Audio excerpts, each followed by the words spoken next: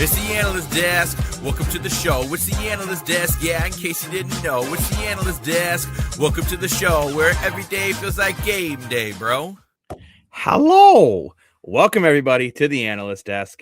It is I, Jacob Moore, the self-proclaimed sports analyst, joined by Mr. More for your money. Woo! Let's go. Lane Dashig Dashko. What's up, everybody? And the man who I will admit only has one name, because if he needed more names, he'd have to spend some money to add them. It's Adam the Goat. I can tell most people's moods after that Leaf game, so there's not too much to say about it. Of course, comment section, please jump in. But another game where I'd say structure just kind of collapsed. I thought they actually played pretty decent the first two periods. I'm sure I'm going to get some flack for saying that, but that's my opinion, and I'm sticking to it. I thought the third, they completely fell apart, and we did see the problem again today when you load up that top line. When you load up Nylander and Matthews together, no one else can do anything. Go ahead, Dan. What do I say, Vo? I was going to say it sucks being white, because I said in training camp, this is exactly where the team would be. I got to admit, I am shocked they are this bad, but I said at the deadline they would be selling, and here we are. We always seen evidence of that today. I gotta say, I am absolutely shocked of how pathetic this has been the past 6 games, because most people were saying if you need to get all 12 points, win all 6 games after the Olympic break to trade deadline. I thought I was very realistic saying I only needed 8 points, 8 out of 12 points. I thought it was a very fair statement. Out of the 12 points, they got 2. It's like I said, it sucks being right. It really does. I said going into it last year, the Blue Jays are going to have a phenomenal year, made the World Series. I was wrong about the Argos, and we won't talk about that. And the Maple Leafs, I said, hey, they're going to be terrible this year. And here we are. I mean, honestly, I'm at the point in Wilder. I do agree. You know, you did kind of see the true colors with some of the guys tonight. I don't think everyone didn't try. I don't know. It's tough to say. You can't trade a leader when you don't have one. I think Austin Matthews is a great player. I don't like him as a captain personally. And again, I don't think a Matthews trade will happen for at least another season. If you have another year like this, I think Matthews is going to want out. I'm not saying I actually think the Leafs will make the playoffs next year. That's my take of the day. But I think the Leafs should trade Matthews. I really do. We want to sell. Dan, I know they can't. Dan, GM should stop making. Hold on. What is the highest selling car in the world currently? Yes. It would be the Mercedes SLR Gullwing. Mercedes should stop making it. They only made one. That's why they stopped making it. That's why it's the highest selling car in the world. Okay, well, the Toyota should stop making the Toyota Corolla. Wait, Jacob. Because I could find one reviewer on Heck Idaho who says the Toyota Corolla sucks. The Leafs will not trade Austin Matthews out of 9 bad seasons. I know, but we should at least have a conversation. One bad season, and number 2, it won't happen. I have a point, because I was listening to the Fan this morning with my dad when I was driving him back from the gym this morning. Ooh. And they were talking about about no move clauses. And it was an interesting conversation, because they were even saying, should teams to put pressure on their players when they have no move clauses and they want to potentially move them because they need to. So it was more so a conversation about what the Leafs should be doing. And me and my dad were getting out of my car, and I told my dad, I'm like, you can't, if you're going to pressure your players, if you're going to whine about your players not wanting to, like the Colton Parayko move. People were complaining about Parayko taking so long to do it. That don't give players the damn no move clauses. Yeah. I hate, and this seems like a straight conversation we've had for months now, where people are like, you gotta trade Austin Matthews. I'm like, you can't. Guess why? Because Kyle Dubas decided to give him a no move clause. The organization can't turn around and be like, oh yeah, we want to rebuild now. So do you want to waive your no move clause for us? No, you gave you gave the player the no move clause. I turned to my dad and I was like, the team has to now lie in the bed that they made. The team built the bed. They now have to lie in it. They got to lie in the bed now. They've made this problem where they can't trade their big players if they want to fully rebuild now. If that's the direction they want to go, they got to build their bed and lie in it. They've made the mistake, and now they got to learn from it and move on. Because guess what? You're stuck with these guys until they want to leave. If Austin Matthews decides to walk in 2 years, guess whose fault that is? It's management's fault. Thus fans and the new management are stuck with an issue that happened 3-4 years ago now, and now we're stuck in it. I just want to point out, and Wilder, no disrespect, but Austin Matthews last year had 78 points in 67 games, and he was a plus 11. That's not a bad year. Like, I'm not trying. Is it $13 million, Will? Yes, that's on pace for just under 100 points. Dan, you can say that all you. Yeah, 11 million. Yes. No, he's going to pay 13. He got paid 13 last year as the beginning of the contract. I mean, there's a lot of players that make less money, that have a higher plus minus, that play more ice time, and have. You tell me points. Plus minus does not mean anything. No, I think it does. I never said it does. Again, but Dan, you're fine. He's 100. He was on pace for just under 100 points. Right. Okay. 100-point players are in that 11 to $13 million range. That's just the way it is. Look at Kaprizov at 17.5. As a whole, like, I'm not saying Matthews is overachieving, but to say he was bad last year, this year, an off year for him is still just under. He wasn't great last year. You gotta admit that. Last year, Dan, a quote unquote off year form was still on pace for just under 100 points. I get that. I guess if you want to talk about his leadership, we can certainly have that conversation, but you don't trade Matthews off of 1 year. This is the first year in his career he has not been a point per game player. You don't get rid of a guy over that. Lane, go ahead. I just want to say quickly, I guess I used the wrong word. I'm saying you can't trade Matthews. I get that. But you have to at least start having the conversation with him, saying, okay, when do you want out? How long do you want to stick in the rebuild process? Sorry, Lane, go ahead. Well, three of you remembered. I said this a few weeks ago, and you guys all said I was cuckoo when I said the NHL right now has a contract problem. There's too many players that have too many no trade clauses, and you can't. And when you get to the trade deadline, everyone's like, "No, bruh, don't want to leave. No, bruh, I don't want to go. You can't trade this guy. You can't trade that guy. You can't trade Joe on the block. You can't trade."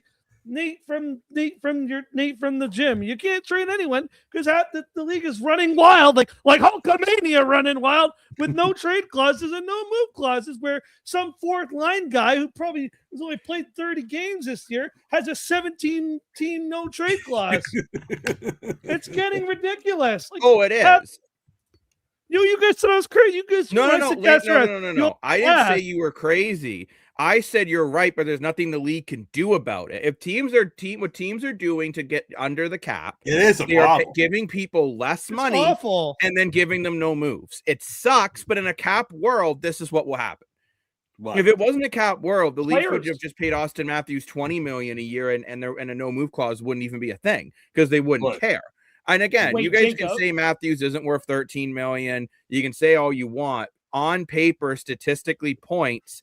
This guy produces his worst year this year. He's still on pace for about 35 goals and just under a point per game player. Like, I'm not being difficult, but you can say this year he's underachieved. But to say he's underachieved just pure points wise and what his salary's worth, it's just as one of my absolute goated sound effects. Not true. It's not true. There was, in my point, $11 million player.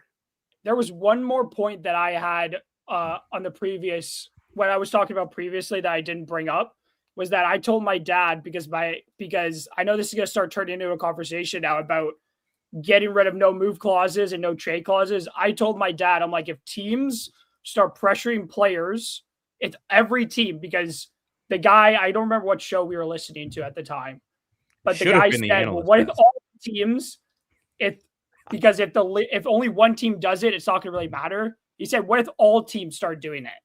And I'm like, you know what that's going to turn into? The next CBA, when the CBA expires, I turned to my dad. I said this, the players are going to strike.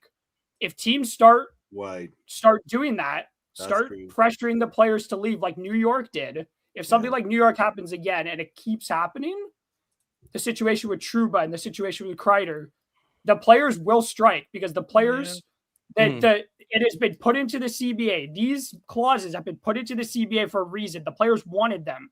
The players wanted them. The owners gave it to them. The owners have got to now sit in the bed that they made. They got to lie in the bed that they made.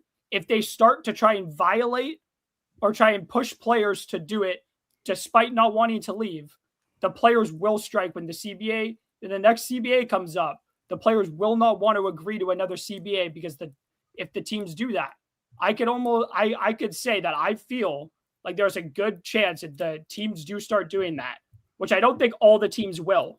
There's a good chance the players will strike and will have a work stoppage in the NHL. I do feel like that. Like it may not be I hate strikes in professional sports because I feel like it's two sides being greedy little crybabies because everybody makes million. Like I feel like the same way with the WNBA upcoming strike potentially. They're just being greedy, both sides. I don't care which side it is. Like they're all being a bunch of like crybabies about money. Nobody cares. Everybody watch sports, but it's like it is the potential that happens, and the players can do that because like it's very much possible because you're trying to circumvent a clause, something you put into the CBA, the NBA, something they agreed to do. But that's all I wanted to say. And just to come into these comments here, I think there is a good chance they're going to see a lockout in the MLB due to a salary cap. And Chris, welcome to the desk. I believe you are a new viewer, so welcome. To say players won't strike, I think they will if they feel they're not being valued. Because at the end of the day, the players hold the power. The teams can say all they want, but without the players, there's no league. So there'll definitely be, I think, potentially a strike. And Funfish, I will say this. I know you addressed this to Adam, but I'm changing my name to Adam. I will not give up on this season until they're mathematically eliminated. I'm not going to bang my head with a badminton racket until they're mathematically eliminated. Like, guys, at the end of the day, you got to remember, we all said the Buffalo Sabres were cooked a month ago. They are now tied with the Tampa Bay Lightning for first in the Atlantic. I would like to point that out. Do I think the Leafs will do it? No, I think I have a better chance of becoming an astronaut. But they both have a mathematical chance of happening. Well, I gotta say too, thank you for Quest. The last episode, I won't admit defeat until they're done, until they're mathematically done. That's what I told you. I'd admit defeat. It hasn't happened yet, so you're gonna have to wait.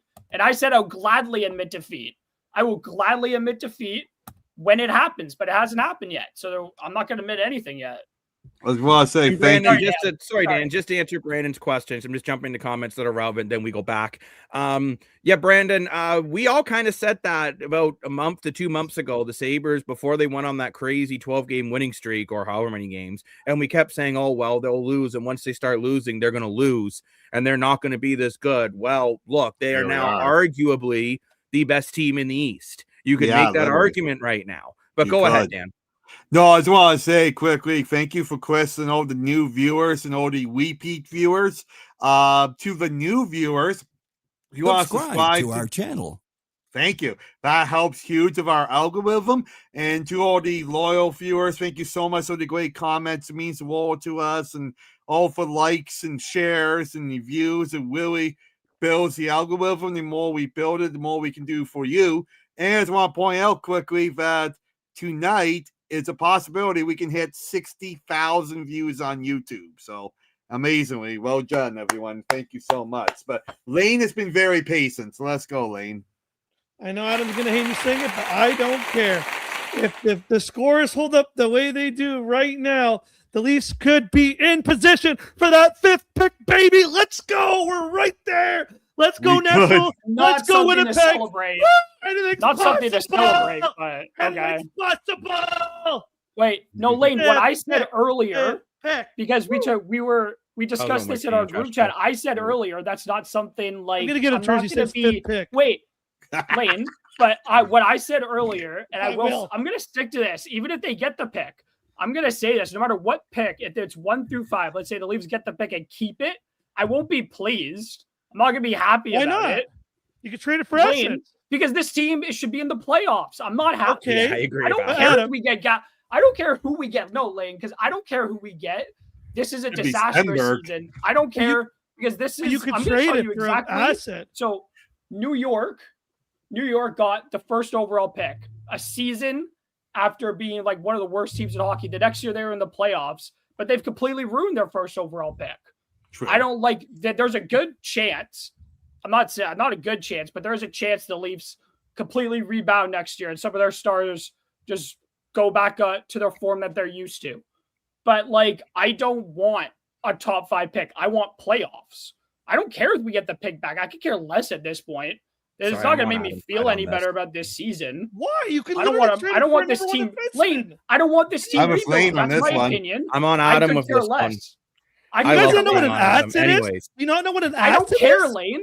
I don't give 2 cares in the world. I don't care. I don't want it. 4 years. It'd be nice to have. Yeah, but okay, guys. Hold up. Okay. Wait a minute. Let me put some sense. Lots of great comments coming in. And we will definitely get to the comments. But I think what's happening is here, obviously, you want to get good assets. Yes. However, this fan base is not happy that this team has been absolutely double dog poop to get the asset. Right. And I think that's where the difference is between Dan and Lane. I get you guys are looking at the bigger picture. Okay. Let me sum it up here. Let me cook. Okay. You don't know how to cook. I've seen you in a kitchen. Microwaves are key. What I'm saying, okay, Chef Mike, but what I'm saying is, if we get the first overall pick, I wouldn't even want Gavin McKenna. But let's say they get Stenberg. I'm still not happy with this year. This year has been a complete disaster, and there's no ifs or buts about it. There's no way you can sell this to me that even if they tank, I won't be happy with this year. I don't spend money on Maple Leaf merchandise. I don't spend money once every 6 years to go to a game to watch this team. I don't spend money on my sofa to watch them and money on my cable to watch this team play like garbage. So I can't say that I'm happy that this team sucks. And no matter what, I will cheer for this team to win games.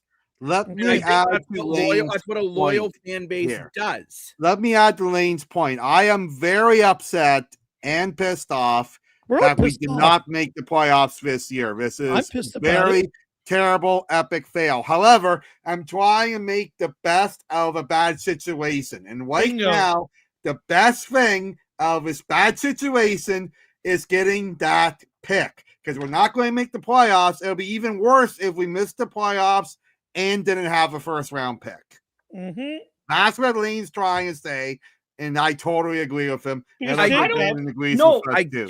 When I say that I don't care, it's just like I get it. Like I fully understand Dan and Lane where you're coming from. Like I understand it. Dan Gray agrees with us too. Take it from where where me and Jacob are coming from. This season has been from where this team should have been the last 9 years. They've made the playoffs 9 straight years. This team has been a playoff team for a decade, basically. Like it is, but then to switch up, like I get you guys are mad, but like getting a top 5 pick means absolutely nothing to me at this point. And I'm not gonna feel any different. Okay, Adam, one question. Lane, let me one question. Just one question. Stop cutting me off. I just have a question. No, I don't care. Lane, I don't care. You can ask your question after. I don't care right now. Sorry. I just don't right now. Like I will not care when the draft comes. I won't care when we announce the player. I won't care when next season. I want to win now, and I'm frustrated with the way this season has gone. And I just don't like if we lose the pick, but even if we end top 5, let's say we end top 5 and then we drop because somebody else jumped up to win the lottery. That's a top 6 pick gone. I don't care. Like I don't care because we're bad enough. We can still lose the pick. Like, that's where I'm coming from. It's just like, I get it. It's cool to be this bad and to get the pick, I guess. It's cool. But like, there's still the risk that we lose the pick anyways. That's where I'm coming from. There's still that frustration in the back of my mind that even if we're this bad and we could still get the pick, we could still get jumped and we can still lose the pick. And then it's worthless. This whole season has just been worthless. And like, it's not going to change at the draft. It's not going to change in a couple months. It's not going to change with me feeling better about potentially getting Steinberg. Like, I'm not going to care. I'm not going to care. I'm just like, I would rather we aren't trading away a bunch of good players this year ahead of it. But whatever. It doesn't, like, at the end of the day, this season, I just want this season over with. And then I want this team to try and get better next year, because this has just been all bad memories. Nothing's going to really feel any better about this season. Been the worst season I've watched the Leafs play since those 3 years before we drafted Matthews. That's how bad it's been. It's been so bad. I agree with that. Can I at least ask my question now? Yeah, go ahead. What about the Islanders? They were really and Jacob would agree with me. They were really good, right? This team was in the playoffs, battling for playoffs. They were bad for 1 year and got Matthew Schaefer. And look at this team now. They're an absolute wagon. You need assets. You need something. You can't just, and I know you guys believe that they're going to make it. I'm glad that you believe and you want them to win. I do want them to win games. But at this point, I don't see it. I don't see the point of winning when this team goes out there and loses 6-2 to a team that barely the Rangers. To the Rangers. Okay, but that score was pretty misleading, guys. Like, I'm just going to keep it a buck here. That game, the Leafs had control of it for most. They just crapped the bed in the third. But I guess, Lane, 3-10-5. Okay, but Lane, I get what you're saying. Logistically, what you're saying makes sense. It is. But I am looking at this as a fan and not logistically. As a you're fan, not looking at it as a fan. As a fan, I don't care about I can't. Sorry, guys, hold on. As a fan, it is very difficult to watch this team play this poorly. And I want to. And since you bring up the Islanders, Lane, I'm going to counter that. It's not the Islanders lost a lot of games, but played the right way, and then added a generational talent. The Leafs are not playing the right way. Adding Matthew Schaefer to this Leaf team would make zero difference. And I'm telling you that disagree. I don't care, to be honest, if you disagree. Oh, no, this team is at the way end of the worse day, than the Islanders adding one last player right when, as we go to our comment section, Matthews needs to be better, but Berube doesn't use them right. So who's to say Berube would use Matthew Schaefer right? Who's to say if we had Sidney Crosby, he wouldn't be on the fourth line getting 6 minutes a game because Berube's an idiot? Like, at the end of the day, it doesn't matter what players you bring in, what players you bring out, until you fix the system. The Islanders had a good system. That's the difference. So then they brought in a generational talent, and that made all the difference. There's nobody of the talent level of Schaefer in this draft. There's nobody with the level of talent that Schaefer has to change the team the way Schaefer has. But like, sorry, I love Gavin McKenna. I think he is very talented. And I've said this constantly that I like him. And I do. But Gavin McKenna is not a Matthew Schaefer type prospect. Neither is Stenberg. Neither is the two, and neither is Aitchison. Neither is the two young Canadian defensemen. I think Stenberg is that good. There's nobody in the top five currently as a constructed top five, as the potential top five is right now of the NHL draft, that is at the level of Matthew Schaefer that makes me want to suck bad enough to get the pick. I just don't think it is worth it. No, but I think personally, I think the Leafs, 20%. What I want the Leafs to do, because I think this is best case scenario, about the spike.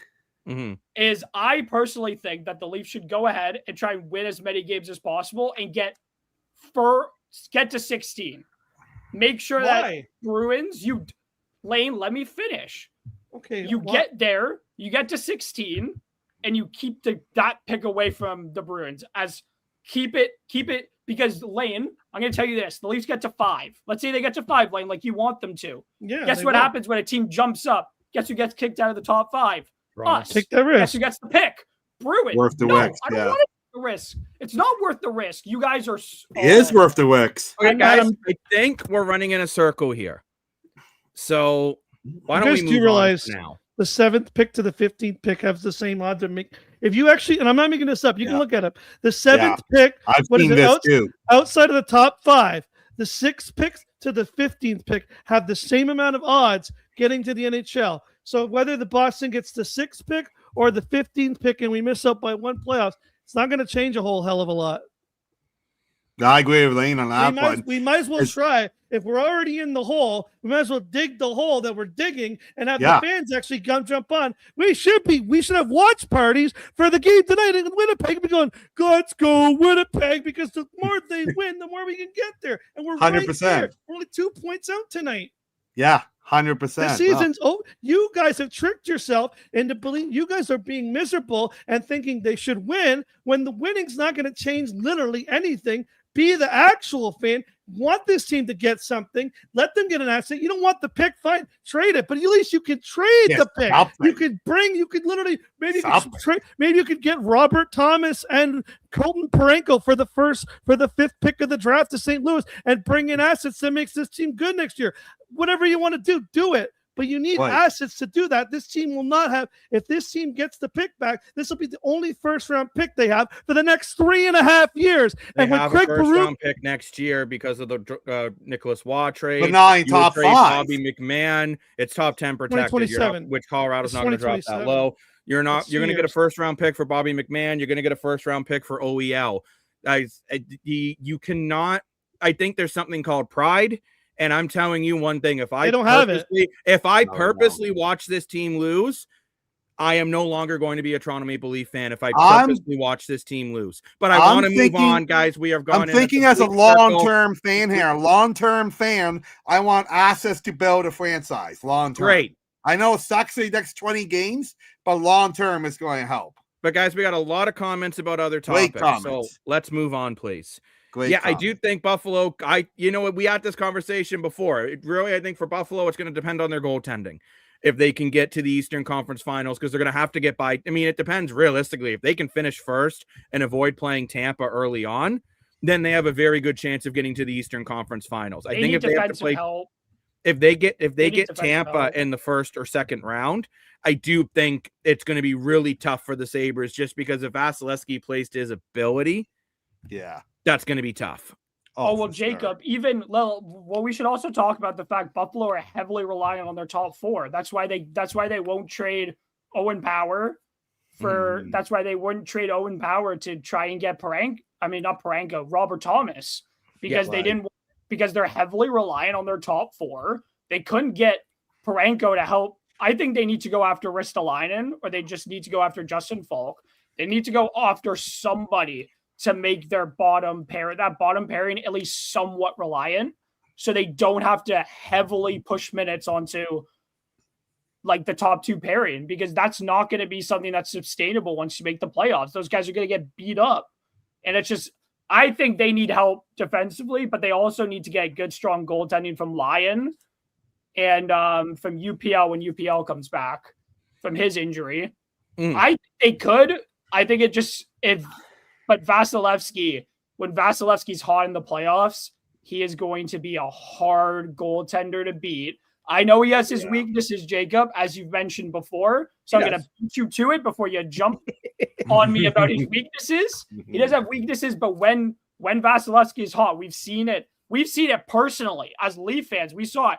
We've seen it in Game 6s and Game 7s. When he's locked in and he's playing great, he is hard to beat. He will lock the cage down, and you are not beating Andre Vasilevsky. You gotta tip. You gotta beat it before. You can't even let him get to a Game 7. It's donezo. It's locked down. He is basically perfect in Game 7s. If I'm Buffalo, I would be worried about playing Tampa, but I think they have the talent up front to win. But they need to get defensive help. They need to stabilize that bottom pairing, or those top 4 guys are gonna get beat up, and they're gonna be dead by the time they make the conference finals. That's not gonna matter. For Buffalo, if the playoffs start today, they play Detroit. I actually think Buffalo matches up well against Detroit. I agree. Another one, if Buffalo can find a way, now they're tied in points, but the Lightning have played 3 less games. If the Sabres can find a way to get first in the Atlantic, which would mean they are playing the Bruins or the Who Canadiens. had that on a bingo card? I honestly think if they can avoid Tampa until at least the second round, maybe you get Tampa playing Montreal or Boston that beats them up a little bit on an aging core. Maybe they have a shot to lose to Carolina in 5 games. I'm just saying. I actually really do think the Buffalo Sabres are actually a pretty decent team. I actually feel bad for Buffalo because I give them a lot of credit for trying to get Kokopoenko. Now, at the same time, he has every right not to waive his no-move clause. I'm not sitting here beating up on him. I give him respect that he dug his heels in and used what he earned was a no-trade clause. However, I feel about Buffalo because here they are. They did the unthinkable. Okay, maybe some of us predicted them to make the playoffs this year. We did not predict them to rival Tampa Bay for the conference title this year, right? And here they are for doing it, for trying to make the big splash, and no one wants to go over it because of Buffalo. You got to feel for them. We got to feel for the fans and the ownership and trying to spend the money, bringing the big players. You got to feel for them. Yeah, I do agree. You do feel for Buffalo. It's tough with the tax bracket. The tax is also tough in Buffalo. It's one of those tougher markets, like outside of Canada. Like it's one of the tougher like tax things in the States that it hurts them. Welcome 23rd Neo. I appreciate you enjoying this round table style. So we have been doing the show for, now mind you, we changed the format about 6 months ago, I guess. But the analyst desk has been going on for about just over a year and like 2 months. Mm-hmm. So I'm glad you enjoy the style. And if you, welcome to the show. And if you haven't already, I'm going to beat Dan to this. Subscribe to the channel. It really does help push the show out to more viewers when we love having great conversations with great people. Yeah. It's all about building a community, right? And we have you as the viewers. Dan Gray knows when we started this all over the world, right? So that's what we're trying to do here. So it's awesome. And thank you. We do some watch parties. Yes, we've done a couple. I'm sure we'll be doing some more as this game. We do want to do more. We just want to get better equipment. I know Lane's huge on that. Got to thank Lane for that. Wasn't Lane, wouldn't even be doing any of them. So we have done a couple. We want to get better on it. That's something we want to do in the future for sure. But we got to get to some more comments here. And there was one from Wilder saying about Marner was the team. And I think this is an interesting one I'd like to point out. Number one, everyone said to trade Marner last year. I would like to point out, I just would like to point something out here. Mitch Marner has 62 points in 61 games. So he is on pace for around 82, 83 points. Yep. Austin Matthews has 85 points in 56 games. He's on pace for about 78 points. I would just like to point out these are very comparable numbers. And Marner's doing it playing with actual top 6 players. Matthews is doing it playing with guys that should be in the AHL. Oh, here we go. I just wanted to point that out. But I mean, well, I wanted to add. I think you hit your nail on the head before, Dan. They just didn't bring in enough talent to replace Mitch Marner. But I think letting go of Marner was the right decision. Yeah, I just want to add to Wilder's point because I love the comment. Unfortunately, we talk about the core 4, or I'll arguably say the core 5, the include Morgan Waiwaver's compensation. I think regardless what piece you give up on, Waiver was Marner, Nylander, Tavares, Matthews, or Wiley, I think if one of those pieces left, we would be in the exact same situation. I think it was just Marner because his contract was up, right? Well, I agree. Yeah, because I agree. So I don't think it would have mattered. So I didn't know if we should bring it up, but because someone brought it up, I do want to ask the boys a comment. We're going to go around the boy room and see how this feels. So for those who missed it, Craig Berube, yeah, I know. I shook his hand. Well, you don't have to show that yet. That's for later. That's for after. But so Craig Berube, he said I shook his hand and probably gave him the worst look in his life. But nonetheless, Craig Berube in his I think 3 games ago after the Ottawa game, stood up on his podium and said one sentence that put the hockey world into a shock. It's something I've been saying for years. I've been called at it by all my friends, but he finally said, I'm not mincing the words. You can look it up, and I'm going to do exactly what he did. I can sit there and put whatever lineup you guys want me to do. I can teach them the X's and the O's. I can tell them where to play and who to play and what they want to do. But until they have this and this team will never win a Stanley Cup the way it's constructed. Yeah. That's what scares me. Okay, I've been saying this for 10 years.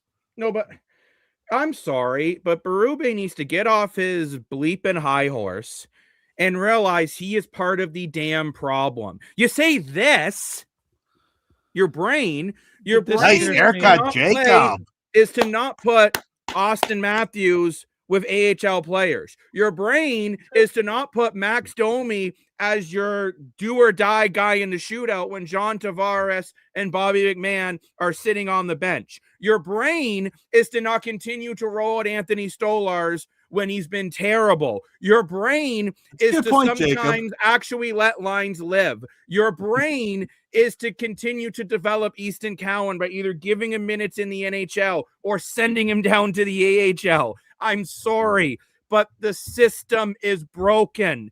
And that is like saying, if you're mad at the politician, then just decide to yell at the janitor. If you don't like the mayor, just move. No, it means you need a new system. You need a new leader. I don't want to get into politics. I don't know why I use that as an example, but that's not the point. The point of the matter is, when the system is broken, it's broken. And when you are trying to make Max Domi into an elite passer and Matthew Nyes is hitting less and you're telling Dakota Joshua to be more offensive and you're making Austin Matthews your top defensive center when you have Nicholas Waugh and Scott Lawton to do the job. No, the team is constructed to be better than what it is. Craig Berube is just stupid. There's nothing else I can say besides Craig Berube is not good. And I understand you guys can feel that we have mixed opinions here, that Berube is just pointing out why this Leafs team can't win the playoffs, but Sheldon Keefe got this team to the playoffs. Berube is a bleeping caveman. I kind of see what you're saying there. I mean, he is never a new viewer, so thank you. He was in the league before the War of 1812. Dan, what do you think of Dan or Adam? What do you guys? Oh my gosh, I never want to envision that ever again in my life. Do you guys think that there's no passion on the Leafs? Because I brought this up, but I've said this for many years. That I don't think I just don't think these guys care. Here's the issue, okay? To add to this comment, I like the comment here by Wagging Wisdom Star. How does MSLE letting this continue? And it's a great comment. I don't want to put that up on the screen there, Jacob, but it's a great comment. And the thing is, I don't think for a whole team it is losing heart and soul. I think for our heart and soul guys on the team, I think one reason why the team has been such disastrous because we haven't had Chris Tanev much. He's a heart and soul guy. You look at Scott Lawton, Steven Rowentz, even Matthew Knives. You saw how upset he was in his last post-game interviews. I think for our heart and soul guys here, but I think you need the franchise players to be the heart and soul guys as well. No disrespect to fourth liners. I love fourth liners, but you also need the big guns to have heart and soul as well. And in my opinion, I might get some flack for this, but my opinion, we really haven't really seen that since guys like Gary Roberts and Wendell Clark. You know, we haven't seen that in a long time. And you look at guys like Jordan Eberle, Nazem Kadri, Tom Wilson. There are some big franchise players that have the heart and soul on their sleeve. And maybe Knives can be that in a few years. He's still young. But I think that's kind of what we're missing. Even Zach Hyman had that. You know, we're kind of missing that with this team right now. So that's the answer to your question, Lane. Okay, Adam, you got any thoughts on it or no? Just curious. Well, I have thoughts. You guys I can't. It's filled with a lot of language that I'm not allowed to use. Why not? Go off. Go off, Adam. No, go off. Lane, you bring up a point, and I will say this. Berube is doing a lot of this and not a lot of, he's talking the talk, but he's not walking the walk at the end of the day. and I'm tired of this conversation because this conversation happens every bloody year for the last last 8 years. So since having a meltdown. year one. So since year one of the playoff, since year one of this team, of this core, Jacob, you okay? Same conversation. I don't know. Has had the same conversations every year, and it's just a lot of talk from the fans and just a lot of this is just excuses. And like it's been the same conversation ever for like since year two of this core in the playoffs, that it's like, oh, this team has no heart. Matthews has no heart. He doesn't care. Mitch Marner has heart. He doesn't care. Now it's Max Domi has no heart and doesn't care. William Nylander doesn't care. Freddie Anderson doesn't care. Morgan Rielly doesn't care. Like all of it's this, that. And you know what? It's all at this point, it's all just talk. It's all just excuses. It's all just fans. And honestly, Craig Berube beat a bunch of giant crybabies.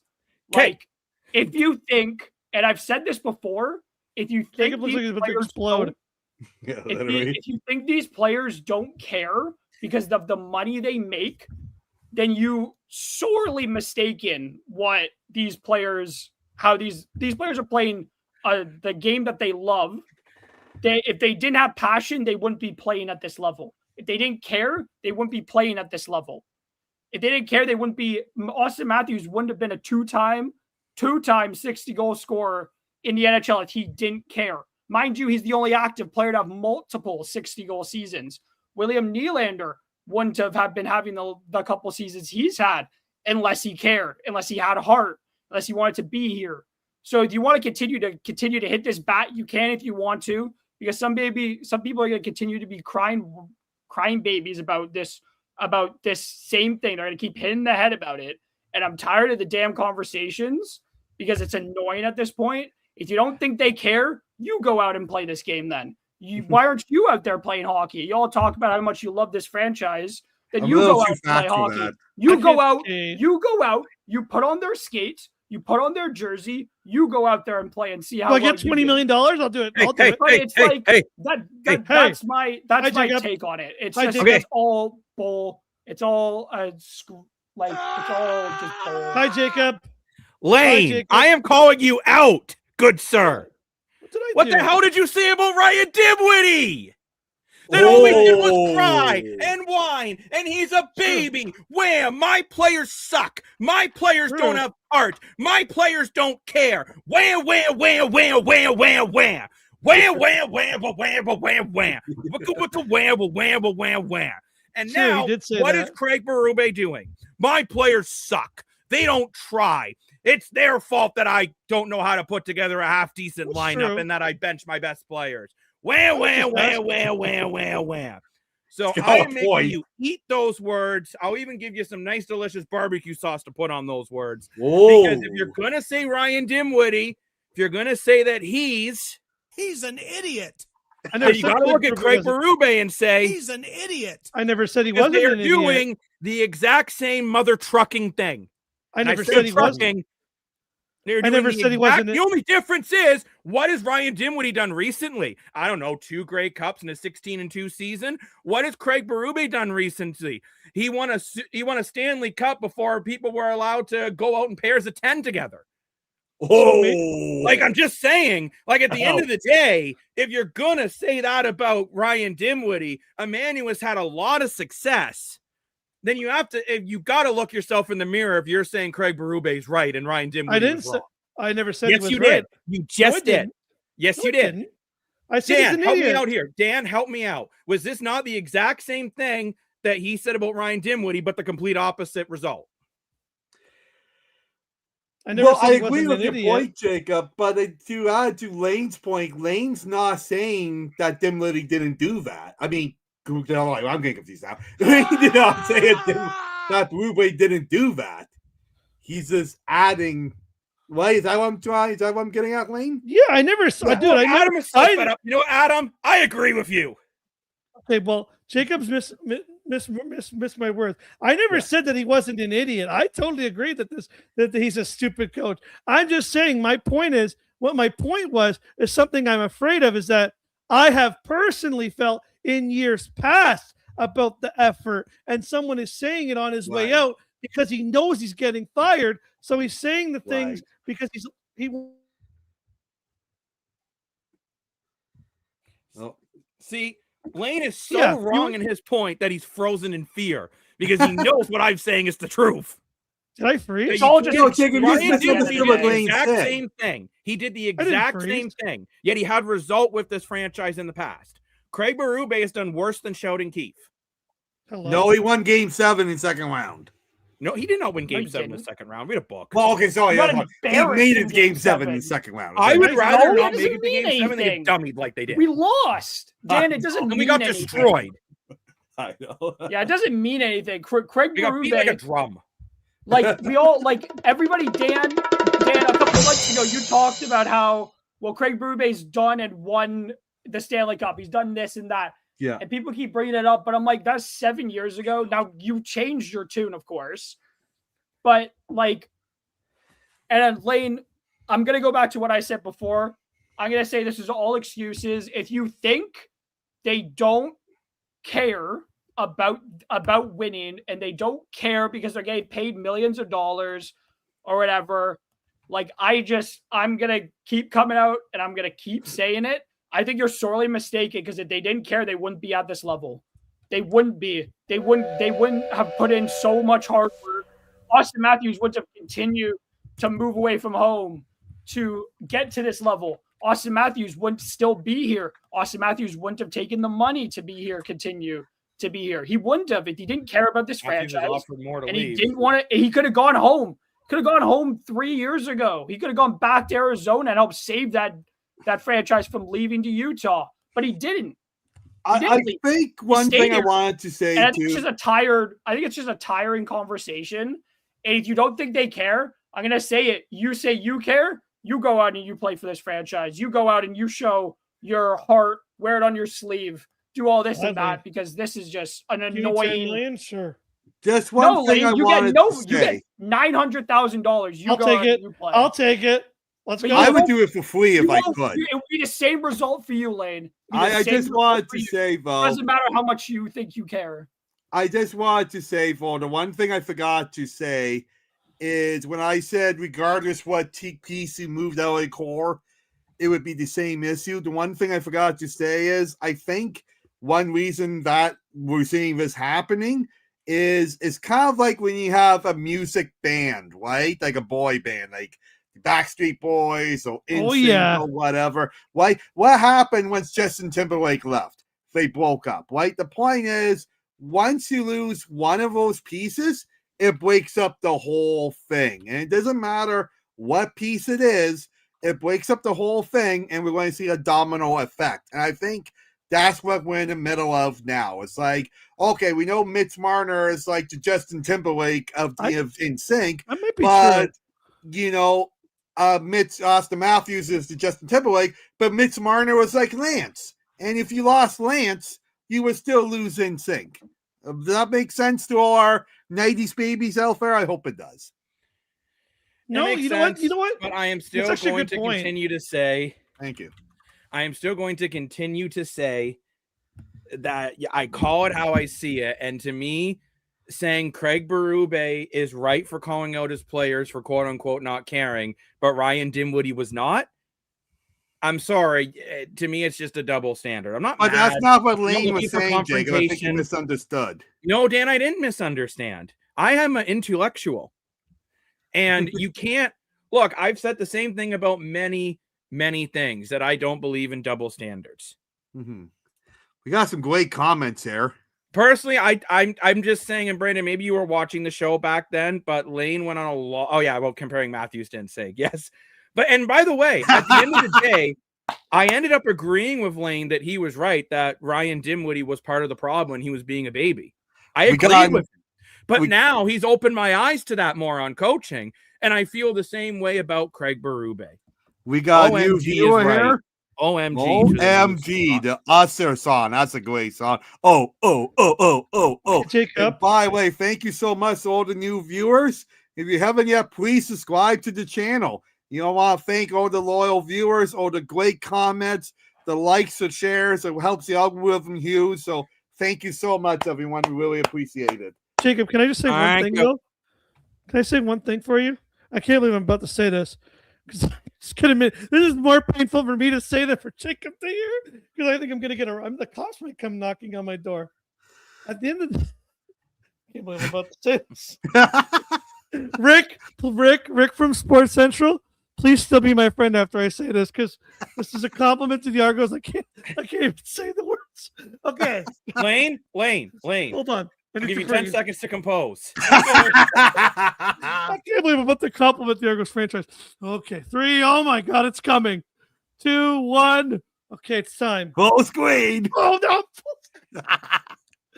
Okay, at the end of the day, after Ryan Dinwiddie left, guess what? The leaders came back to the team. Everyone who didn't want to be with that guy came back. Was like, we're doubling down. We do have the passion. You are an old fart and an idiot. We want to be here. You left, and we were all like, let's come back. Woohoo! The Argos are going to be a great team because all the real players, except for the one guy who left, I know Jacob's going to cry about, but look at all the players that were on the team before Ryan Dinwiddie that are now coming back to the franchise because they want to wear the big A and they want to beat on the Ticats on Labor Day and they want to make the playoffs. The franchise is stepping up when the idiot walked away. What scares me is that when Craig Berube goes to the old retirement home screaming at the dishwasher boy that the Leafs suck, what scares me is that we're still going to have a team next year, like with Matthews and Riley and Willie, that are still going to be playing like, and the next coach is going to be saying the same thing. That's what scares me. It's not that they're both not idiots. It's just you can see the difference in the franchise. The Argos actually have the passion. The guys who left are coming back now because that coach was so out of his mind. And now nobody wants to play on his franchise because of what he said. Nobody wants to be on his team. And Ottawa's been pretty busy at the free agency as well. The other problem I want to mention is I do think it's a little unfair lumping Nylander in these conversations all the time. Nylander does the 58 points in 46 games. He's been incredible this year. He has points in four out of his last 5. He has the 10th most points per game on average in the entire NHL. In the playoffs, he always seems to step up to the big moments. I actually think you can take Nylander out of that conversation. If you want to say Austin Matthews underperforms in playoffs, I mean he's had a lot of issues during playoffs that I think has contributed to it, but sure. But I think William Nylander, he comes in the odd shift. So does Connor McDavid. And if you don't think so, watch the gold medal winning goal again and tell me he didn't go in that shift. You know, the other thing I was going to say, too, is when you're comparing coaches to the franchises here, the problem with Maple Leafs is how many coaches can we recycle? We had Randy Carlyle. We had Mike Babcock, who won Stanley Cups, by the way. We had Sheldon Keefe, who was a Wookiee, had a new fresh mind. Then we brought in Craig Berube, that's won the Stanley Cup. How many coaches can we recycle with these same guys? And I agree with why does Edmonton do it, Dan? But then why does Edmonton do it and go to Cup Finals? Edmonton, last season, were double dog poop. They Amber Hearded the bed. And then what they did, they fired their coach partway through the season and made it to the Stanley Cup Finals. Sometimes it doesn't matter how many. So that's like saying, Dan, I'm just curious here. Let's say you tried 3 different sandwiches, okay? Yeah. You had an egg salad sandwich, you had a tuna sandwich, and you had a chicken sriracha with extra spice, and you disliked all 3 of them. Does that mean you should never eat a sandwich ever again? Yes. Because you didn't like those 3 sandwiches. Yes. That's stupid. I want my hamburgers, bro. A hamburger is a sandwich. We could argue that one day. Well, is a hot dog a sandwich? No, because it's only a hot dog is 1 bun. Oh, well. 1 piece. Anyway, a taco a sandwich? That is, the Leafs just need to find the flavor palette that works for them. Or they need to change the players. But you can't change all the players, so you keep changing coaches for now. That's what Edmonton has done. Yeah, good point. I think you have a great point. Wasn't a part of this era. Yeah, sorry, Brandon, you're right. 100%. David has made more. That's right, Jake. I am right. Thank you. Thank you, Brandon. You know what? For that, you know what you get? Someone agrees with me for once in this. I appreciate this. I can't believe the club's at my door right now because I compliment the Argos franchise. I know I shaved. I look very. You know what?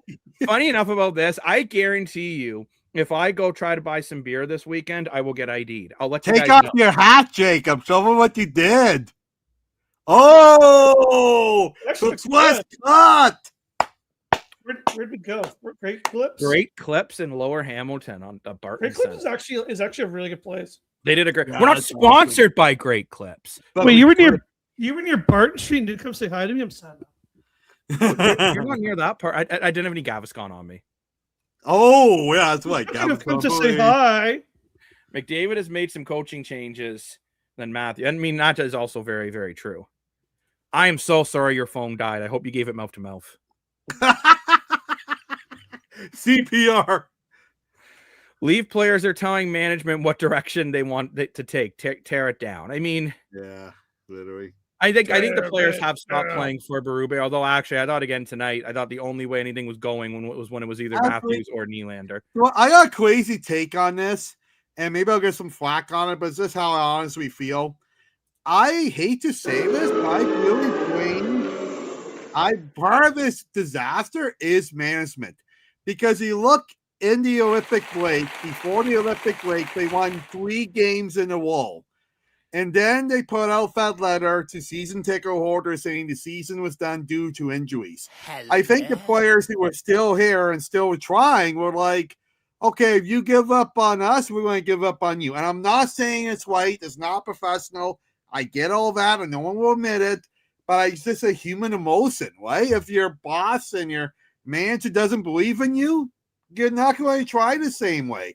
So I get what management was doing. I just think it was the wrong way of doing it. I thought it was one of the dumbest things I've ever seen. Because ever since that happened, season ticket holders, they haven't won a game. Hey, sorry, we suck. Do you want to? We're going to raise the prices next year. Do you want to buy more tickets? Yeah. And I'm sorry. I think it's actually, in a way, it's almost a good thing that there's less fans showing up to the games. I still want them to win. And I might even go to a game towards the end, depending on how cheap tickets get on StubHub.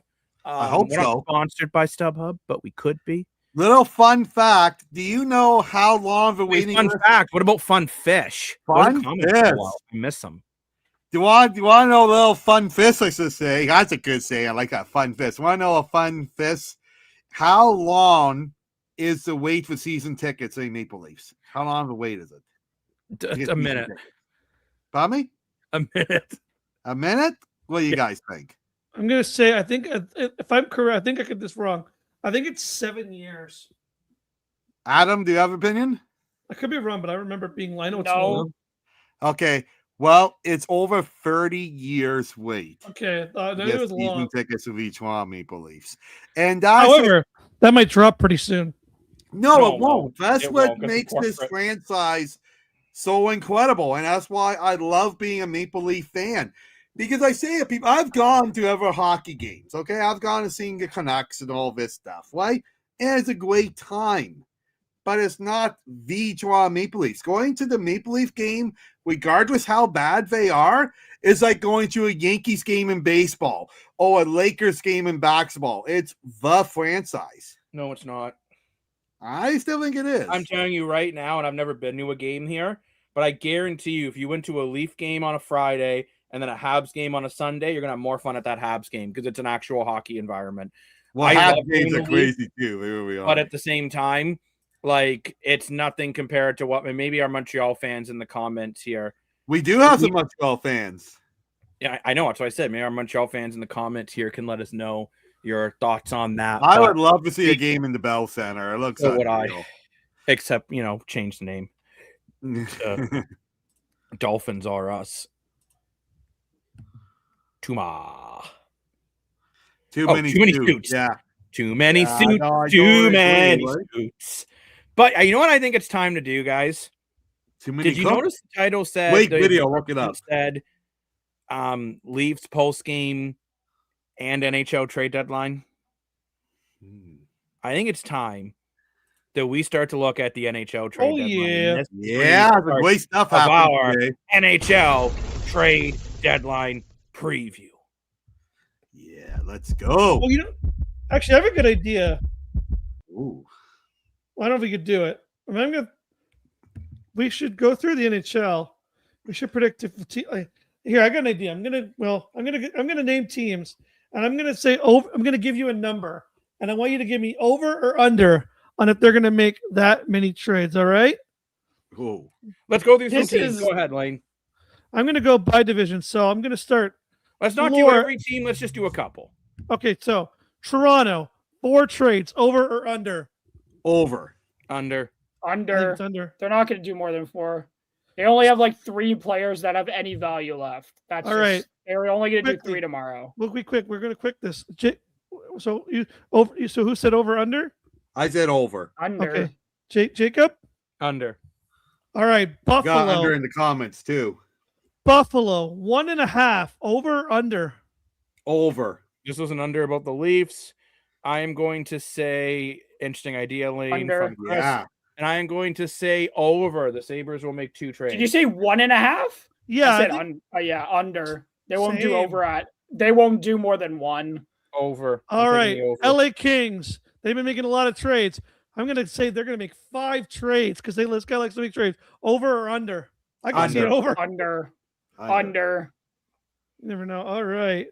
Winnipeg, 3.5. Over or under? Over. Under. They don't have anybody of value. They don't have a lot of people under with tons of value that isn't locked up long term. Okay, Tampa Bay, 0.5. So they have to make 1 trade. Over or under? Over. They won't make a trade tomorrow. Over. They're trading for Luke Shen. Oh yeah, would that be great? All right, Boston. I'm gonna say 1.5. You said that about everybody, Jacob. Over or under for Boston? 1.5. Over. So I believe this over was for Tampa. I'm gonna say under for Boston. I don't think they're gonna be too busy. All right, Calgary. I'm gonna say Calgary. I'm gonna say 2.5. Over or under? Over. See, I mean, under. They'll trade Coleman. They'll trade Coleman and they'll trade like Kadri maybe, but that's it. All right. Okay, maybe a few more. Nashville. I'm gonna say 2.5. Over or under? Over. Over. Under. Yeah, I think they're gonna be a busy team. But I don't think they're gonna be that busy, guys. I don't think they're gonna be that busy. All right, Vancouver. 1.5. Over or under? Over. Okay. Over maybe. Okay, I got an interesting one. Might be under. Columbus, 0.5. Over or under? Oh. I'm going to throw some interesting ones. I say under. Over, depending on what their record is by tomorrow. The Detroit Red Wings. I'm going to say under for Columbus. Okay, Detroit Red Wings, 2.5. Over or under? Over. Under, though, they're 2. All right. He's gonna get 1 big fish, and that's it. Okay, I'm gonna go with another one that's interesting. Seattle Kraken, 0.5. Over or under? You think they're gonna make any big splashes tomorrow? Over, yeah. Okay. Under. Chicago. Fair enough. I could see them. I could see them not touching anything. Chicago Blackhawks, 1.5. Over or under? Ooh, under. I'm gonna say under. Just trying to think what are. Okay, maybe last team, and then we'll go into. I just want it to be a fun little thing game to play. Great Pittsburgh Penguins, 1.5. Over or under? Over. Under. Kyle Dubas knows he's busy on trade deadlines. That's a good point. And not really. Thank you to another new viewer. If you like what Lane's idea here and you like what we're doing, please subscribe to the channel. We love the comments. Great comments, everyone. Our loyal viewers. Thank you so much, everyone. Likes and shares helps a lot. Helps the algorithm huge. So thank you. You got one you want to throw out? You got any? You want a prediction? You want to throw out a team with an over under? Vegas Golden Knights. Ooh. They won't do anything. No, under. They won't do anything. They're not doing anything. Over. Vegas will do something. Yeah, they say won't over. Do you said 2.5, Jacob. That's more than doing something. So I said over. That's doing multiple. They're not going to do anything. They're going to drink their big glass of milk. I don't think they're going to do anything. Good strong bones. I'm with Adam actually. They have like fans no look like this if nothing happens. Nothing to pay. They got nothing to give. I forgot a big one. Florida 2.5 over under. I'd say over. Under. They're not doing more than. I'll say trades. under. Okay. I will say they're gonna keep the cash in the register and they're gonna go under. Okay, over or under on money on total salary traded. I'm gonna at 100. That would be interesting. I like the sounds of this tomorrow. Trade. Just tomorrow? Just tomorrow. Tomorrow, all the trades at the end of the day, the total salary, I'm going to set it at $163 million. Over or under? Way under. There's not going to be. You're going to have have all the big contracts. Could happen. Tomorrow reach. It's not going to happen. It's not going to. So you're saying under. Jacob? $163 million. Does that answer it? He says over. Dan, what about you? I think over because we have such a slow off season. Okay, last thing I'm going to play. Trades. I'm going to set it at, what's a reasonable amount of trades? I'm going to say like, what? 30? I was going to say 50, but I guess 50 trades over or under. Maybe that's too many. Under. I would say under just because we've been a couple of trades will go over today. There's only been a couple. The pie eating a pie. That's a the pie is answered, and the answer is under. Maybe 30 was a more reasonable number. That's okay. 50's cool. I like it. I was just trying to have seen 50 in the past. There's not going to be 50. There's not enough players. Not everybody's going to be moved tomorrow. I don't know. Well, I got one that's interesting. I got up the what's up? TSN trade bait board. I'm going to name you players. Tell me if they're going to get traded. Hold on. Before you do that, I've made our own trade bait board. Damn it, Jacob. Woo! You ruined it.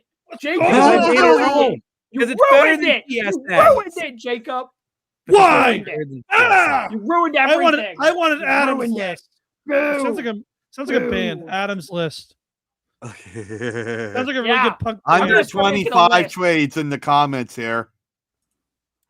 Okay, I'll go through this right now. Kadri traded. Trocheck staying. Thomas staying. Blake Coleman traded. Parayko staying. Ristolainen traded. Stamkos staying. Falk traded. Garland traded. McMahon traded. OEL traded. Morgan Riley should be traded, but probably not. Jordan Binnington traded. Shen staying. Stolars traded. Bobrovsky traded. That's Stars in Florida. Wow. Do you think Stars is going to go back to Florida? I think that's a typo, but it's all good. Saying under 25 trades. You guys go through that list. That's my opinion of the list.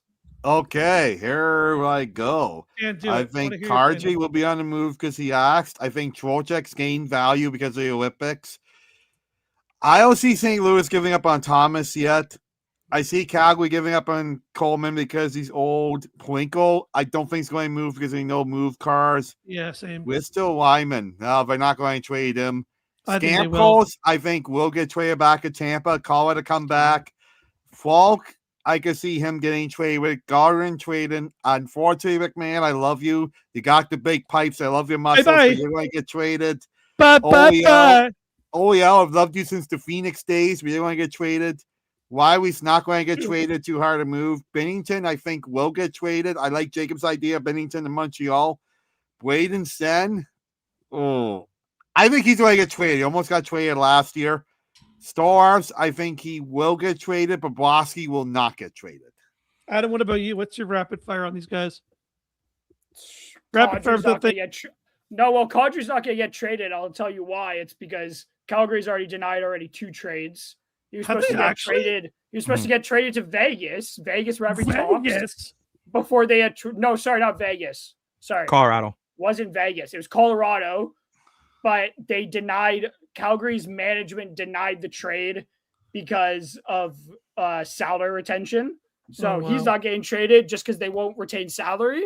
Okay. So if anybody thinks he's getting traded, it's more than likely not going to happen. Trocheck's gone.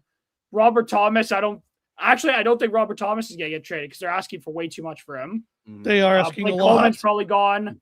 Parenko, I could see him going. Rasmus Ristolainen's as good as gone at this point. He's getting traded for sure. Stammer, I could see it, but I could only see it to Tampa. Falk probably gone as well. Garland's probably gone. McMahon's gone. OEL's gone. Mo's not gone. Mo won't get traded, I don't think. Binnington, low-key, I don't think Binnington's going to get traded. Not going to lie. I don't think he will. Interesting comment. Because I don't think anybody's going to pay for potentially, because St. Louis is already asking a lot for their other two guys. I could see them asking for a lot for Binnington, and I don't think somebody's going to pay it. Schen's probably not going to go because he didn't go last time. Stolarz is probably not going to get traded at this point, even though I would like him to go. Bobrovsky's not going to get traded, and he'll probably walk this summer.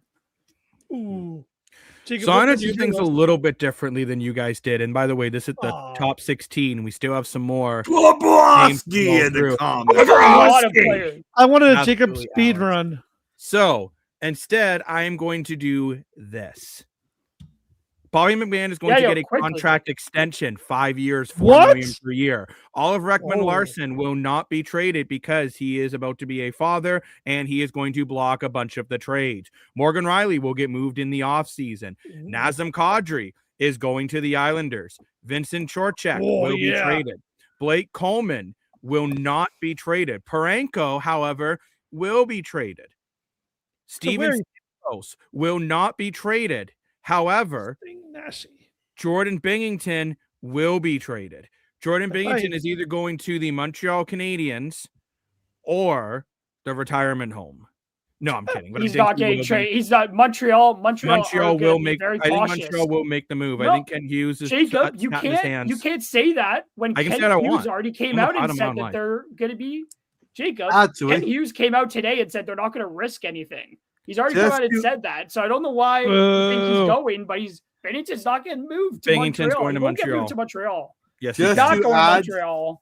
Just to add something, get him there.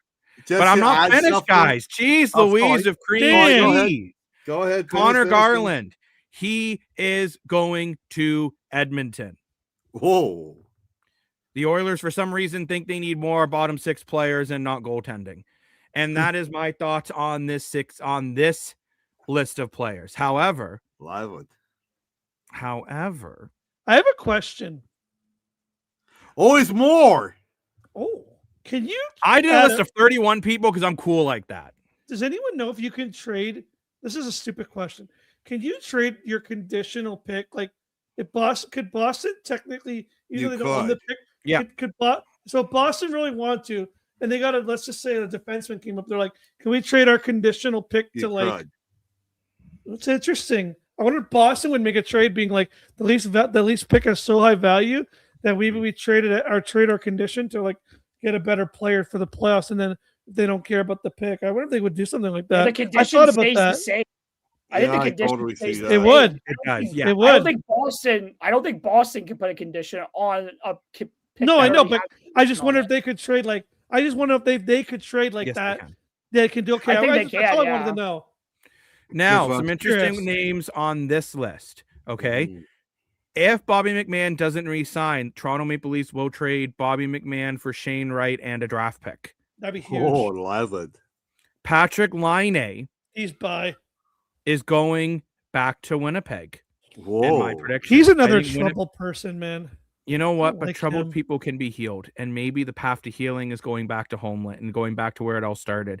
Jake DeBrusk is going to go back to the East, but he's not going to go to Boston. He's going to go to the Buffalo Sabres. Whoa. Jordan Kyrou will not be traded. Jonathan Marchessault will not be traded. Teddy Bluger will not be traded. Scott Lawton, I think, will not be traded. And he will sign a 2-year, $2 million contract with Toronto. Wow. Interesting. What do you guys think of some of these names? I'm curious what you guys think about Elias Pettersson. What's going on? Yeah, he's gone. Jacob, I want to say something about what you said about Bobby McMahon. I don't think Bobby McMahon's going to go because apparently he wants $5 million.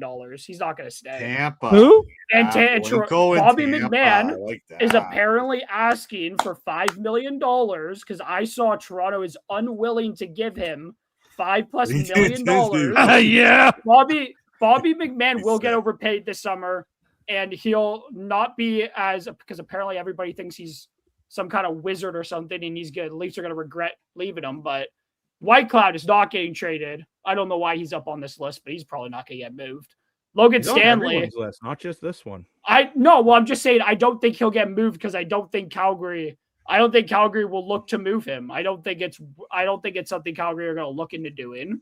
Okay. Logan Stanley, I think, won't get traded from Winnipeg. I don't think he has enough value for it to really be worth it. Scott Laughton's leaving. I don't want him to, but I do think he'll get traded because he was held out today, and there's no other reason the Leafs would hold him out unless it was to trade him potentially. Elias Pettersson is not leaving because I don't think Vancouver are going to be willing to take enough money back. He makes $11 million.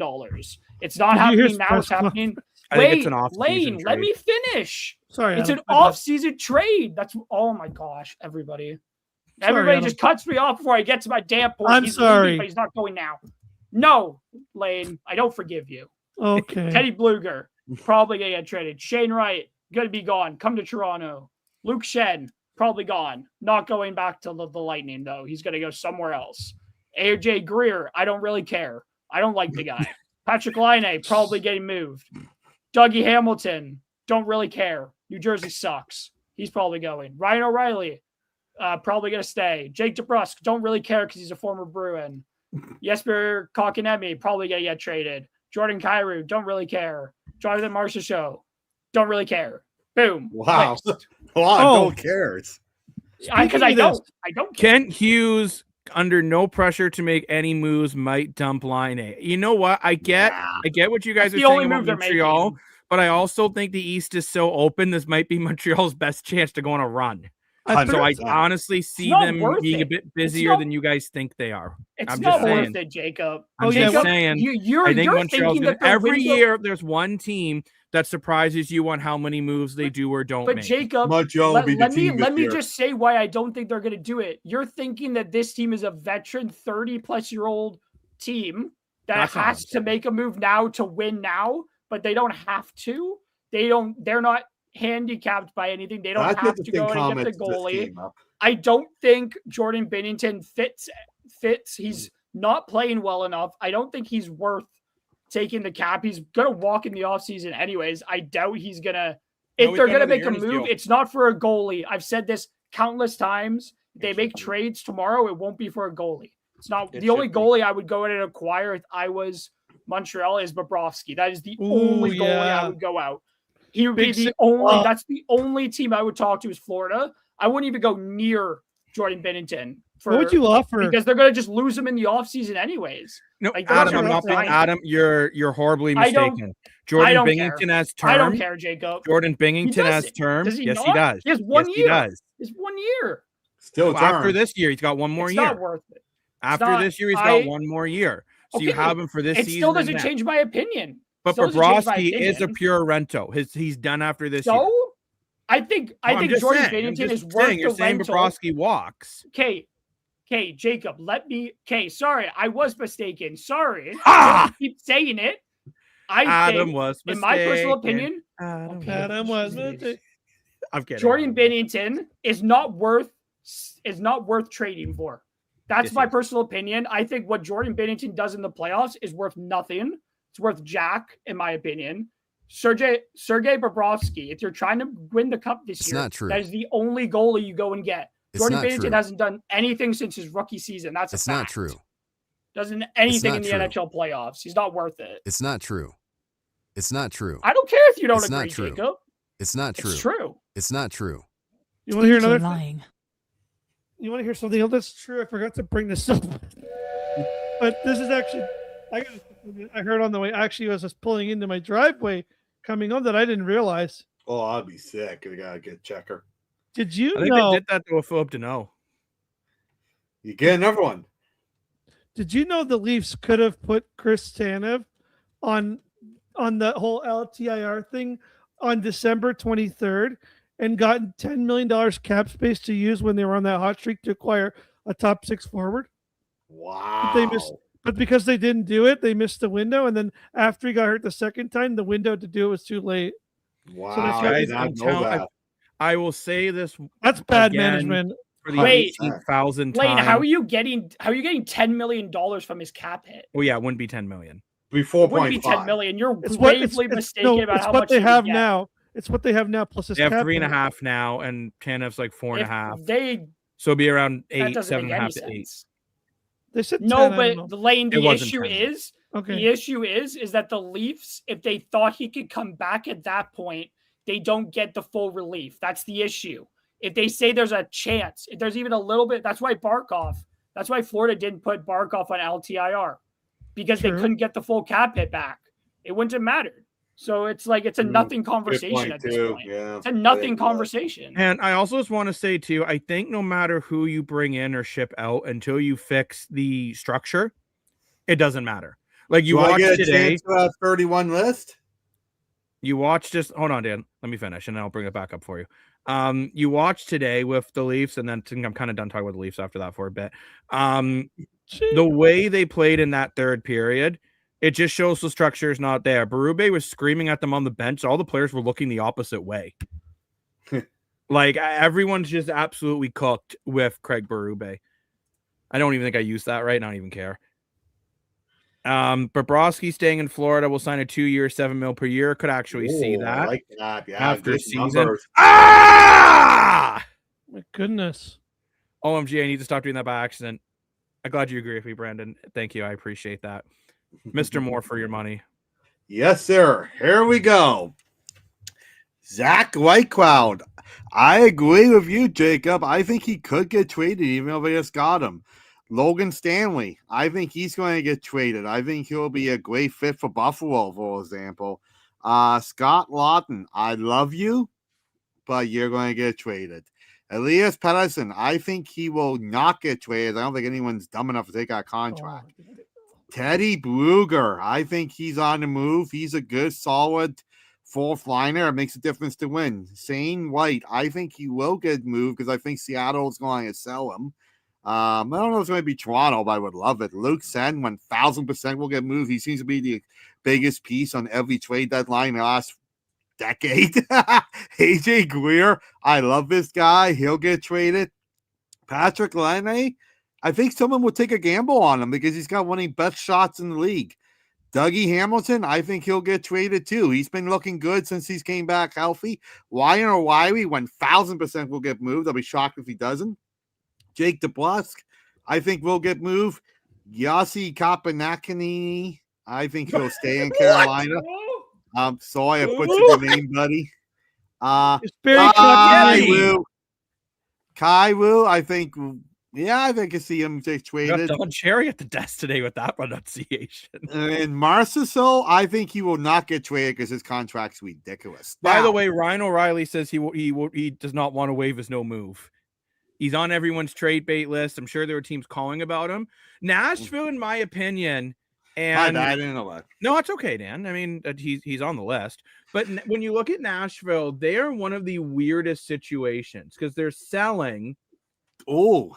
But they're 3 points out of a play. Hold on. They're 3 points out of a playoff spot, but they're selling.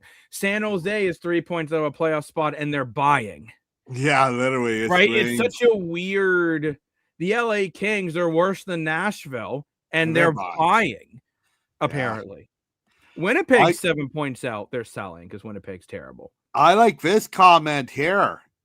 Never new viewer to the show, so thank you for joining us. Dougie Hamilton to Detroit. I have a great fit. Holy cow, love it. I could see Dougie Hamilton to Detroit. Great opportunity here. If you're new to the show, please subscribe to the channel because it helps with our algorithm huge. The comments are our loyal viewers. To our channel. We love all the comments. We love the shares. We love the likes. So thank you, everyone. And you'll get a glass of milk. This is huge. We really appreciate it. And I want to say something that on that 31 list where I was taking on my commute way home, talking to our Argo season ticket holders, and you saw my CFL t-shirt. That's right. We do talk CFL here. It is coming back. We're excited for it coming on. We talk about the offseason a lot. But anyway, he is an Argo season ticket holder, but he's a thank you so much. Really appreciate that. He's an Argo season ticket holder, but he's a Winnipeg Jets fan. And he mentioned for Winnipeg, who he sees could be moved, and I love this, is Eric Comrie, the backup goalie. I think he'll be a great addition, and I could see him going to Montreal because I think he could be a head goalie. What do you guys think? I don't think he's a head goalie. I don't think he's going to go to Montreal, because he's kind of what Montreal already has. But I could see Comrie going to a team that just actually I could see if you're talking, maybe he goes to Edmonton. I know, Adam, you say Edmonton's not going to get another goalie. I know the Edmonton GM says he's done. He's got a couple mediocre players. They're good. They're ready to get burnt out in the second round. But yeah, I could. But Lane looks like he's going to explode the way I was, and I want to call him out on his BS about Craig Berube versus Ryan Diddley. So Lane, what's going on, Diddley dude? Sounds like 8 minutes ago, Sam Carrick has been traded from the Rangers to the Buffalo Sabres. Whoa, love Sam Carrick. That's one the Leafs had and gave up on. Nice. I don't think it's what Buffalo needed, but that's just me. I don't know. Lifetime. I understand the trade. I thought they would have gone out and gone to get like Rasmus Ristolainen back. Windsor. Well, thank you for joining us from Windsor. We have fans from all over the world here, so thank you so much. Good old Windsor, like by Detroit. Detroit's going to have a really big year this year. Depth pickup, I guess. How many unseller Leaf fans are going? Ulcers, none. You know, by the way, guys, we won't be able to do too much trade deadline day because all of us have to work, but we will do a show on Saturday kind of recapping what's going on. Now, who knows? Maybe Dan and Friday evening, maybe? Stuff. Who knows? Not me. I have to work. Oh, never mind then. Yeah, Saturday it is. Absolutely wrecked, Dan. Sorry. Dan, you just lost microphone privileges. I have work Saturday, though, but we'll figure it out. That's not true. I'm just kidding. It is actually true. I got to do all my surveys at the track and field championships. But no, I actually think it'll be it could end up being, I think one of two things. I think it's either going to be the quietest trade deadline we've seen in a long time, or we're going to be like throwing our phones across the room so we can't believe everything that's happening. I think it's going to be busy just because of the fact we had such a slow off season. I think the only thing that's going to hurt it is we did see a lot of trades today. And so I know I normally read the scores, but so we won by the trades. Well, I mean, a lot of the trades. I don't know if you can hit the names. Let's do it. And I will say, though, guys, a lot of the trades are up on our social media. There are a lot of the trades up on our social media. I've been sharing them to our story. So if you're not following us on Facebook and Instagram and all those fun places, TikTok, YouTube, I have been posting those trades there. So we're not going to talk about the trades? We can talk about some of them, Dan. What trade you want to talk about first? Let's talk about the bigger trades. Yeah, I agree. The lower trades just mean nothing at the end of the day. We should talk about some of the bigger ones. We do have some more news to announce quickly. Okay, what's the news? The Anaheim Ducks have re-signed forward Ryan Poehling to a 4-year deal that just went through. Oh, yes, I saw that. I forgot about Ryan Poehling. Ryan Poehling. He used to play on Montreal. He played for Pittsburgh. And he played on Montreal briefly, I believe. Oh, I couldn't. He was drafted by Montreal, 25th overall. I'm pretty sure he played for Pittsburgh at the moment. That was a bad pick for Montreal. I think he scored his first game against Toronto, too. He did play for Pittsburgh a couple years back. You're correct, Adam. Boy, pretty bad. I'm always right, Dan. First-round I'm pick. always right. Holy cow.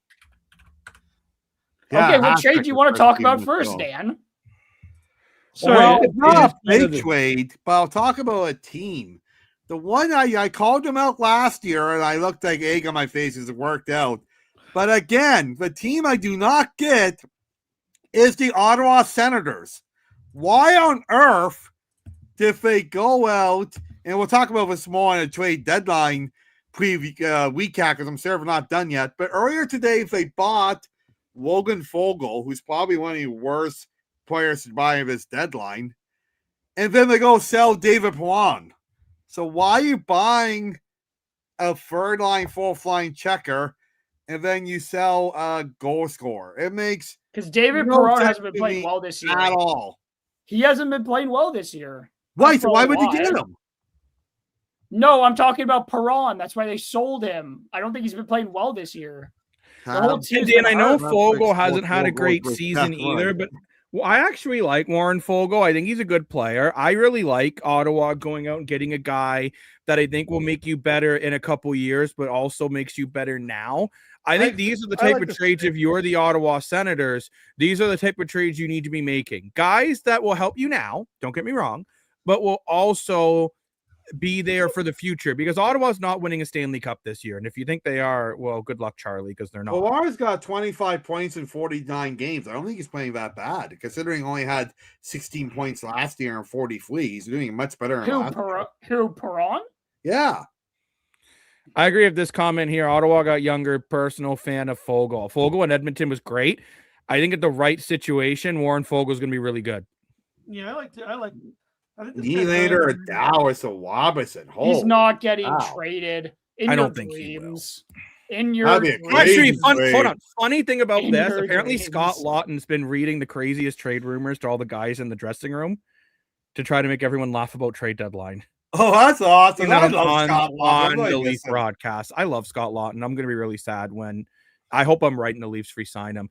Another interesting move today. This trade. That's the trade I want to talk about. I absolutely love this trade, actually, for both sides. Yeah, literally. This perfect hockey trade. I think Calgary brings in a lot of good draft picks and bring in a couple more, hopefully, pieces to the puzzle.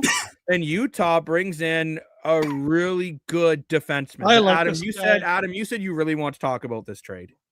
Well, no, I just said I really like this trade for both sides. I thought Calgary, to be fair to Calgary, with the position they had been put in with, especially the Rasmus Anderson trade earlier this year, like everybody knew they were going to be selling. They were put into a little bit of a tougher situation, but like they got a prospect back. They got 3 seconds. They got Ole Mata. Good. That's a pretty good haul for Mackenzie Weegar. 3 seconds. I think Utah, that definitely helps Utah defensively. Especially if they want to especially if they want to make the playoffs. They needed to get better defensively. It's a great move for both sides. I guess that does mean Calgary's probably going into a full rebuild sooner rather than later at this point. But I like the move. I thought Utah needed to go all in, given that this core has been around for like 3 years now, and it just feels like their core was getting nowhere. And they've kind of had a really good start to the year, fell off a little bit, has gotten better again, and is now in a position to make the playoffs where you kind of have to push because they've been crap for the last couple of years and they needed to do something to get in. And this was the perfect time to go for it, I guess.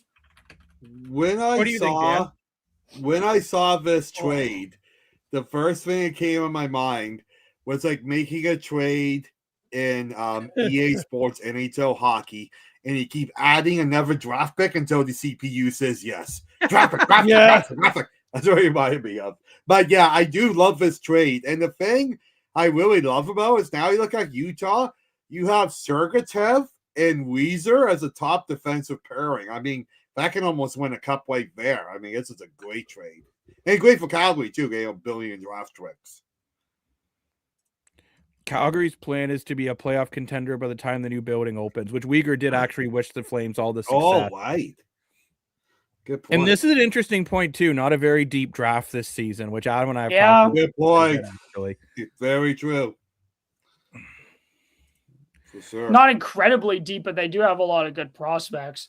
The Nether trade I wanted to talk about, which Lane and Jacob, do I have any thoughts on this? Oh, yes. I forgot about those two. I know. I thought Jacob had already said something. What do you say to somebody you hate or anyone trying to bring trouble you ain't? Just study a tape of NWA. One day I was walking by with a Walkman on when I caught a guy give me an awkward eye. And then I said to Utah Uni Mackenzie Weegar, so that way you can beat those Canadian teams like they're the Beavers. Either way. Anyways. I love this trade for Utah because I think bringing in Mackenzie Weegar is exactly what this Utah team needs. And this is a guy that makes you better today and it makes you better next season. How old is he? That's a great question. I think he's got to be like near 29. That's my guess. I think considering that was like random off the trade. head, that wasn't that bad. Okay, that's about where I thought he was. How old is he? Buffalo got Shannon Stanley. When? What? When? What? I mean, it just happened. When did I they did do not that? see that trade anywhere. Maybe he's just saying it could happen. That is Utah crazy loses if they first did. round. Brandon's saying, "Write me out." What? Well, it hasn't come up in Sportsnet yet, so pull it up. we all skip those missiles. What does Lane have to think about his Mackenzie Weaver trade? Well, I want to hold on. I'm just saying this is. I'm just trying to get the news here. So give me 1 second. I keep refreshing the page; it hasn't come up yet. Literally, probably not confirmed, guys. That's why it's not coming up. It's probably not confirmed yet. You guys keep swiping up. That doesn't mean it's confirmed. Well, I keep trying. Probably just Come on, computer. It's not confirmed yet. They still, per sources, Sabres are working on a trade to acquire Shen and Stanley, but no, I don't think it's been confirmed. Yeah, I don't see it confirmed anywhere. That's actually smart. That's actually smart because the Sabres are going by a committee for that third pairing. I think that's kind of smart for them. Remember, I just said on my 31 list, I could see Stanley going to Buffalo. Ha! I called it. You said you could see. You never said he was. You said you could see. Yeah, I know. Dan, so you didn't call it. Wow. You said you didn't call it. You said they could. So you just lose that. Oh, there we go. That's crazy. I was talking about the Mangiapane trade. That was a crazy trade. I don't have a graphic for it. Well, can I say something about it then before we go to this trade? Say it, brother. Okay. Why are you bringing me up full screen? I hate so we can see you. Hi, Adam. I don't understand. I understand the trade because they had to get rid of Mangiapane, but like giving up a first round pick is quite interesting. For giving up a first to get rid of Andre Mangiapane is interesting. I guess the Oilers are gonna suck. Are gonna be good, not suck. They're gonna be good. So it doesn't really matter, I guess. But I do find it interesting giving up the first for basically Colton Dock and Jason Dickinson. Cool, I guess. But again, I don't think the Oilers looked at their actual issues, and I don't think they fixed it yet. I still think they need help defensively. I will say this: I think they needed to. Well, they got Carter Murphy. That was a good trade. I like that. So I thought that was a good trade because I thought, well, what it does now is that they can now have Carter Murphy and Nurse on that third pairing, or like basically just take down Darnell Nurse's playtime because he like you remember to the playoffs last year, he was a disaster. Yeah. And I thought they needed, like, I think now they could give him a little bit less ice time and, maybe try and give him less just to see if that helps him. So I think it does open up some better possibilities for the Oilers with that trade, which I thought was good. Maybe going out and acquiring somebody else. I still think they should buy out Darnell Nurse in the summer. I thought they should have done it last summer. I'm so surprised that they didn't, but I think it's because he's good friends with Connor McDavid, and that's the only reason he's still there. Could be. By the way, we do have... Yes, they should. That is crazy to say. No one wants to play Buffalo, including Tampa. Yeah. By the way, I love this you know what? If I don't think this has happened yet, but I would not mind. I think that'd be a great trade for Detroit. Great trade for Toronto too. Again, you got to be careful of trading guys with term in Toronto that you think can be a part of the difference, not the problem. But OEL's not going to get any better because he's getting older. So I wouldn't be upset to see OEL on the move. I could see him perfect fit in Detroit too. I love OEL back in the Phoenix days. He's such a good dude. So, by the way, we do have Frank Cervalli now tweeting as of a few minutes ago. He is confirming that Chad's reporting that Winnipeg are completing a deal to send both Logan Stanley and Luke Schenn to Buffalo in a package deal. Who is it? Who did that? Who tweeted it out? So it was a guy named Chad D. Domonis. No, who did the second one? Frank Cervalli. Frank Cervalli. I don't trust that man with like anything. He jumped on the Colton Parayko news or something yesterday, and that was completely wrong. I do not trust that man. I'm pretty sure. Like, I would say it's probably true, but I'm not going to trust his word. At all. Apparently, the Jackets are making a strong push for Garland. It's not true. Ooh. I don't care if you don't believe it, Jacob. I mean, the thing is, he was white. The trade happened. It says that Poinko didn't allow it to happen. He could have not predicted that. But I don't care. You can't. I will say this. I hate. I will say the 2 trades yesterday, because I think Uyghurs was also awaiting confirmation. Why did the trade for Colton Parayko and Uyghur both come out before they exercised, before they said, okay, I accept the trade? Why is it coming out earlier than when the trade's been? If the trade hasn't been confirmed yet, why is the news coming out? I think Buffalo or St. Louis should find whoever leaked that to the media and fire them, because that is atrocious. That is terrible. That is crazy. Like Colton Parayko, I'm surprised he didn't waive it, because I thought he would want to. He apparently is fine with leaving. He just didn't want to go. No one wants to go to Buffalo. I think too far away from St. Louis. But why is somebody leaking trade news like that when it hasn't even been confirmed yet? Now Parayko looks like an ass because he doesn't want to go. And it's he was pushed into a corner. You can't, Brendan, I said this earlier, don't do that. If you didn't want a player saying no to a trade, don't give them the damn no move clauses. This is St. Louis's fault. This is I don't care if I don't care if it's putting pressure. Don't do it. If you didn't want them to have that power, don't give it to them. This is St. Louis's own fault. Don't put pressure on players. If you want them to trade them to somebody there where they want to go, and they'll happily say yes. No move clauses. The same thing in the NBA with no trade clauses. It's so dumb. I agree with this comment. Well, he agrees with you, Adam. There you go. But I agree. Put pressure on the player. I think it's dumb. It is a cancer to the sport. That's why I was. We were talking about that earlier today, and I think it's bad for the sport. I do agree with that. I'm not attacking you. I'm attacking the statement you said, Brandon. I'm attacking the statement you said. I'm not attacking you.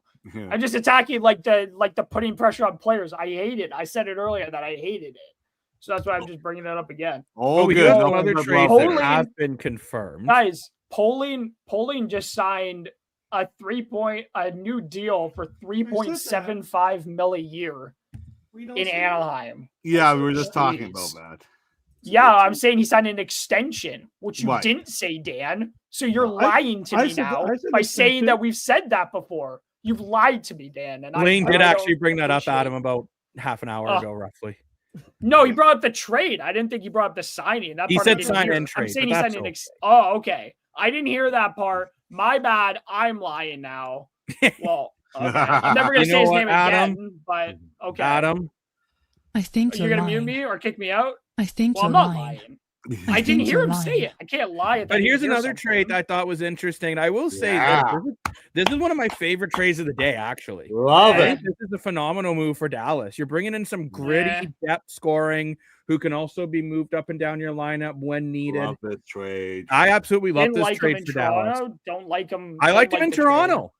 I liked him in Pittsburgh. Can I say why I didn't like him in Toronto? Can I say why I didn't like him without you or Dad, without any of you three jumping on me until I'm done? Don't jump on me until I'm done. Dan, that's especially put to you because you just said you liked Michael Bunting. So no, don't go jumping on me when I say this.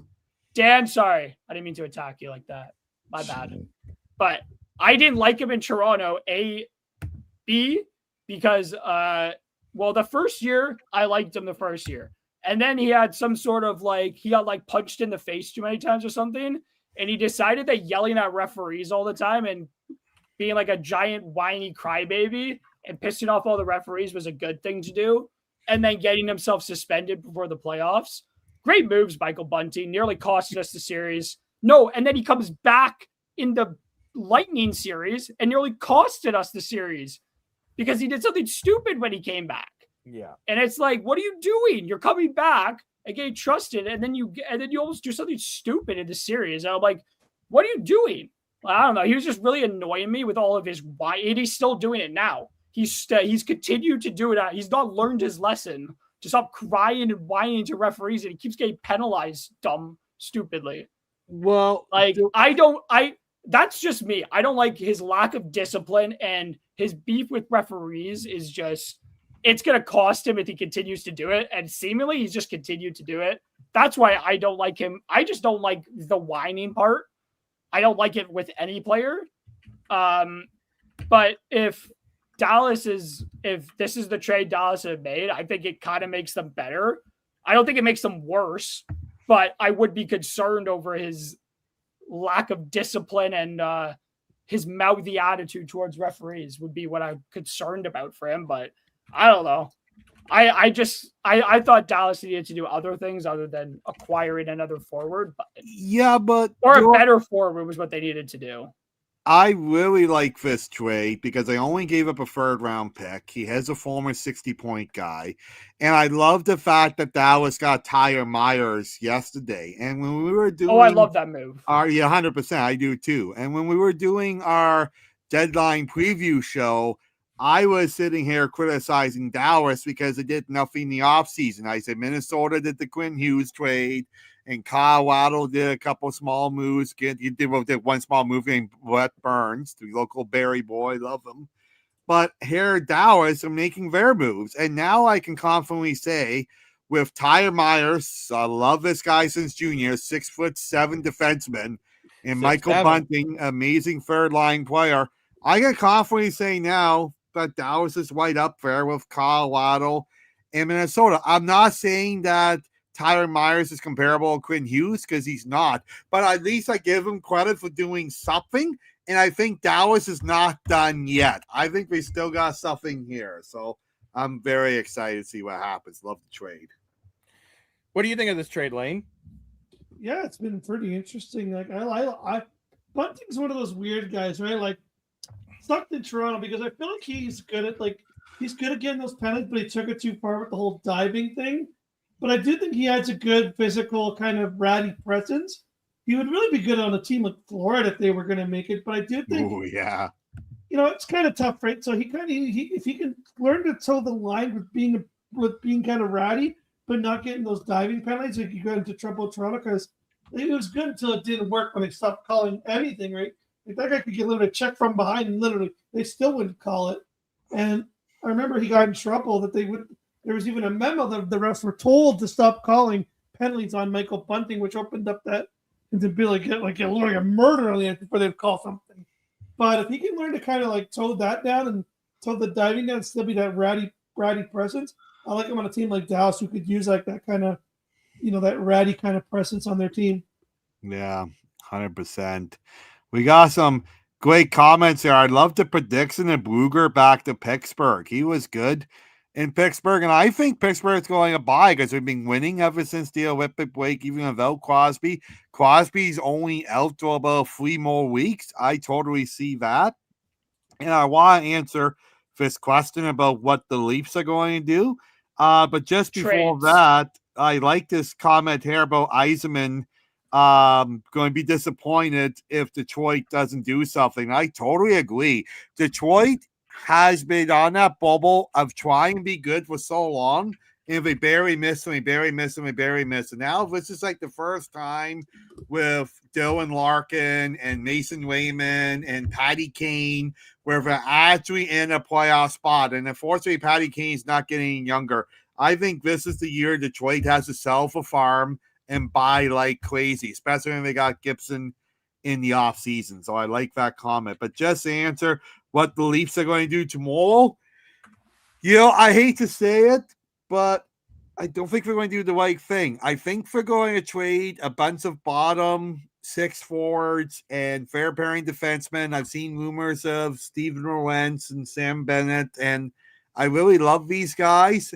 And if they can trade them and get some picks, I think it's great because we need some picks.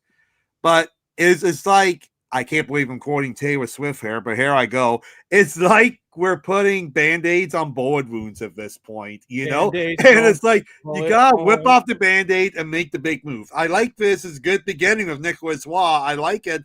But when you say rebuild, you don't rebuild a team by trading Nicholas Waugh. You got to rebuild a team and do something crazy tomorrow.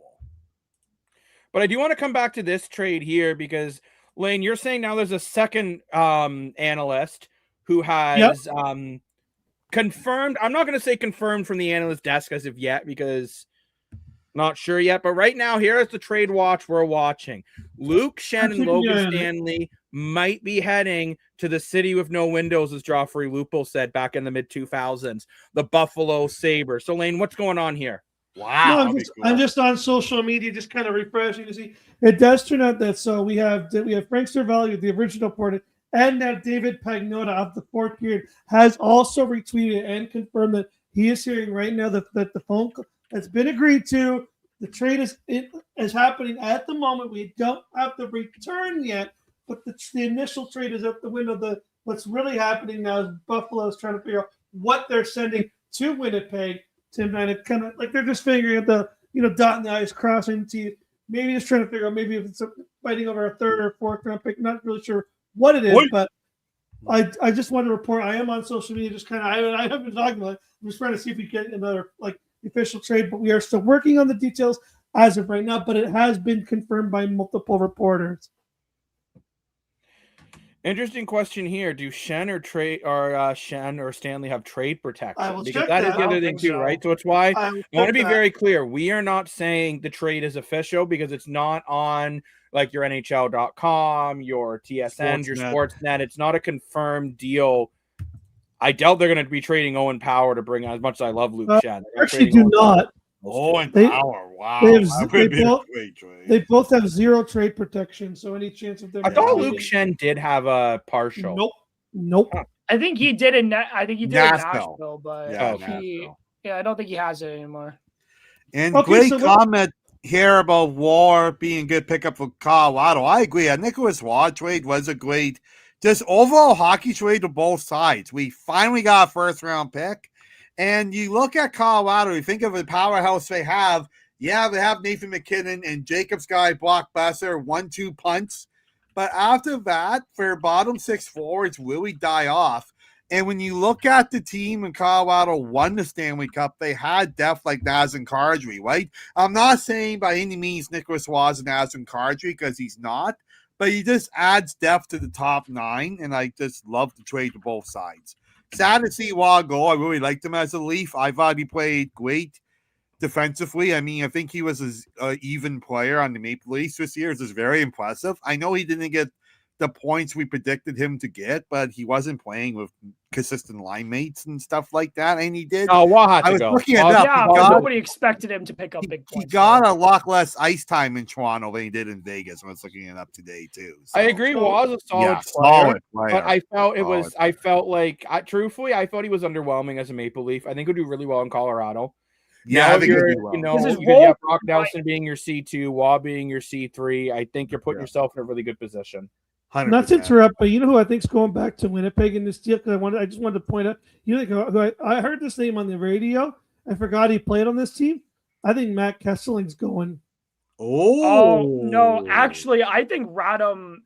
Is it Murta? He was apparently going to be in the Parenko deal. I would assume Buffalo's going to. I just wanted to say that I forgot about him. I think they'll just add Radom Murta, who they were going to deal for Parenko anyways. You think it's just going to be Murta?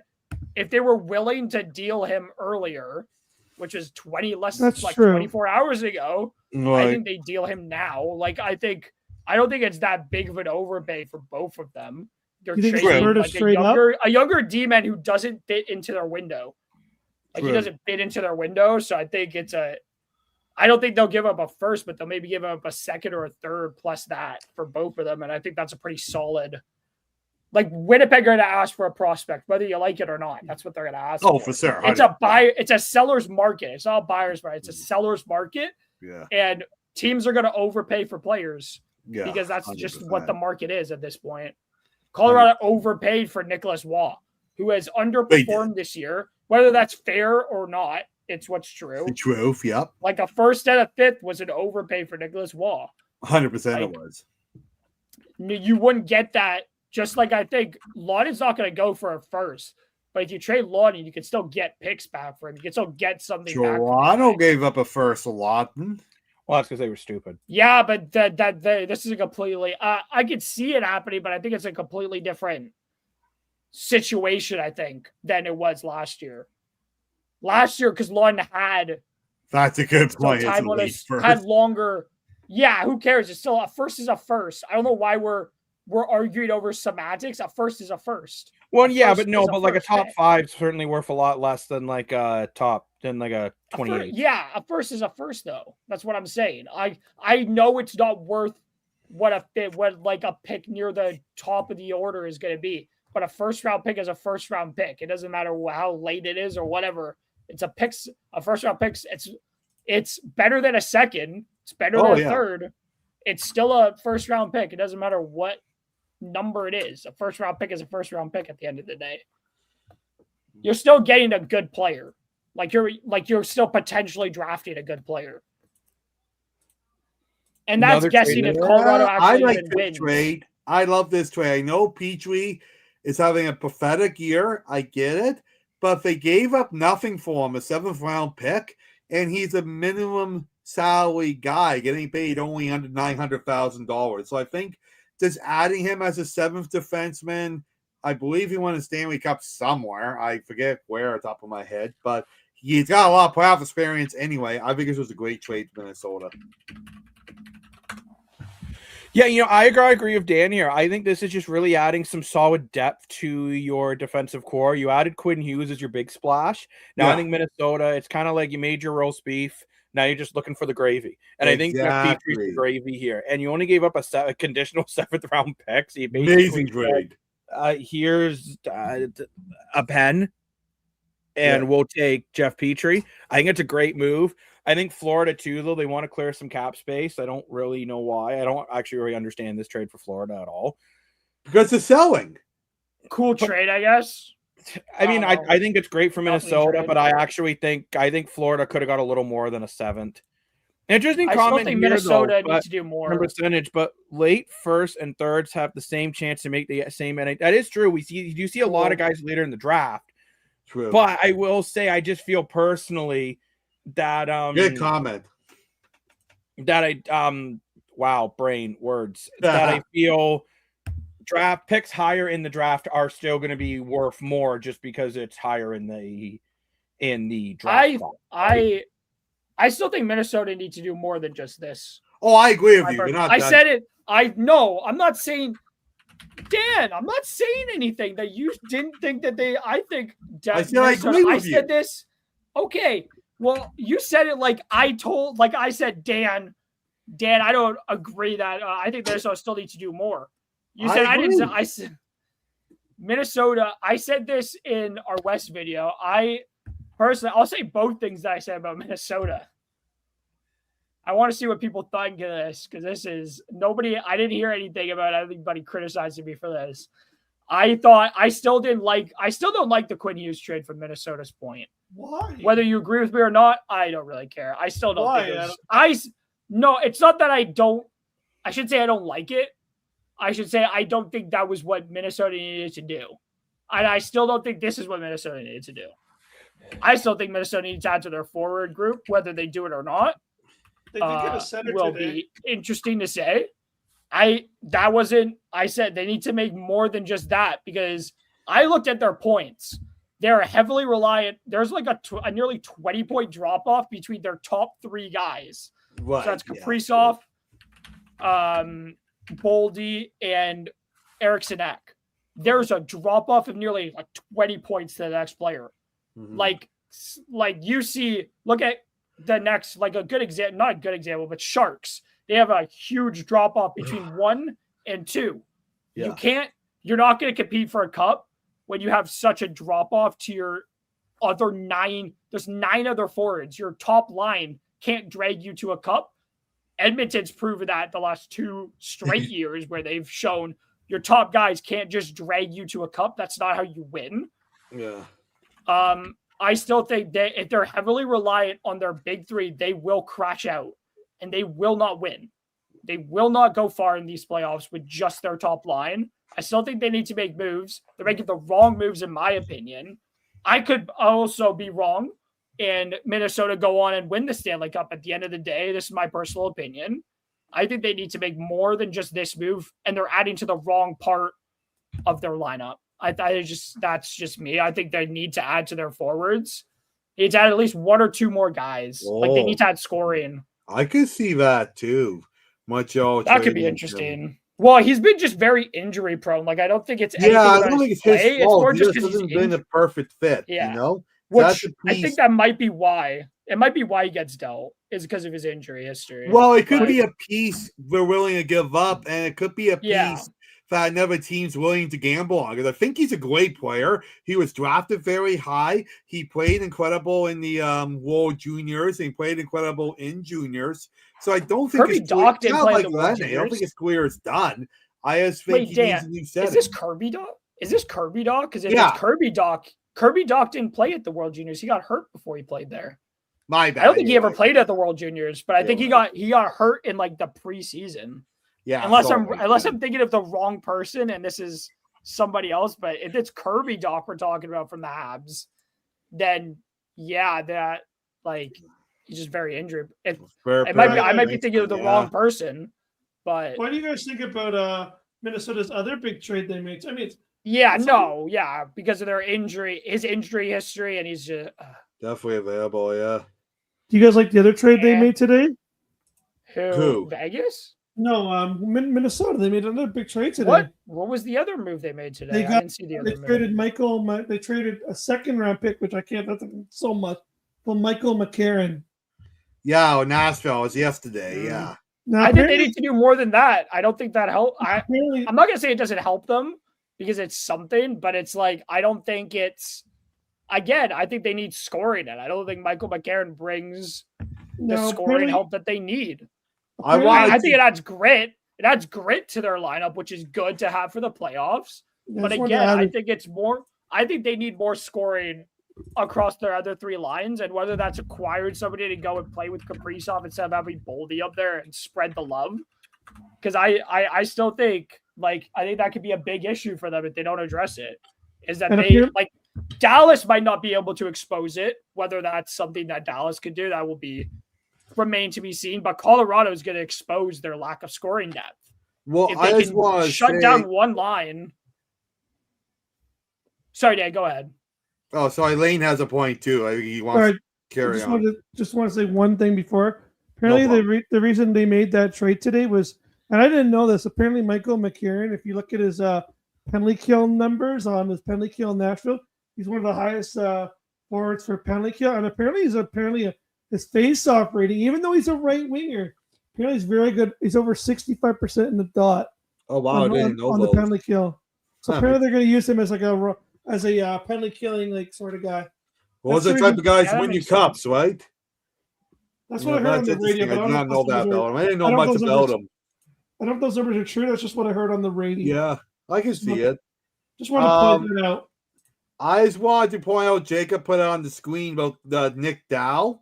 Then we got talking about Minnesota trade, but Nick Dow, I think that's a very interesting trade. I think Nick Dow I'm a Washington Capitals fan because, of course, as a Maple Leaf fan, you need a backup team. So my backup team is the Washington Capitals. So I'm just not doing very good this year. But anyway, I watch Capital games. I really like Nick Dow. I think he's a very, very underrated player. And I think Vegas did the right thing by getting him because, I kind of thought maybe Vegas was going to make a big splash and bring Waugh back, which would have been cool. But you have to give up so much to get him. This, he didn't give up nearly as much to get Nick Dow here. And Nick Dow is also cheaper on the cap hit, I believe, too. And I think it's a great trade for Washington. Washington getting another young goalie, a couple of draft picks. What I'm disappointed about is this is kind of saying that Washington's selling. And even if the math doesn't make sense, it's kind of like Pittsburgh with Crosby. Over time, you have arguably the best player in NHL history. I think you should buy and try and win a cup. You got the greatest goal scorer of all time. You don't know how much longer he's going to stay. You don't know if he's going to resign. He said he'll only resign if the team is still competitive. Well, how does this make the team competitive, right? So, but I just saw this, and I'm surprised nobody else brought this up.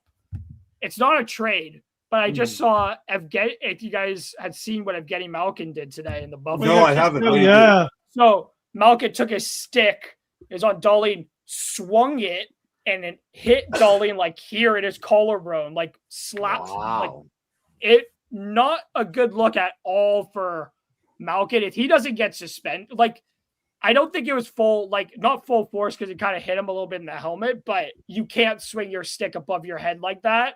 Or I don't think it went over his head, but like you can't swing your stick like that and hit somebody near the head. And if Department of Player Safety doesn't suspend him tomorrow, then these guys are the most useless department in the NHL ever. If you don't suspend him for that, that's bad. Like it's not like you can't do that. Terrible. Like he didn't make full contact, luckily. So Dahlin's not like Dahlin probably won't miss big time, which is good. Mm-hmm. He probably won't miss any time. Actually, it wasn't full force. If it was, that could have been 100 times worse. Oh yeah, but like you can't do that. No, like you cannot. Like you cannot lose your head like that and do something like that. That is crazy. That is crazy nuts. Accident. Yeah, I agree. Just wanted to bring that up because nobody else had brought it up. So. Else is grossly incompetent. Yeah, I agree. It wasn't ugly. And saying, Adam, thanks for bringing it up. I did see it, but I forgot about it. I'm so busy. There's been so much happening today, but it is big news. Breaking news: Elliot Freeman, Connor Garland is being traded to the Columbus Blue Jackets. I seen that. Didn't Jacob say that? Someone said just that. Now. Was it Lane? Just happened. Like I did say now. that. I could see Connor Garland going to Columbus. I don't know what the return is yet, but that is crazy. I like this comment here about Tavares is no move, but management should be talking to him. I wonder if they are talking right now. They're probably talking to Tavares, Matthews, Wiley, Nylander, probably talking all of them. I'm telling you right now, out of everybody with a no trade in Toronto, John Tavares is the last person who is going to accept a trade out of Toronto. Oh, I agree. He's from the area. B, he has 3 young children, and him and his wife, after signing the extension, he literally just signed. Yeah. Like, there's no reason, like, I wouldn't be accepting it if I was Tavares because I don't think his family wants to get up and move again. This would be another move, and I don't think they want to do it with their kids. He's talked about wanting to stay in Toronto for the rest of his career. Mm-hmm. I'm perfectly okay with him staying, but you have to acquire a second line center. I think the money he makes, it's not bad enough where you need to move him. I agree. To move him. I agree with you, Adam. The chances of it happening are next to none. And I also love the fact that he's a 60-point guy with $4 million. I think it's one of the best contracts in the NHL. But I do think management is still talking to him, axing him anyway. I don't think they should. I don't think it's going to happen, but they're probably talking him. But I don't think they should. Honestly, I don't think they should. That's just my opinion about it. But if you're going to talk to anybody, I don't think John Tavares is the person you talk to. I think you talk to us at the analyst desk because we'll actually talk to you back to you because we're nice people. Garwin is a great nice player. People is a debatable. Nice is debatable. I like the comment here. Garwin's a good little player. Yeah, I totally agree. Totally agree with that. Robert Thomas in the off season for the Leafs. That would be sick. You're thinking with his dad, Stumpy, right? Stumpy was a legendary Leaf. He stopped getting people just because their dad used to play here. Cares? I look at Max Domi. It's been a disaster. I don't want it for the cap. Not for the cap. Not for the kids. There are better players that will be available than Robert Thomas, in my opinion. No, because they understand what it's like to wear a maple leaf. No, he doesn't. You can say the same thing about Mitch Marner and John Tavares, and look where that's gone. We still haven't won a Max Domi. Dan, that means nothing. Being a fan of Toronto or having a dad who has played in Toronto means it doesn't mean anything. That doesn't mean anything. Max Domi talks about loving playing in Toronto, but he said the same thing about being in Montreal. Like you can't, like it doesn't change anything. It doesn't mean you acquire special powers because your dad's played in this city before. I don't care. I don't want him for the cap hit. That's simply it. It's nothing to do with his play. I just don't want him for the cap hit. That's all it is at the end of the day. I don't think he's worth the contract and what we'll have to give up to get him, because if you know the price, I'm not willing to pay the price for Robert Thomas. Yeah, which is a first and a prospect. Sounds like a lot. Not it for him. I am not trading that much for Robert Thomas. It's too much.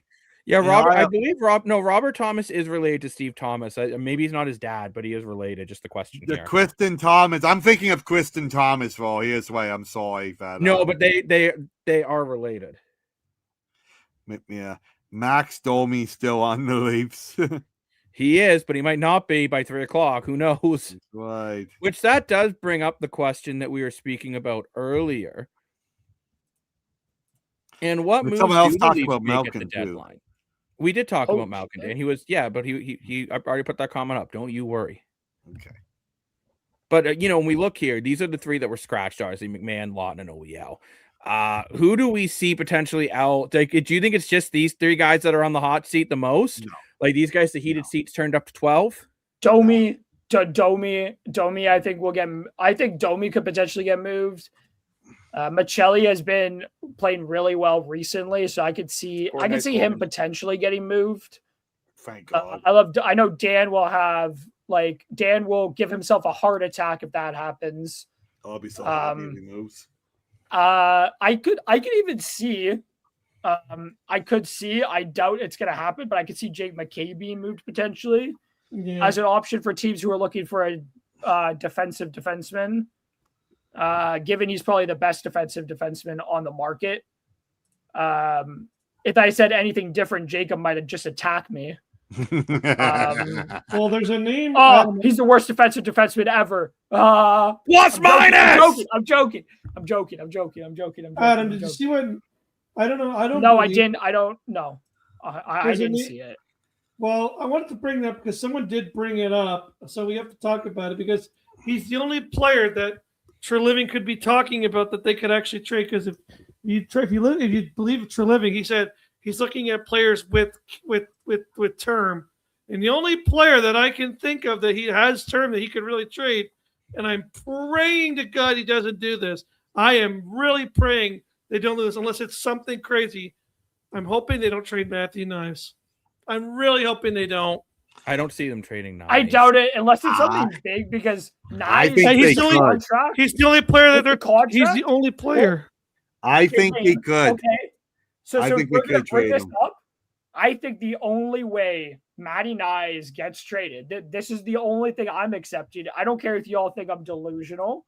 I could care less. If you're going to try and trade Matty Knives, you ask for a lot because he is one of the bigger pieces on this team. So you treat him like it. Prospect, first round pick, plus extra. That is it. That's bare minimum. That's not even like that's it. That's bare minimum. That is the starting asking price for Matty Knives is a good prospect.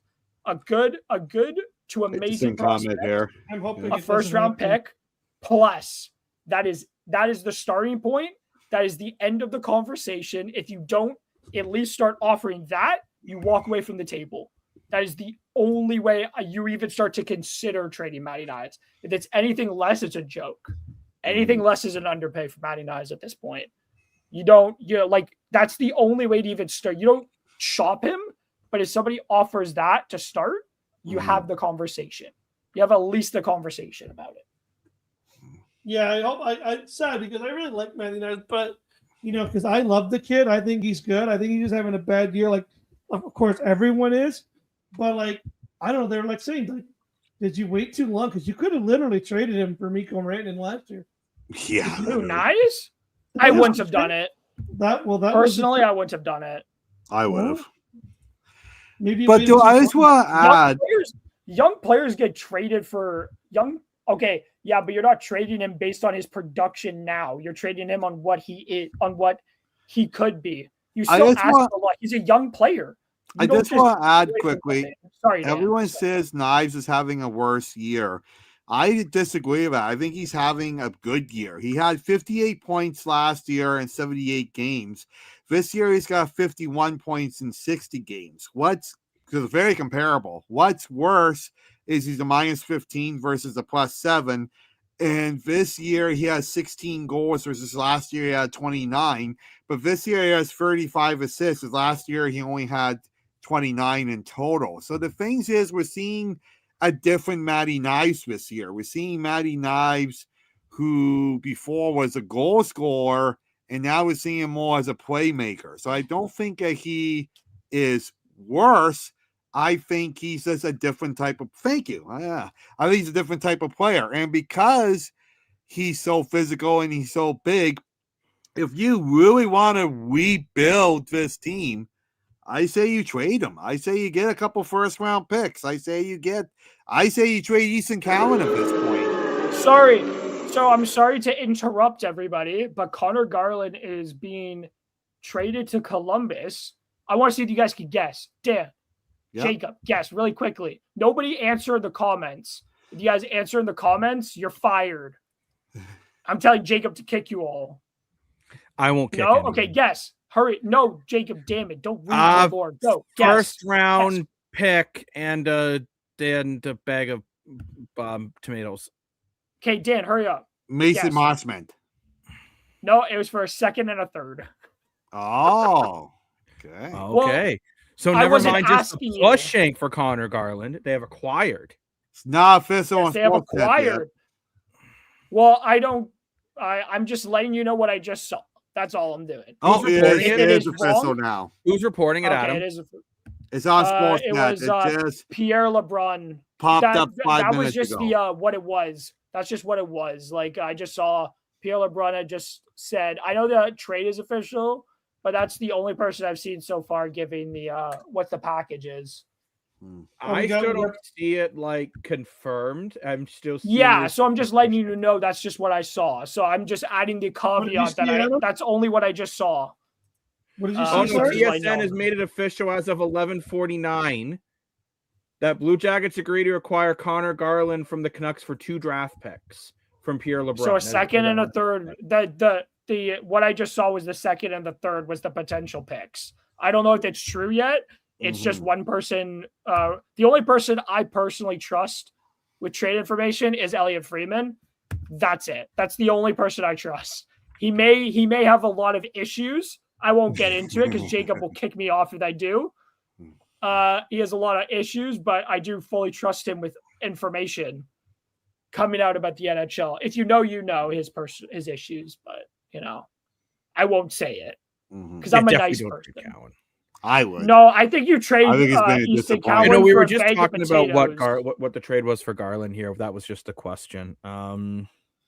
Berube makes everything worse this season again, which is why I've said I think until you fix something else, I think until you fix the structure, I think you're going to continue to have problems in Toronto no matter who you get.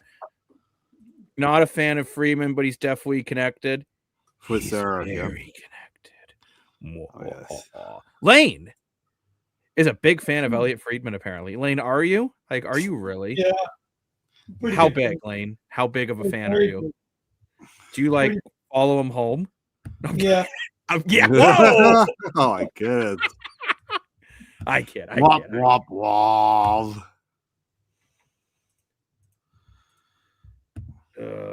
Tomatoes makes potatoes. What?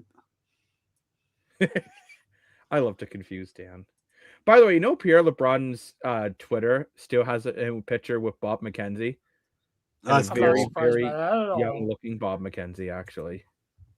Very cool. I'm not surprised by that at all. But what do you guys think of this Garland trade? I'm a little confused by it. Funfish, I don't trust you. Funfish, I don't trust you. I don't trust you. You know what, Funfish? Send it. I don't like this. And we'll see. Maybe we'll show it. Sometimes it's Happy Trade Deadline Eve, everyone. Not trade deadline Eve. It's trade deadline day. How's it going, Rick? It's trade deadline Always day. good to see you at the desk. Hamilton Sports Central. Check out his podcast. Hey, I don't think we're gonna check. Dan does nothing but plug. That's all that Dan does. He just plugs and gives. Well, that's my sales background, bro. I know. I just found it funny. I like plugging my friends. Take that as you will. Dan, that's that. Oh gosh. Oh, I see, Rick. That's a good point. Rick, that's a good point. That's a good point, buddy. It's a good point. That's a great point, actually. Dan? Yeah. Have you noticed yet? The plug. But I'll be honest with you guys. I don't know if you agree with me. I'm a little confused by Columbus's move for Connor Garland. Makes no sense to me, personally. I don't see this team making. They're not selling. Apparently, they're not selling. I don't think they should be buying either. Well, they're not. They're sort of in the middle, I think. Does Garland have term? I don't know. Yeah, he just signed like a 5-year contract extension in the summer. This is just resigned like it was last off season or the year before. He literally just signed. He has like 4 or 5 years left on his contract. This trade is as confusing to me as the Mason Marshman trade they made earlier this year. And it's like I said, I have no idea what Ottawa is doing. I said last year I had egg on my face, but this year again, I have no clue what Ottawa is doing. I also have no clue what Columbus is doing. This trade makes no sense to me at all. Wait, do you guys not realize that Columbus is kind of like I got a little bit, I don't know the exact record, but Columbus is on like a little bit of a hot streak. Like they've won like 21 games. They have been, yeah. Where is Columbus? So Columbus in the standings right now, actually, they're only 1 point behind Boston. Yeah, they're doing pretty good. So I just don't get it. They are 8-1-1 in their last 10. They're on a run. So you know what? I will say this. Maybe give management credit that the team has responded really well coming out of the Olympic break, unlike another team that we like to talk about a lot. So the management's rewarding them by bringing in a good player, as we're seeing in the comments, and you guys have informed me. Garland has a lot of term. Mm-hmm. But yeah, it's Connor Garland. Vancouver gets a 2nd round and a 3rd round pick. This is reported by Pierre LeBrun.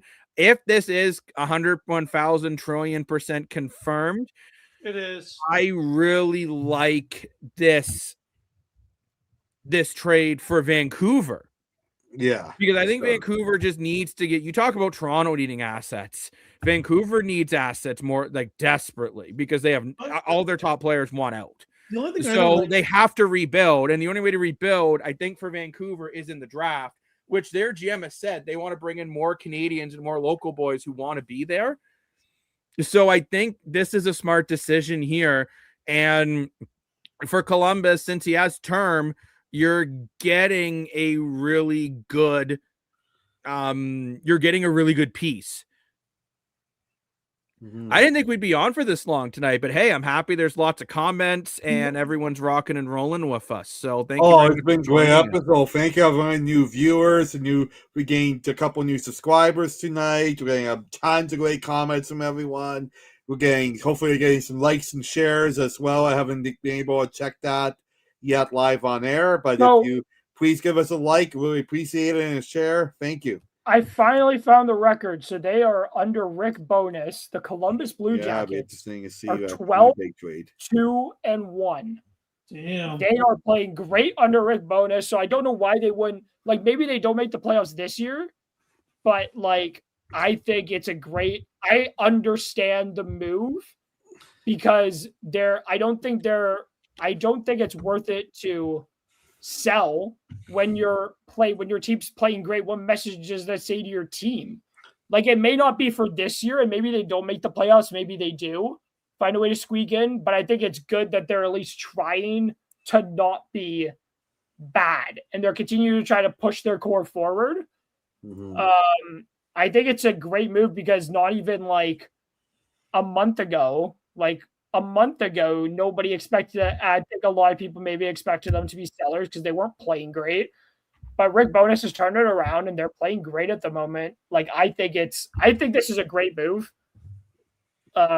Whether it works out for them or not is up to discussion. I'll be interested to see how it works out for them, but I think it's a smart move. Show off your first haircut, Jacob. Look at that, eh? Look at the nice haircut. Yeah, I should start OnlyFans with the way I'm looking today. I'm kidding. I'll start OnlyFans. I'll be honest. The only thing I don't like about this trade, to be honest, from my point of view, Lane doesn't like that I shaved. I do.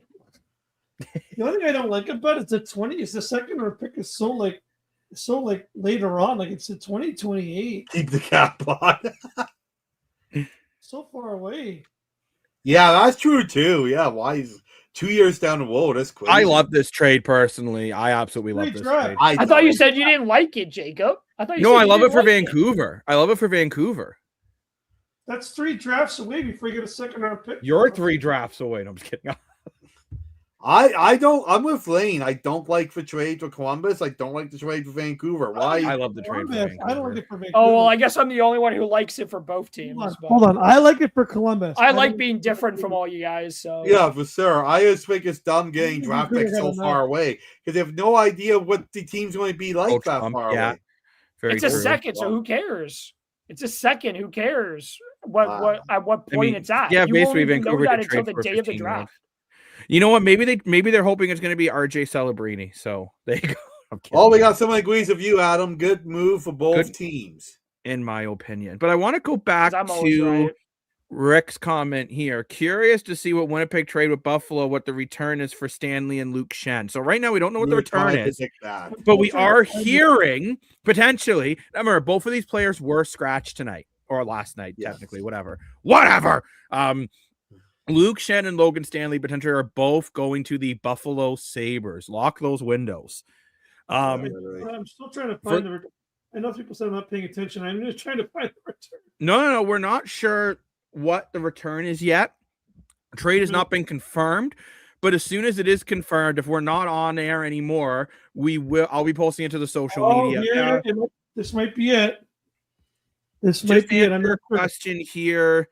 We will try to do some stuff on Friday. Unfortunately, we all have to work tomorrow. It looks like it will be a weekend thing. If not, we will do a recap on Friday. I might even try to get up early in the morning and try to pop on with you guys for a little bit before I go to work, and we can start to look at. That's what I was saying. We should do. I thought that's what we were gonna do. So that's why I asked. Like we could do like a little bit, but we don't have to do a whole 4-hour show. We don't have to do a long show. Work the little show. Well, eventually we'll be on work. That's the goal. Yeah, we can do a little show tomorrow in the morning. But I don't like. I actually just saw what the Jacob. I just saw what the people are gonna be, and I this is an interesting return to say the least. I haven't heard of one of these players, but I've heard of Isaac Rosen. Well, that's the player. That's the player I was going to say that I knew. I knew him because he plays for their AHL affiliate, which me and Jacob and Dan saw earlier this year. He plays for Rochester. I don't know who this Jacob Bryson is, and it's a second. It's an interesting trade.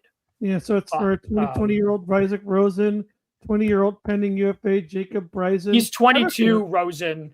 Rosen's 22. And the second, I've heard of Jacob Bryson, I'm pretty sure. I've heard of him. Does he play DHL before? Okay. It's an interesting return for the Jets. Were you guys seeing that? I just saw it, but I don't know if it's true. I should say I don't know if it's true. It's on X in the Athletic. That's a pretty good source. By the way, Jacob Bryson has played. I thought I heard of this guy. He's played in the NHL. He's played 289 games, 6 goals, 42 points, 58 penalty minutes. Usually around. Sometimes he has a bad plus minus, but he's a -1 this year. Okay, here in the NHL Jets, Logan Stanley for Buffalo, 22-year-old. Rick, thank you for putting this in the comment section. For Rosen, 28-year-old Bryson, and a second-round pick. So you get an AHL prospect, you get a high AHL prospect, an NHL defenseman, and a second. Let's not say a 22-year-old is a prospect anymore.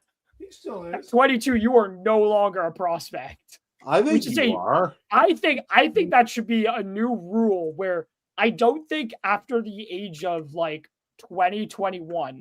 So I'll go 20 for this, for just the sake of a discussion. 3 years after you were drafted, I don't think a 22-year-old is is a prospect anymore. You're a young player. You're no longer a prospect.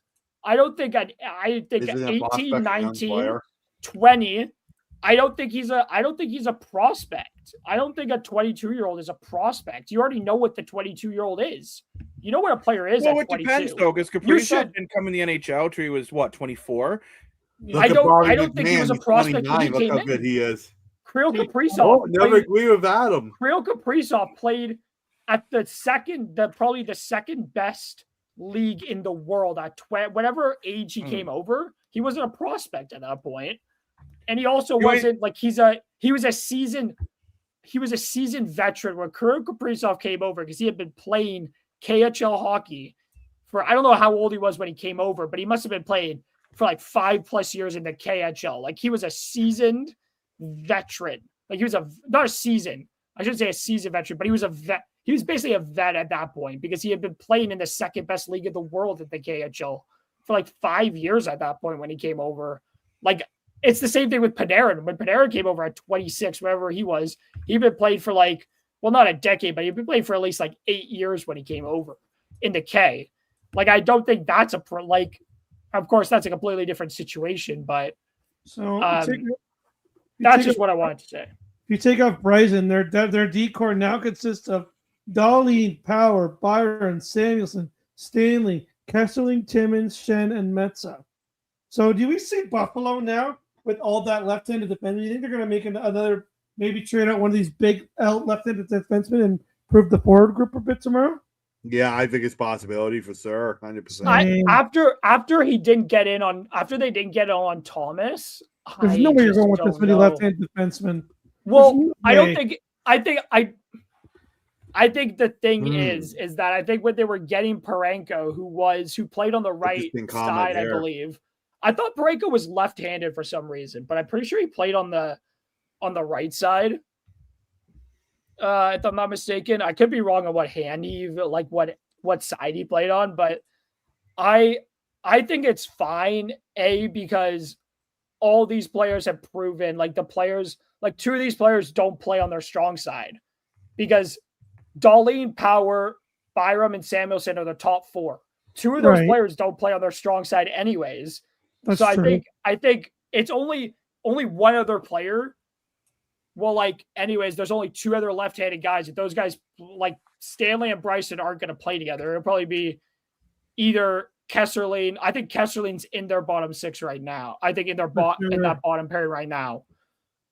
Timmins or Shen. Like, I think it will be the other 6 guys left will be a committee probably for those bottom 2 positions.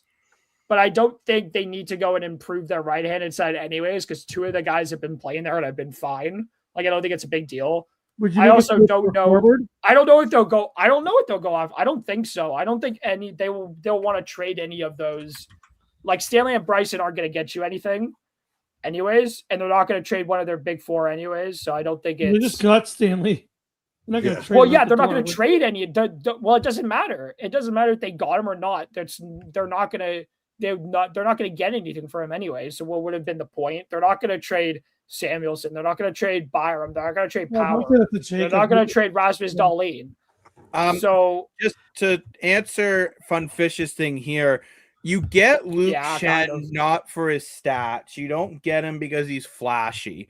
You get him because when you need to kill off a penalty in the end towards the end of the game, in a critical playoff moment, and you need that shot blocker, you need that big hit, you need that leadership and experience. Luke Shen has won 2 Stanley Cups. He brings that experience and that leadership to that young back end. And Logan Stanley this year has proven he can actually bring some offense from the back end while being big and physical. If this happens, I'd love to trade 2 really solid, big, rough and tough defensemen. And if for Buffalo, if they're going to get past a team like Tampa, they're going to need that defense to play very well. 100%. So you're bringing in 2 pretty decent guys to bring them in. Yeah. Is in the same boat. Yeah, very true. Funfish wants his favorite sound effect. It's not true. There you go, Funfish. Yeah, Raptors, they've been really struggling. They're not going to collapse. But I still think I will say this. I will say this. If you're concerned about the Raptors at this point, whatever the Raptors do, even if I don't want to say it's a success either way, but I think they'll make the playoffs just because I do think this team will figure it out. Like everybody's always concerned about something, but like I wouldn't be concerned just yet. Like they've lost to like good teams recently. They won't do anything. If they make the playoffs, they won't do anything in it. I don't think they could potentially win around, but I say potentially, people. If you know what potentially means. But I think it's more so what they'll do next year. Because they'll have to trade away RJ Barrett soon. We did get the return, interrupt you guys. We just got the return on the Sam Carrick trade as of 4 minutes ago. It's Buffalo's 3rd round pick and Chicago's 6th round pick this June. So the Rangers will get the Buffalo third and Chicago's 6th pick. And Sam That's an overpay for Sam Carrick, but okay. I love Sam Carrick, but yeah, I think so. That's an overpay for Sam Carrick. I agree. That's crazy. I just want to say with the Raptors, I just went to my first Raptors game a couple of days ago when we played the Knicks. Unfortunately, they lost. If they were up by 10 in the first quarter, looking really good. And that Ingram, holy cow, he's an incredible player. Like, I think the Raptors definitely have potential. I know the night was a Buffalo Bills night, so yes, I did get one of those wicked T-shirts. Amazing. I got to meet the Bills mascot. That was very cool. Yeah, I love going to the Raptors game.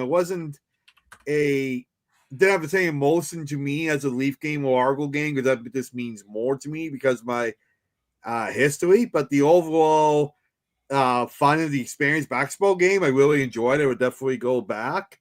I did send it to you, Jacob. I think Jacob was busy at working, so we couldn't get social media on time, unfortunately. But I had a really good time there, and yeah, it was awesome. We do have a quote. Did you guys want to hear the quote on the? Sorry, no. You guys. We do have a quote from the Columbus Blue Jackets on acquiring Connor Garland. Should I read it? Why not? Okay, so Columbus Blue Jacket GM Don Waddell on acquiring Connor Garland. Connor is a versatile player who brings great energy to the lineup and every night, and we couldn't be more excited to welcome.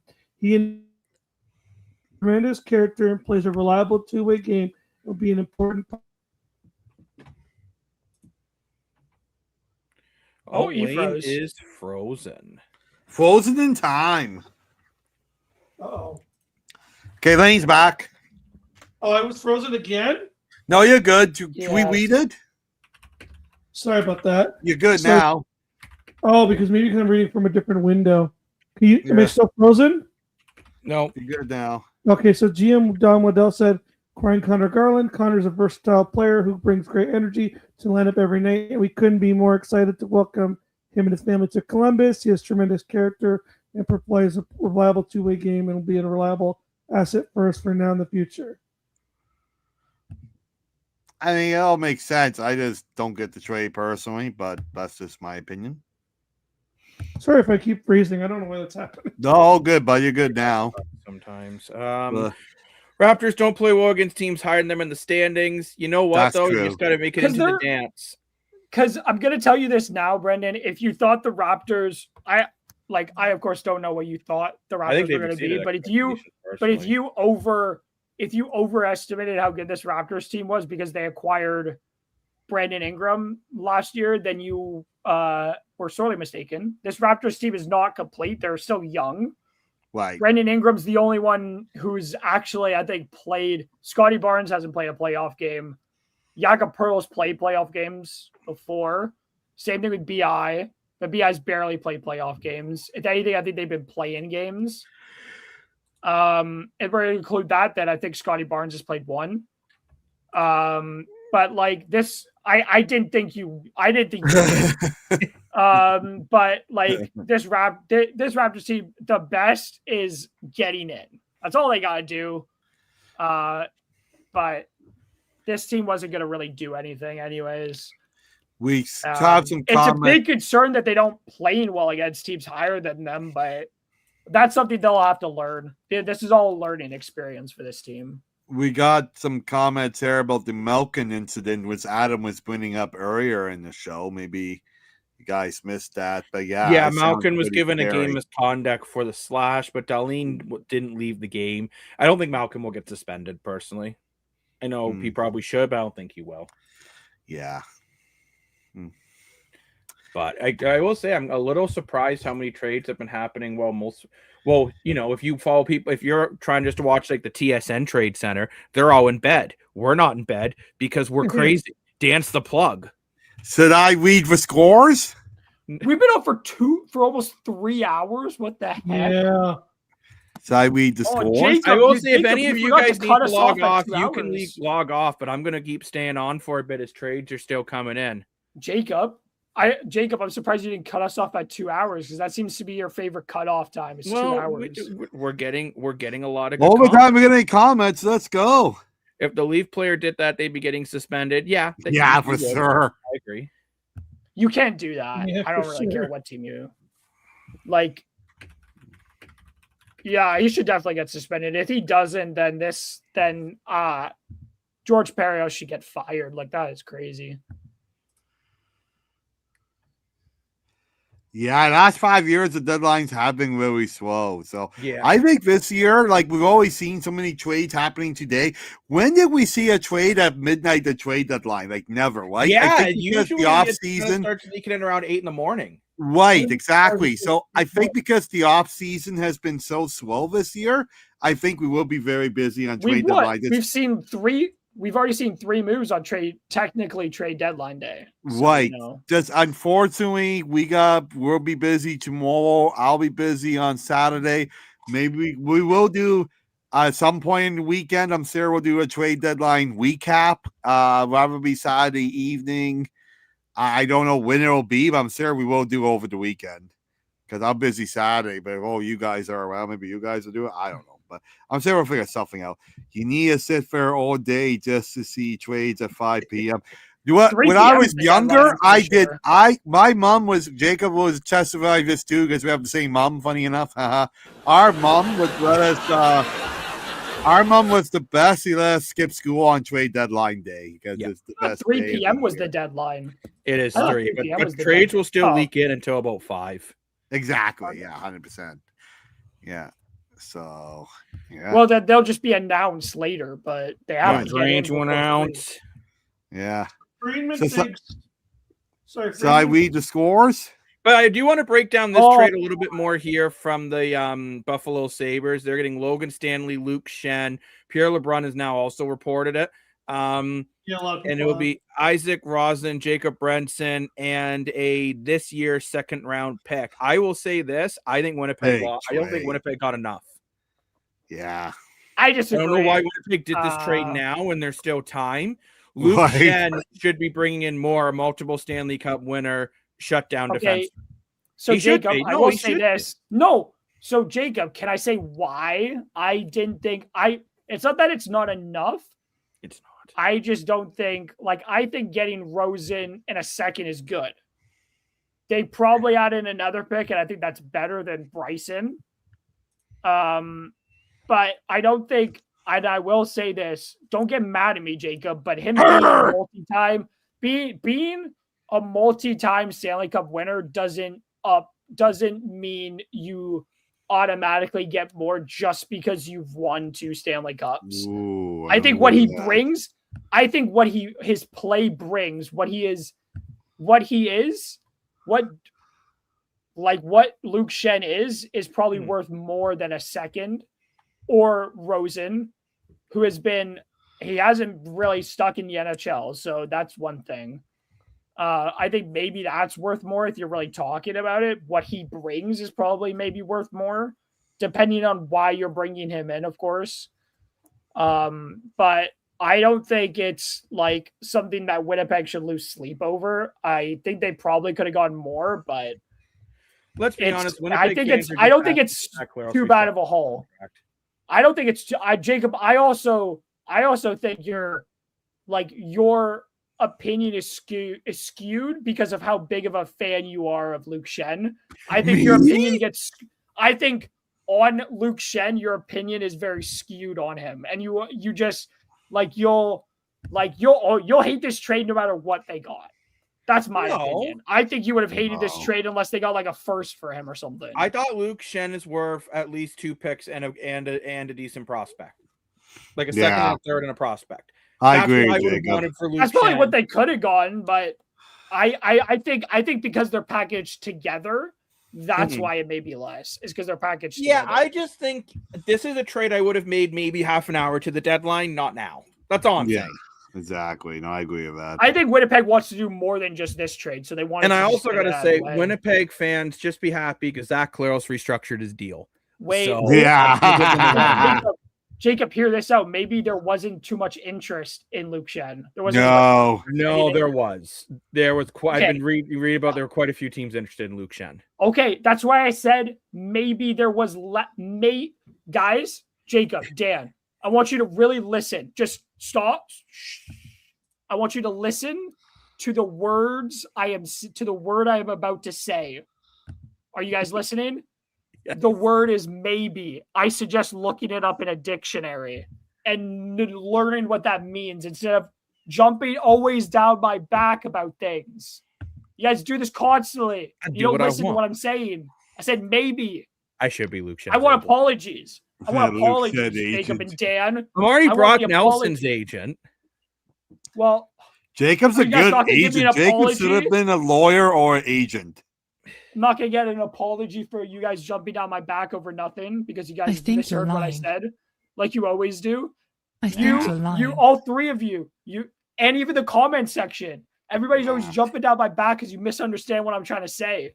Well, if everyone's disagreeing, maybe you're in the wrong. Maybe I am. I don't really care, though. Maybe you should be apologizing to us. Why would I apologize to you? I didn't say anything wrong. I said Luke Schenn maybe. I said maybe. You guys don't listen. You guys aren't opening up your ears. We learned this when we were kids. Nah. Listen. I said I was too busy missing school for trade deadline days. I didn't learn anything. But boys, I think I'm gonna hit the hay, but I'm stressed out about tomorrow. But have a good night, Mr. Dashco. Yep, there's some big trades. I'm just glad Branch Living finally found out how to work a cell phone. Okay. I know, yeah. See you guys. See ya. Yeah, there was a comment a Fun Fist made earlier wondering where Bobrovsky's going to go. And he's not going to get traded. We were talking about that earlier, right? It's a good possibility he resigns in Florida. It's a good possibility he does get traded. We never thought of Florida being sellers, but here we are. Well, unless there's retention on his salary, he won't get traded. Nobody's going to take, even if it's just a rental. I think the contract is too big to move at this point. It's a massive contract. I don't think he'll get traded. He's a rental, so maybe that will help. But his cap hit is still $10 million. Yes. You still got to make it work with the cap hit of $10 million, though. That's the issue. And I don't think it will. I just don't think it will happen. I don't think Florida will make the playoffs, nor do I think they're going to trade him. But they're probably got a lot for him. If it doesn't happen, I will probably.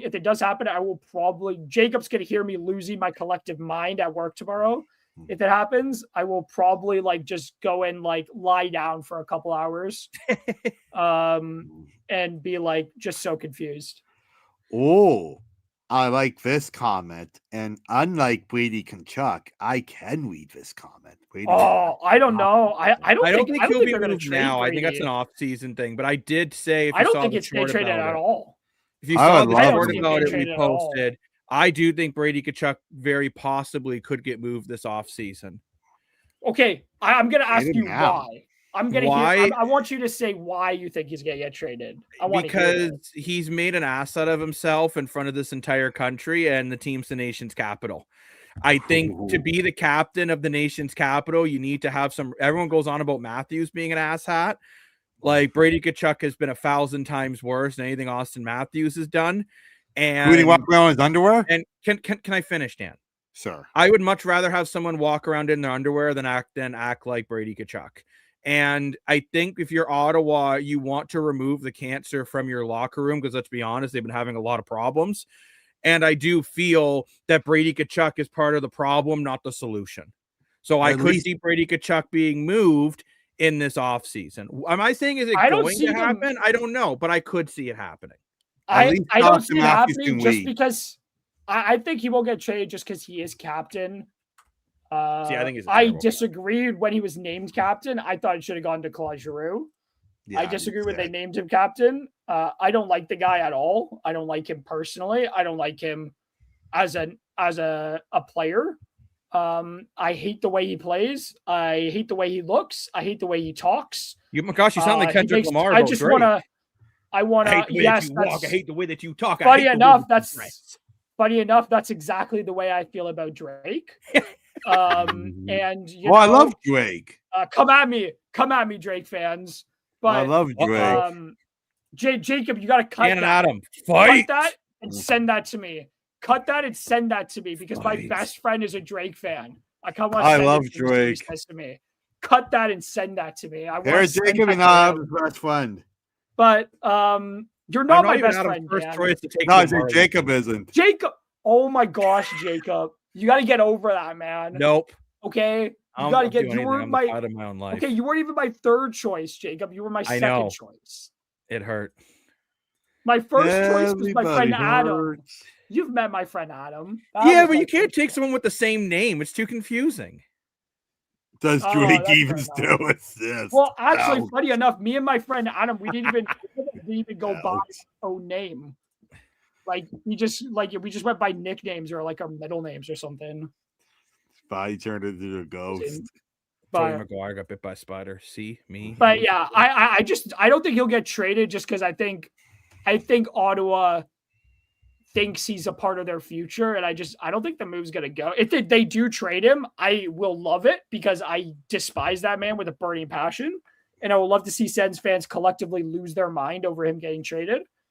And I will have joy in Ottawa Senators fans' misery. I can actually see him being traded because Ottawa does things that make no sense. Logan Fogle has been pathetic this year.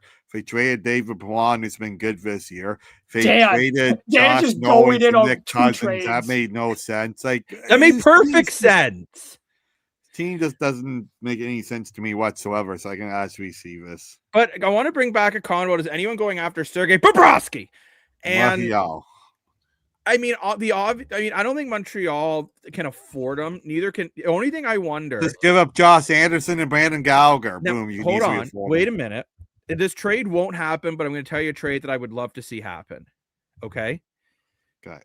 The Edmonton Oilers trade Darnell Nurse and a first-round draft pick for Sergei Bobrovsky. Holy cow, it'd be sick. Wait, say it again. Darnell Nurse and a first-round pick from Edmonton for Sergei Bobrovsky in Florida. It won't happen, but it would give Edmonton the cap space. Then they can just call Toronto and go get Troy Stetcher back since they gave him up for no reason. I could. And then you get your goalie that can actually win you a cup. Going after him. I can see the Oilers going after him, but I don't see Florida taking Darnell Nurse. But I do see. I could turn. See the first round pick for him. Wait. They turned Taylor defense into a great defenseman. Jacob. Let me. Jacob. You guys are doing it again. Okay, Jacob. You need to clip all of this, and I'm going to. You guys are going to sit down and you're going to watch how you guys react to half of the stuff I say because I get jumped on. Guys in the comments, they jump on the comments. Jumping. And I feel like I'm going crazy because I feel like I'm the only one who sees it. But I get jumped on constantly. Like, it's just a jump. He's like, no, Adam, no, because this. No, it's not what I'm saying. I am saying that Darnell Nurse is not the type of player that Florida likes. He is a waste on the puck. He is like, also, that cap hit is ridiculous. Why would Florida would not want to eat that cap hit? That is the worst contract in hockey. And I don't care how good Seth Jones, to be fair, Seth Jones had redeemable qualities. Darnell Nurse has no redeemable qualities, not at that cap hit. If he was on $4 million, fair enough. I think with that cap hit, the issues he has, you can hide it because of his cap hit. you cannot hide Darnell Nurse because of his cap fair. hit. It is so atrocious. Like I would, if Florida does acquire him, it's to buy him out. I still He is think being bought out. There's no way Darnell Nurse goes in that trade. If that trade does happen, it's not for Darnell Nurse. That's for sure. I'm just saying, I don't think it will happen. It's for but I'd love to Booch. see it happen. It's for Booch. I could see it for Booch. I don't see Edmonton trading Evan Bouchard. That's why I said I could see it with Booch, but that's about it. Yeah, is that crazy? Yeah, they've struggled. Also, too, I mean, I think Vegas would be the ones willing to pull the trigger, but I think it has to be a lot more Nathan Hill for Bobrovsky. But the thing is, I think Jonathan Huberdeau is the worst contract in the NHL. I really do. I disagree. It's Darnell Nurse. It's Darnell. I don't have Nurse over Huberdeau. It's either Darnell Nurse or Elias Pettersson. It's one of those two. Oh, Pettersson. Yeah, okay. I'll agree with you. Dan, I would like now for you to apologize for dragging Jonathan Huberdeau's contract through the mud because you forgot about Elias Pettersson. Not true. So which one's the worst contract? Which one's worse, Pettersson or Huberdeau? You gotta say Huberdeau now. You already. Oh, okay. Let me. You gotta say 10 Huberdeau. seconds to figure it out. Hurry up. How many seconds? 5, 5, 4, 3, 2, 1. Oh, I have no idea. Dan! What? You had one job. Okay, but guys, let's get into some news that I think we'll like. The Buffalo Bills today, and as we're coming up to free agency in the NFL. Why would I like this? They picked up DJ. Well, Dan and I will like it. Okay, Huberdeau's still worse than Pettersson. No, he's not. Yeah, he is. We picked the Buffalo Bills acquired DJ Moore today, and I will say I'm so happy. This is getting Josh Allen that big weapon he needs to fill out the attitude of a Stephon Diggs. So I want a Moore jersey so bad because I have my name on it in the Bills uniform. I personally think this is a phenomenal decision. Great pickup. What do you guys think? It's good. Yo, it's amazing. I'm so happy. It makes your wide receiving room better. Way better. I think a big thing for DJ Moore was that he just didn't get. It was weird because they acquired him and they acquired him in a trade that was like, oh yeah, he's your guy, but he just didn't get targets. Like he just wasn't throwing the ball a lot. It didn't feel like they cared about DJ Moore a lot. It didn't feel like they even like really cared. Because they didn't throw him the ball a lot. It didn't feel like him and Caleb Williams were really on the same page the last 2 years. True. I think this could be good because I think he is the number one option. Unless like they believe in Shakir more than they believe in Moore. But I think he is probably your number one option. And I think it could be big if Josh Allen throws him the ball enough. I think this could be a good trade, depending on, of course, on how he plays. But I think this is great because you're just adding that deep threat, and then you got Shakira for all those medium plays, and then you got the 2 tight ends. I think this really rounds out the Bills' offense really nicely. I wish they made this trade. I wish they did something like this at the deadline. Like I wish they would have picked up like a Waddle at the deadline to try to help them get over the hump this year. But let's hope this helps them get over the hump this year. What's your thoughts, Dad? Oh, I love this trade. I think this trade should have happened like 3 years ago. I'm being a big fan of DJ Moore for a couple years now. I agree with Adam. He didn't get the full shot he deserved in Chicago. I think Josh Allen's missing piece. I got the running back now in Cook. I think the missing piece for Josh Allen is the big 50-50 baller to replace Diggs. I think DJ Moore is the perfect guy to do it. Great, because I want Tyreek Hill, but Moore is a better attitude guy. I think Moore is fantastic. And like I said, I want Bill's jersey with my name on it. Fun fish. We have been talking about the Columbus Blue Jackets, actually, and we'll remind everyone about this trade that they made. Picking up Connor Garland for 2 draft picks over to Vancouver. So, fun fish at first, I was kind of what you said, no one talked about. I'm like, why is Columbus making this trade? They're not that close. Then I looked like, oh my gosh, they're actually really close. Yeah, because they're on fire. They're really, oh my gosh, they're on fire. Do you know what that means? They're 12-2-1. They're amazing. Do you know what that means? No, don't play it. It's not true.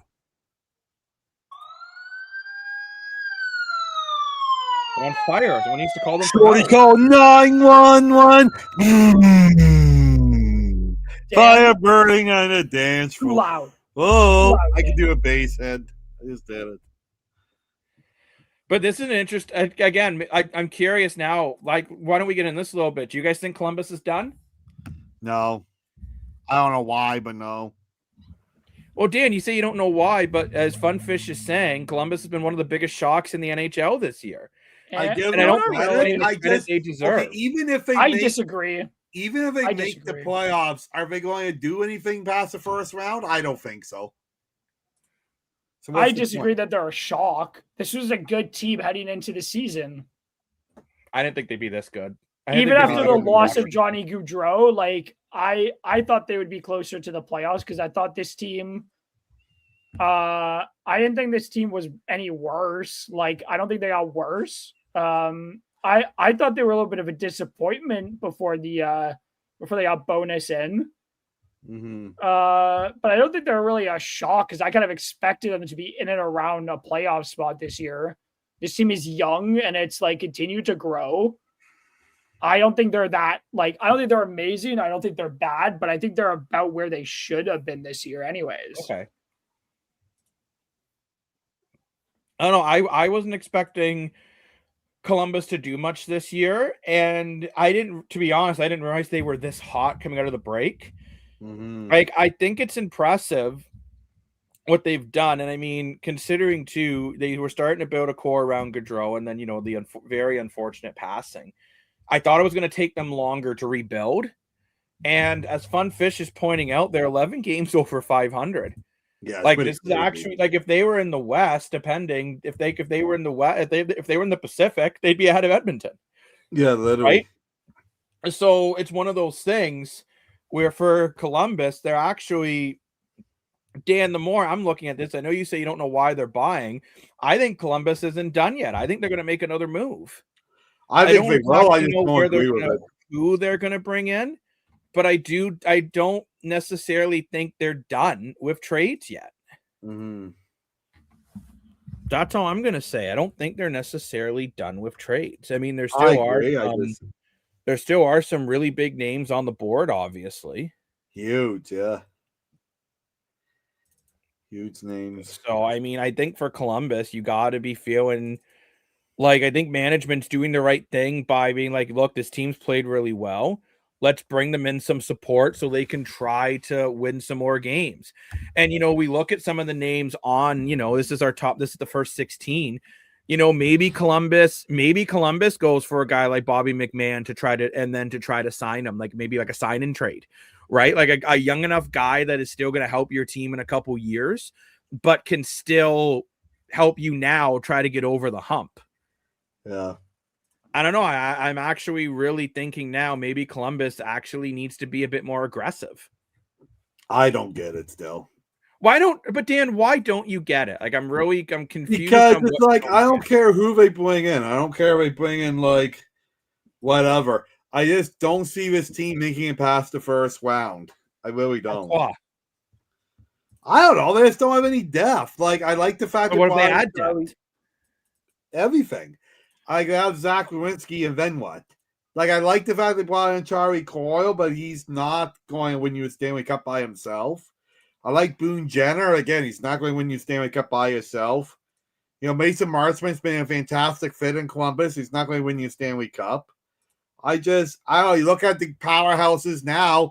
I can't believe I'm saying this. Like Buffalo, Tampa, even Boston, Montreal. Do you see any of these teams beating, like Columbus beating any of these teams? No. Yes.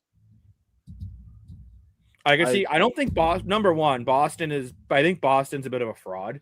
I don't think they're as good as their record because they've been so streaky.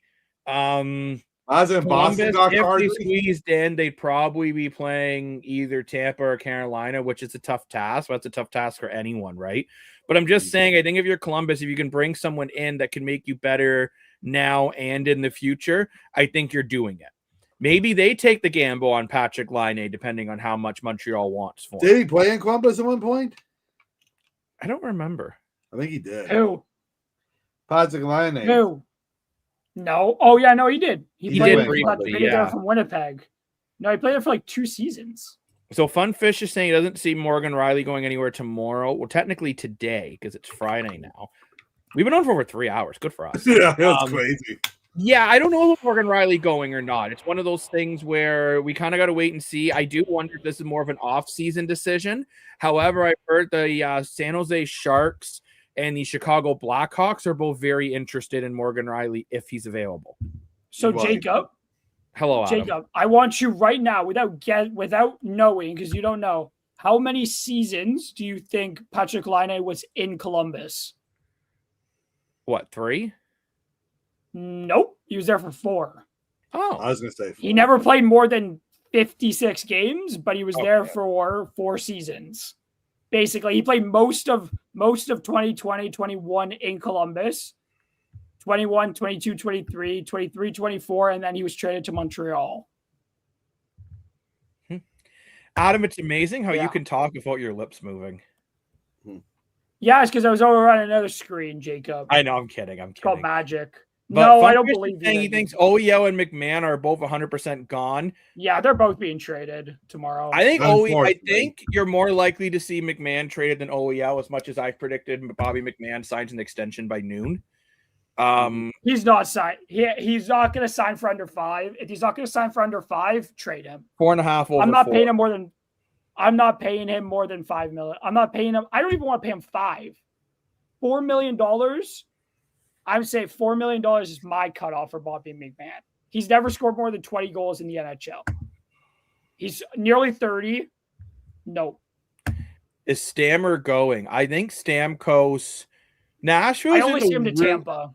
Nashville is in a very weird position, which we have Stamkos here 7th on our trade deadline board. And the reason why I say Nashville is in a very weird position, I'm talking about how Columbus needs to buy because they're only 1 point out and they've been playing really well of late. The Nashville Predators have got points in 7 of their last 10, and they're only 3 points out of a playoff spot. And they're already selling. They sold Michael Bunting, right? They're always I know, but I'm saying they're in a weird spot, right? And I mean, I do agree. Fun Fish. I think Tampa, was Adam said Tampa, and that team is definitely overpaying for him. Yeah, I do think a team will overpay for Stamkos. But I mean, Steven Stamkos, Lane's not here. So sorry, Lane, for me saying you're right when you're not even here to gloat. But he was right. Steven Stamkos has found this level again that honestly I didn't think he had. I'm just going to be honest. I didn't think he really had this anymore.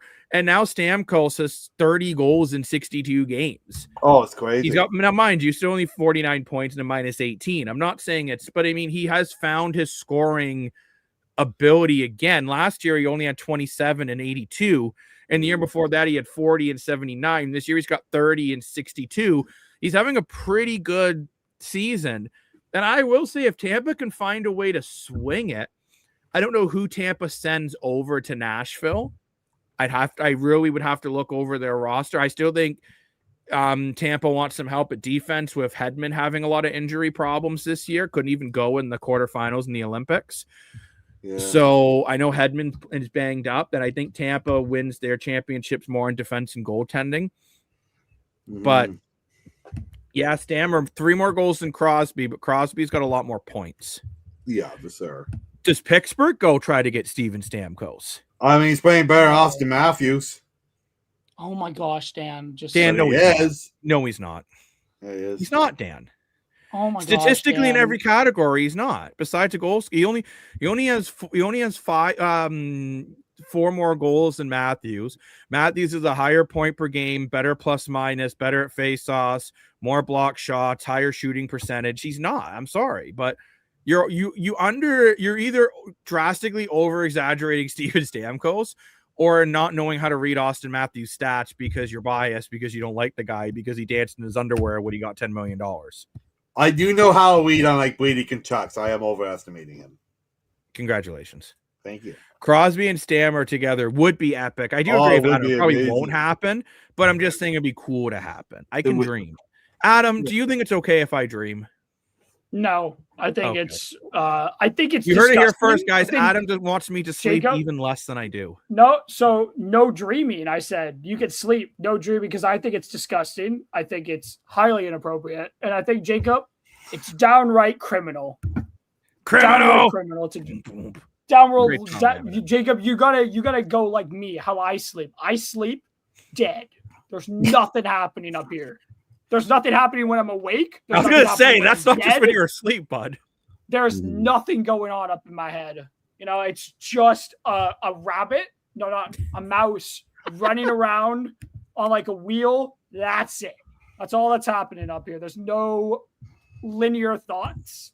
There is just a hamster running on its wheel. Now, just for our viewers who are seeing the boards that are up on our screen now, some of these players have been dealt since I last made these graphics about 5 hours ago, so I do apologize. But because it looks like Logan Stanley and Luke Shen have both been moved. I'm still really curious to see who. I really hope Toronto is the one that goes for Shane Wright. I think Shane Wright could be a great potential guy. But no way that just happened. Right now. John Carlson just got traded to Anaheim. What? Did you not see my dumbfound reaction? John Carlson is being dealt to beat Anaheim. Kareem's record as well tonight. Wow. Adam, where are you seeing that, good sir? Elliot Freeman just tweeted it out. What? Wow. Oh my, that is the shocking trade. Oh my gosh. That's crazy. Aren't you guys glad we stayed on? If it happened, that's crazy. Oh, guys, this is how I just tweeted it 2 minutes ago. We have acquired John Carlson from the Washington Capitals. Holy cow. Oh my, that is a massive. Anaheim's going all in. They want to go to the playoffs this year. It's a conditional first and a conditional first in 26 or 27 and a third round pick in 2027. Holy wow. Wow. Is Washington not trying to make the playoffs?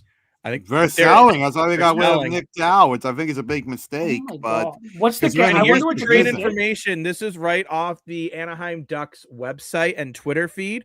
It is John Carlson for a conditional first round 26 and 27 or 27, and a third round pick in 2027. Oh my gosh, that is insane. I wonder what the condition is on the first. It's not. I have not seen what the conditions are yet. Yeah, I'm just thinking out loud. That is the shockingest trade I've ever seen. That has got to be. This trade is like the Subban, not the same magnitude, but it is just as shocking. Like it's just literally, No one has this on any trade board themselves. that is this is a shock. What the? Oh my gosh, the Caps just got a bunch of draft picks. What the heck? How Anaheim afford it? He's got like an $8 million cap. There must be. Has to be. Has to be. That is crazy. Wow. He's played his whole career in Washington, too.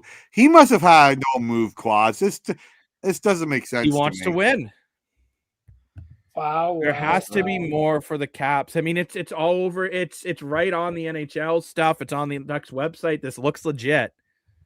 It's not on Sportsnet yet. And Elliot Friedman. And Elliot Friedman, he's very well connected.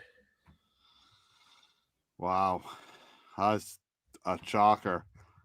Okay, so the condition, by the looks of it, is Anaheim can choose whether it's going to be this year's draft or next year's draft the first overall pick goes for. Oh, okay. So, wow. Very, very interesting trade that we are breaking on the desk. Is it April 1st yet? Oh, you could tell. I look dumbfounded by that. Yeah, I'm so confused. That is, oh my gosh. That's nuts. Oh my gosh. I'm speechless. I don't know what to say. What a Me neither. What? Really fun fish. Like, why is Washington just giving up? It makes no sense. I'm giving up. Does this mean Ovechkin's retiring? Yeah, is Ovechkin getting moved? You think Ovi's getting moved? They just moved Carlson. Imagine Ovi going to like Minnesota, Pittsburgh. No, Ovi's going to Pittsburgh. He's going to go team up with Evgeny Malkin, Sidney That's Crosby, what I'm thinking. Tang, Erik Karlsson. They're going to go out and get another ring in Pittsburgh. Crosby, Ovi line would be insane. That'd be crazy. What just happened? Like, imagine Crosby dealing the puck to Ovi's one-timer. Oh, my gosh. That would be like, that is like a wet dream right there. That's inappropriate. Yeah. I don't know why I said that. No. Oh, you know what, Adam? You cannot say that. You actually can say that. I really don't care. Caps players will be mad. Yeah, I mean, 100%. The Washington Capitals, okay, and I'm so confused. Sounds like I've gone through puberty, but the Capitals are only 4 points out of a playoff spot. Like, oh my 6-4 in their last 10, so like they've been okay. Wow. I don't understand. Like, they must really believe in Jacob Chikrin. They must just really believe in Jacob Chikrin. Do you still believe? Like, Jacob Chikrin's having a great year, though, to be fair. Incredible year. Too bad Team Canada couldn't bring him. Oh, wait, they could have. Yeah. But, yeah, this is, I'm curious if you fun fish. Yeah, I thought when they traded Nick Dowd, I'm like, okay, they're selling, but not super aggressively. No, so it looks like they're selling everything now with John Carlson. Well, yeah, it's nuts. So thank you, Adam, very much for... Oh my gosh. The breaking news. I still can't believe it. That's so crazy. But it's not, I don't think it's official yet. It is, Dan. It's official. It is official. It's official. You said that before. Dan just because you continue to look at Sports Center. It's happened. Like, it's happened. Oh yeah, see from the cage. Who knows? This is crazy. Who's next to go? Like, this could be one of the biggest trades in like past few years on deadline. I didn't have Carlson on any of my like trade boards. No one did. I didn't think he was going anywhere. At 1:00 in the morning. So hold on, boys. You know what this means? This means a 1:19 a.m. gas or ass.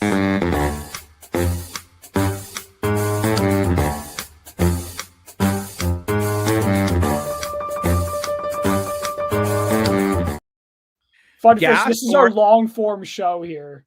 Sorry to interrupt you, but this is our long form show, apparently. Yes. Gas or ass. Is this the first domino of the Capitals' downfall? The Washington Capitals are going to completely blow up between now and the offseason. Unfortunately, gas. Yeah. I mean, John Carlson is way up for the franchise of Alexander Ovechkin. He's played there since day one. He was a very high first-round draft pick. He scored the overtime game-winning goal for Team USA against Team Canada World Juniors. He's played. He won the Olympic gold. I mean, he's like, I'm speechless. This is complete gas. They don't go to bed, Lane. Lane, you lied. I thought you were going to bed. What a liar. Okay, I will say Washington Capitals. What are you saying, Adam? This is so hard to answer. It's not just that it's hard because of just the one trade, but it's also because Ovi's still there. And it's hard with Ovi still being there that I don't want to say he'll be there. Their downfall is hard with the timeline you gave. I think within the next year will be their downfall. I won't say it till the offseason. So I do agree. I partially agree. I just don't agree on the timeline. I don't think it will be this offseason. I think it will be during next season, whether that's at the deadline in a year's time at next year's deadline or not. But I do think they will, but I don't think it will be complete. I don't think it will be complete in the offseason, is what I should say. But I do think it will begin. It will begin in the offseason. So I mostly agree. I just don't agree on the timeline. Okay, so you're gas, but a slower gas. Yeah, a slower gas. Yeah. I'm 91 octane. You're E85. I feel you. Okay, I don't know what any of those words mean that you just said. So, are those cars? That's different types of gas for your car. Oh, okay. So yeah. So I'm illiterate. You can't just say those things, Jacob, and expect me to understand what you mean. I don't know gas. I do know because we just did gas your ass. This is me at 1 a.m., guys. I'm not sane right now. I am not okay. I am. And I just cannot get I'm still in shock. I can't believe it. Like, this is crazy. Thing too. This will chase Ovi to retire even sooner. That's what I'm does this afraid make of. Ovechkin say trade me? Holy cow. Does Ovechkin go to management, put down his bottle of vodka? I'm just kidding, and say, "Get me that bleep out of here." How much is the greatest goal scorer of all time worth? Yeah, but he's not the greatest goal scorer right now. And let's be honest, of all time. Think about the marketing that could be for a team. Playoffs are inconsistent. Forget on the ice, just the marketing. How many jerseys are you going to sell? How many tickets are you going to sell? How many TV ratings are you getting? Like, this could blow up the league. Lane says they're going to sell right. He's going to retire now. No, he'll go back to the K. He'll retire from the NHL, but he'll go back to the K before he officially retires. It is, Dan. It's everywhere. It's official, Dan. Stop saying that. Just because it's not official on Sportsnet, just because it's not on your precious Sportsnet. It's on the Score. It's on TSN. It's on the NHL website. I don't even like. Man, I'm gonna need you, Dan. Stop with this woke propaganda you got going on here. Yeah. With that's like woke. Blah, blah, blah. Dan, we get it. You love the environment, peace and love. We get it. We get it, Dan. Just calm it down a little bit there. I don't think Zegras is. I think Philly actually likes the direction they're going. Yeah. I don't know how they like Trevor Zegras. I don't understand it. To me, in my personal opinion, he is a cocky. Can't say the other word because that might get us. YouTube might not like it, but he is a cocky A and P, and he should go and go and drink a mimosa on a beach. I hate looking at his face. I hate hearing him talk. I hate watching him play hockey. I don't like the guy. Will never like the guy. Haven't liked him since the World Juniors when he played there. And I don't like his attitude. And yeah, I just don't like Trevor Zegras in general. He seems like what happened? Maybe he's a nice guy, but what happened to Michkov and Philly? He just fell off the map. Coaching's what's happening in Matvei Michkov. The coaching, the decision on his development has just been atrocious. It's been it's just been bad. It's been so bad. I feel for the guy. So the only Philly guy I feel bad for outside of Vladar's having a great year in Philly. He is, yep. So is Kevin Dvorak. Christian Dvorak. I don't know who Kevin Dvorak is. Christian Dvorak. We're all still just shocked by this John Carlson trade. Yeah, crazy. I'm just like, I don't know how to feel. I don't know how to love anymore. Well, I think everything that's going on in life is now become a mystery. I don't know. I no longer how to love. I don't believe in life after love anymore, guys. It's true. Yeah. Share your song is no longer connects. I don't believe in life after love. And that's all Jacob and Dan's fault, whether they believe it or not. We never said Bedard plays in Philly, good sir. He said Dvorak. I don't know. I think you may have said the name Bedard, Jacob, which kind of confused me for a second. I definitely maybe you did, maybe you didn't, Jacob. I guess we'll never know. Well, I know because I love how you guys didn't react to the fact, guys. Why did you not react to the fact I said, I don't believe in life after love, and whether they believe it or not, it's Jacob and Dan's fault. I'm so surprised you guys didn't react to that. I looked up at Dan for a second to see his reaction, and Dan is just stone face. Just isn't. Well, I'm a Caps fan, right? So seeing this, he doesn't. Heartbreaking. This is heartbreaking. My heart hurts. I don't you guys want no. Like, I love how you guys don't ask for any explanation or like what the heck is going on, but like, yeah, you guys are the reason I don't believe in life after love, whether you guys believe it or not. Yeah, that was up here. John Carson to the Ducks. 124. Trevor Zegras is worse than Shane Wright.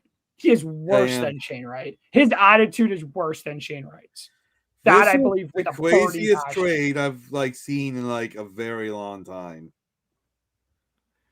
This is insane. This might be the craziest trade of the day. We'll have to wait and see, but like, like because really? You guys are what? Life after love was the wow. Lately, the NHL trade deadlines have been slow the last couple years, but this trade, you're literally trading a franchise defenseman. Like, it's just crazy. This is probably the biggest trade we've seen in the past 5 years on trade deadline day. Like, it's just, this is a definitely right Lane. I'm gonna believe you. I don't really want to look it up because I don't want Google thinking that I like Cher and I like there will be even a bigger one. Yeah, there might be a bigger trade today too. Like, well, I don't know. Trade deadline do you remember? 2 big trades happening at 1 o'clock in the morning. Like, it's just. Well, what's the biggest trade left if Nazem Kadri gets moved? Has got to be Naz. I would feel like unless Ovechkin gets moved. It's a Bobrovsky. Who? Bobrovsky, I think, is bigger than Kadri. Yeah. If he gets moved.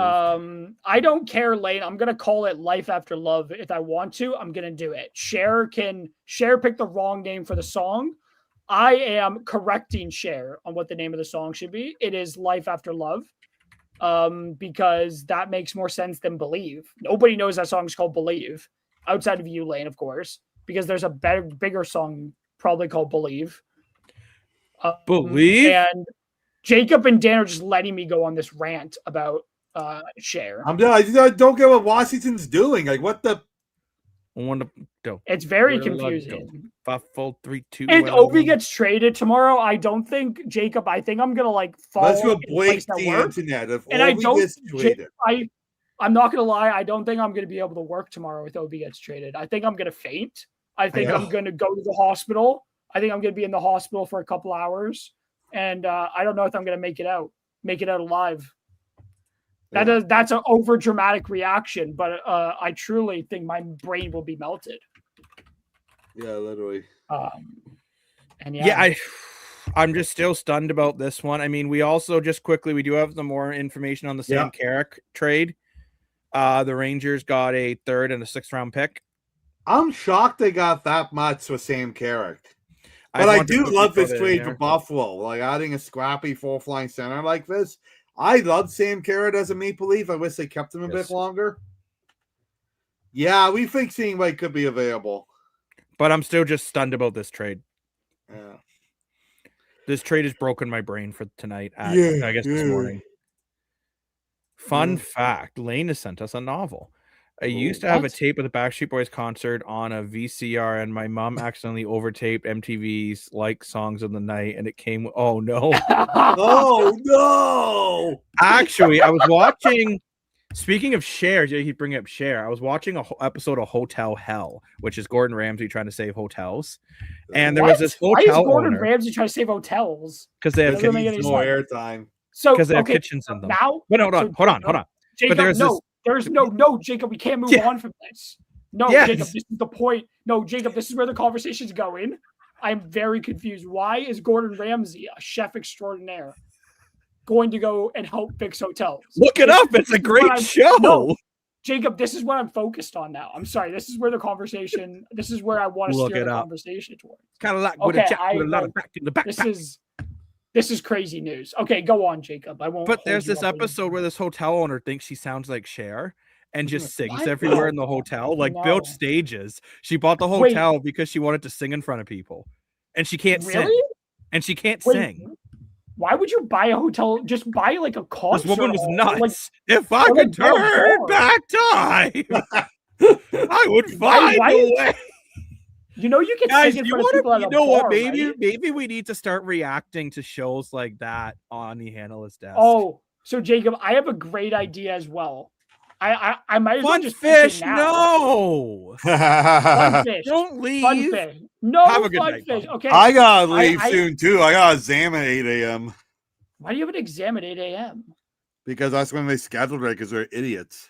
Wait, do you have to go in person? Oh, I'm not doing that. Yeah, I know. It's 4 hours. You would have to wake up at like 3.5 hours. He's an idiot. Yeah, literally.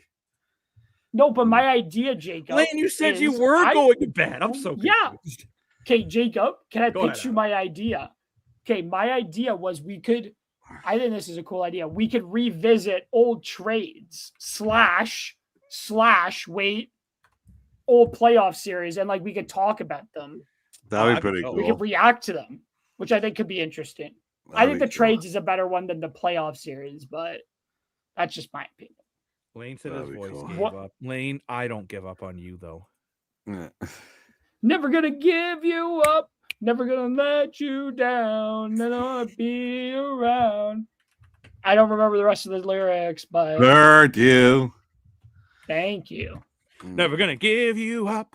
Never gonna let you down. Never gonna run around and we lost we lost outside of Lane. We've lost the only other person who has commented in the last Mind you, we still have viewers. We still got viewers. We do? But yeah. People are still watching us. We still have between all our platforms, about 25 people with us right now. So thank you very much, everyone, for joining us. Okay, everybody, if you're willing to comment, this is no pressure. Drop where you're watching us from. Drop in the comments where you're watching us from. And subscribe to our channel. We have gained about, I think, 2 or 3 new subscribers tonight. So thank you very much, everyone. Yeah, drop where you're watching from. I really want to know where you guys are. Lane, you don't have to do it because I know probably where you're watching. You watch. Lane's going to do it. But if you want to, please drop where you're watching us from. I want to hear. I care. Whoa. Just commented. Oh my. That's a sick comment. Oh my. You know my parents are right above you then, Lane. They're on the middle floor right now. They're on the main floor. This is kind of creepy. Why are we Lane, I'm not Lane. Weird. I'm not gonna lie. I am now no longer gonna be able to fall asleep. I'm not gonna lie. I'm gonna be a little bit scared that you're actually in my basement. No, Lane. I'm kind of scared now, and I don't want you to come out. I'm a little worried now. Not gonna lie. I'm not gonna be able to fall asleep after this. I feel like I'm still just looking at this John Carlson trade, boys. Yeah, we can tell, Jacob, because it's still on our screens, and I'm just stunned. It's one of the craziest things ever. Oh man, ever. I mean, good for Anaheim. Holy cow! Talk about Stanley Cup winning team, Jacob Trouba and John Carlson. Like that's like back when they got Chris Pronger and Scott Niedermayer. Like Anaheim could win the whole thing now. This is crazy. Yeah, and this is it's just absolutely stunning.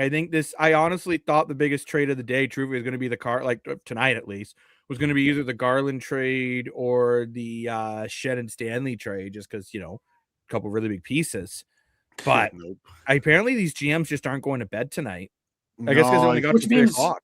Which means Jacob wants to hold us hostage. I said because of not having a busy off season, this deadline is going to be crazy, and here we are. Yeah, I mean, it's been an absolutely crazy. I gotta say the PK Subban lane or the PK Subban trade would probably be one of the bigger ones. Yeah, that's crazy trade. Because Shea Weber, so at end of the era, they're in Nashville with their long-term captain, Shea Weber. Let me see if I can think of any other ones. The Heatley trade. That was not really. Kovalchuk as well. The Kovalchuk to New Jersey. He was traded. I don't remember. Love this comment, guys. I think it's time to break down this comment here.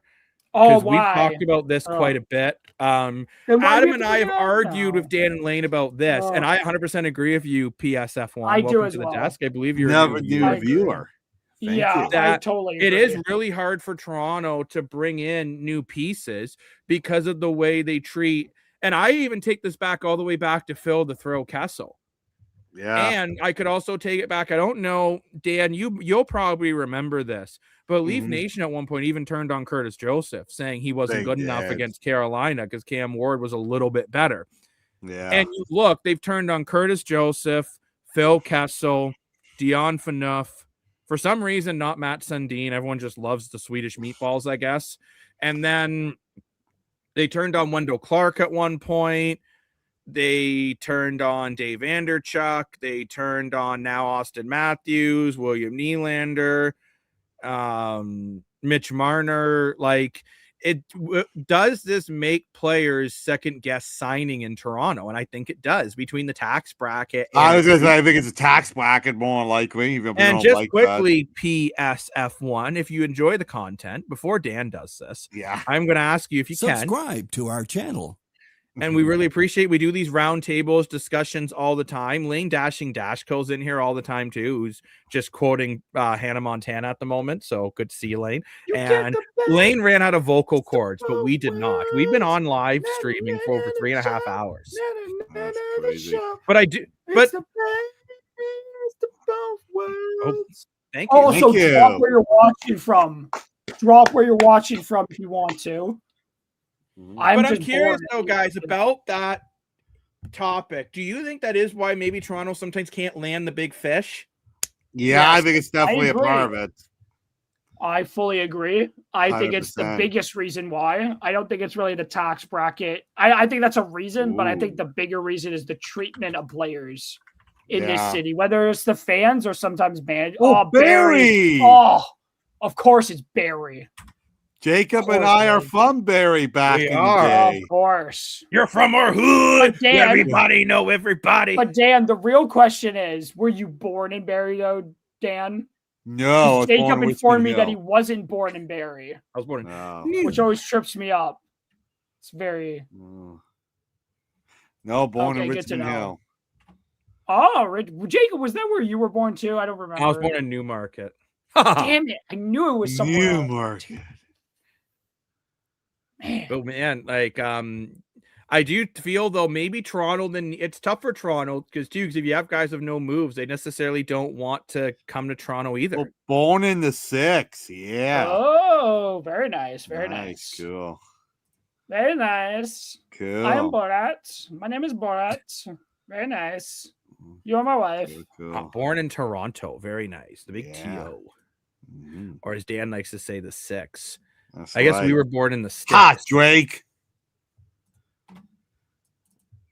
Drake's a bum. 416, Will. Everybody from the 313, put your mother trucking hands up and follow me. Yeah. I'm not from Detroit. Great question there about the. Oh gosh, I just saw a meme. Free Wait, agency. I want to see if you guys can see. You guys cannot see this, but it's the funniest thing I've ever seen. And it says, this meme says, "Who did 9/11?" And it's just Tristan Jarry. Oh gosh, no laughs. That is. This. Oh, that is crazy. No. Okay, that's that. So at 1:06 a.m. Fair enough, buddy. That's fair. Bruins fan. Oh, you know what? That's okay. That's okay. My one of my best friends is a Habs fan, so you know what? I'm okay with you being a Bruins fan. And I'm friends about him and just in general, so that's okay. At 1:06 a.m., according to Sportsnet, the Luke Sen trade was official. Yep. And at 1:17 a.m., the John Carlson trade. So some crazy, it is official. You lied to us, happening right after midnight on trade deadline. We've had Cara Garden move, Luke Sen move, and John Carlson move. So 3 trades before 2 a.m. So this is nuts. Yeah, let's just go over some of these really big moves here. We have John Carlson heading over to the Ducks, Connor Garland to the Columbus Blue Jackets, Buffalo Sabres bringing in 2 big, tough defensemen, Dallas Stars adding Michael Bunting, the Detroit Red Wings. So I forgot to put what Ottawa got for Perron. It was a draft pick. I can look it up. Yeah, it was I think a 3rd round pick, something like that. Perron, yeah, 3rd or 4th round pick. Jeff Petrie, 4th round pick. Jeff Petrie to Minnesota, and the first trade from Washington that apparently just kicked the whole door down. Nick Dowd heading to Vegas. Guys, aren't you glad we came on now? There's been so much to talk about. Well, Jacob, it's well, I guess this is better than tomorrow in some way, but yeah, I agree with this. Buffalo did really well too. Yeah. Like Buffalo Sabres getting Logan Stanley and Luke Shen. That's huge. I don't think Buffalo's done yet. Playoffs.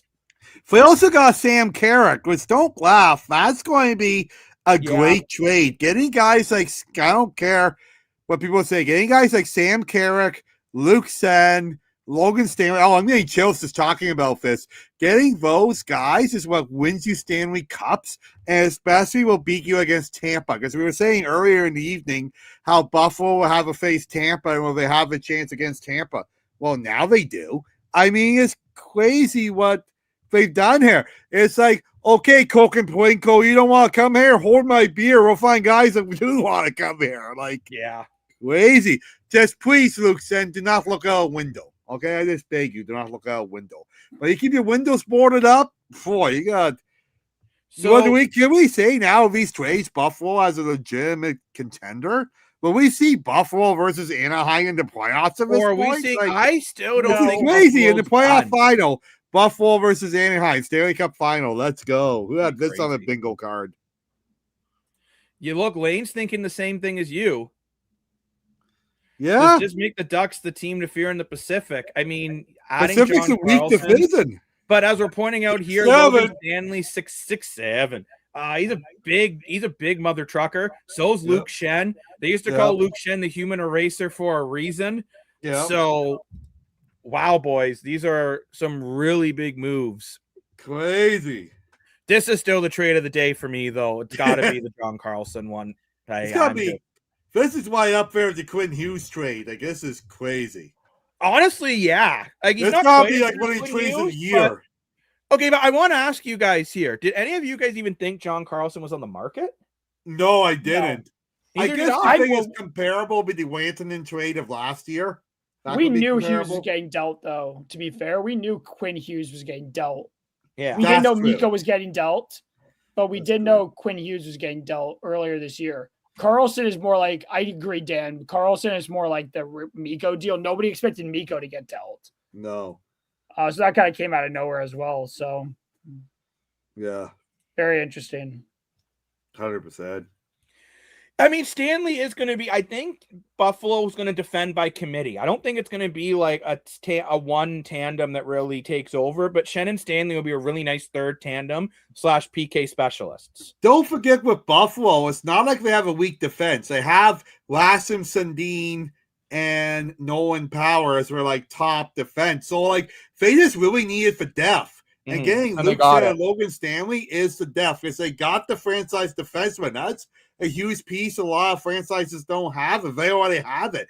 They need it for depth and the playoff experience. Even Logan Stanley, even though he's young, he's played a lot of playoff games going on those big ones with Winnipeg, right? And Buffalo hasn't made a playoffs in what, a decade? So they really needed playoff experience if they got it with these guys. Like, this is incredible. Yeah, I mean, at the moment, I don't see any more trades coming in. I mean, that trade is absolutely huge, though, with Carlson, obviously. Oh, just want to point it. Yeah, Buffalo is going to be serious for a lot. Yeah, I mean, I think hopefully for Buffalo, this isn't a one and done, that they keep rolling. I actually think they will. Something interesting I didn't know. Winnipeg is retaining 50% of Luke Sen's salary. So Buffalo is still going to have some cap space. The Logan Stanley only gets paid about $1.5 million, 1.2. Luke Sen gets paid 2.75. So with Winnipeg retaining 50%, that brings Luke Sen down to about 1.3. So they basically got a bottom pairing defense, 5 and 6 defensemen for like under $3 million. So that's a huge win. Adam, apparently you need to wake up. I'm fine. I'm awake. I'm wide awake. Usually I'm going falling asleep. Quoting my mother here, I'm just resting my eyes. I'm not sleeping. There you go. Quote from my mother. She likes to. Buffalo's making some serious moves. Oh, this is nuts. I still think Anaheim, though, so far is you know what? Anaheim, though, Columbus also picking up Connor Garland, and there's still a lot going on. Dallas getting Michael Bunting and Trevor Myers. I mean, it might not be as big. Tyler Myers, not Trevor. It's Tyler. But yeah, maybe does Buffalo go for McMahon? That's interesting. I'm good. I don't want Kesterly, and I don't think we should trade him in division. I don't really care about trading in the division as long as you get a good enough piece back. If you get a first rounder, but I don't know about Kesserling. I'm not the biggest fan of him, but let's get Luke Shen. No, I'm kidding. Doesn't make any sense. Yeah. As much as I absolutely love Luke Shen. Oh yeah. But it's interesting though. I want to ask you guys. So originally, everyone thought that Connor Garland was going to the New York Islanders. That's where it looked like he was going. Clearly, he did not. No. So what do the Islanders pivot to now? I think you called it, Jacob, here on the decks first. You said Nazem Kadri a few episodes ago. I could totally see Kadri going Islanders. Yeah, I mean, either that or they can't swing Kadri. Do they go for a Blake Coleman? He would really fit the Islanders' style of by committee, not by star power. He would, yep. Brady Shen? Yeah, Brady Shen would really suit. Oh, wow. Wait a minute. Hold on. Mind blown. Brady Shen to Buffalo? Brady Shen to Buffalo. The Shen brothers want to play together. They almost both went to Toronto last year. Right. How much more better is what Buffalo's doing right now? Does Buffalo try to bring in Brady Shen? We'll even give you some blinds to go. We're not sponsored by blinds to go, but we could be. We'll give you blinds. We'll give you what's that really good wood? Plastic wood? No. Anyway, we'll give you a bunch of 2x4s and plaster up the windows and look out the windows. Please come up. This is an interesting point though. For the Islanders, it would have to be a lot of draft, probably just draft picks. But it has to be money too, Jacob. I think the Islanders is high up in the cap. Basically, Rick Pietro and the Pierre Enwall contract last forever. Maybe you could get rid of Pierre Enwall. We'll sit Pierre Enwall in Calgary because he's only under contract over 16 years. So the Islanders actually do currently have $6 million in cap space, according to Puckpedia. Also, could do it. Kadri's $7 million, so it quells. So maybe you move on with Palat. Yes, got him. Oh yeah, I guess. Well, I gotta move up. I'll tell you, we're going to trade a draft pick and Pierre Enwall. First round pick and Pierre Enwall. Imagine Pierre Enwall on a fourth line. They should trade Matthew Schaefer. No, I'm kidding. No. Imagine Pierre Enwall on a fourth line with Adam Krappa and Ryan Lindholm. That'd be a great fourth line. You know what though? Maybe like an Andres Lee, maybe. No, you're not going to get Zekas, Declare. No, but Dan, you got to look. If you're going to get Kadri, you got to give something up for him. Yeah, trade the captain. Make both. Yeah, I guess not. Because that's stupid, dude. They're going to trade Lindholm. Pierre Enwall, guarantee it. Pierre Enwall. Well, Pierre Enwall's injured, Dan. And he's but we got to get rid of him, right? 2030 for some strange reason. Gotta get rid of him. Pierre Enwall, first round pick. Nazem Kadri. Let's go. It'd be interesting to see. I just think the Islanders are gonna. Yeah, you're saying they never trade Kazikas. You never know. No, guys, he's a legend. The Islanders. Guys, hear me out though. Did anyone? We're saying that who an hour ago said the Capitals will never trade John Carlson? I think we all would have said that. Yeah. So yeah. Do you guys do call-ins? I'm fading away, but would love. We've never tried doing call-ins. We do comment sections where we bring in your comments and we do it this way. I don't know about a call-in. Something we definitely have to look into, but we do one though where if you guys, I'll put the email up for you because I haven't we've had a lot of graphics and the email sometimes cuts off the graphic. Wait, Jacob, I have an idea. How about people send in their video? What if we try doing? Send in a video and then we can play it. Yeah, so if you send us an email or send it to us, also on Facebook, Instagram, and TikTok, then you could send in your video questions and we will run them on the desk and we will react to them. We've done that before.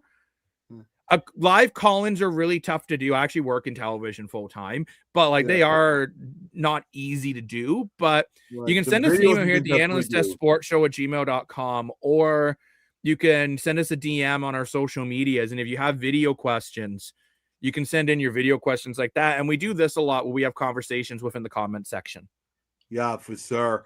It's like we love the questions. We love a lot of great new viewers tonight, great new subscribers.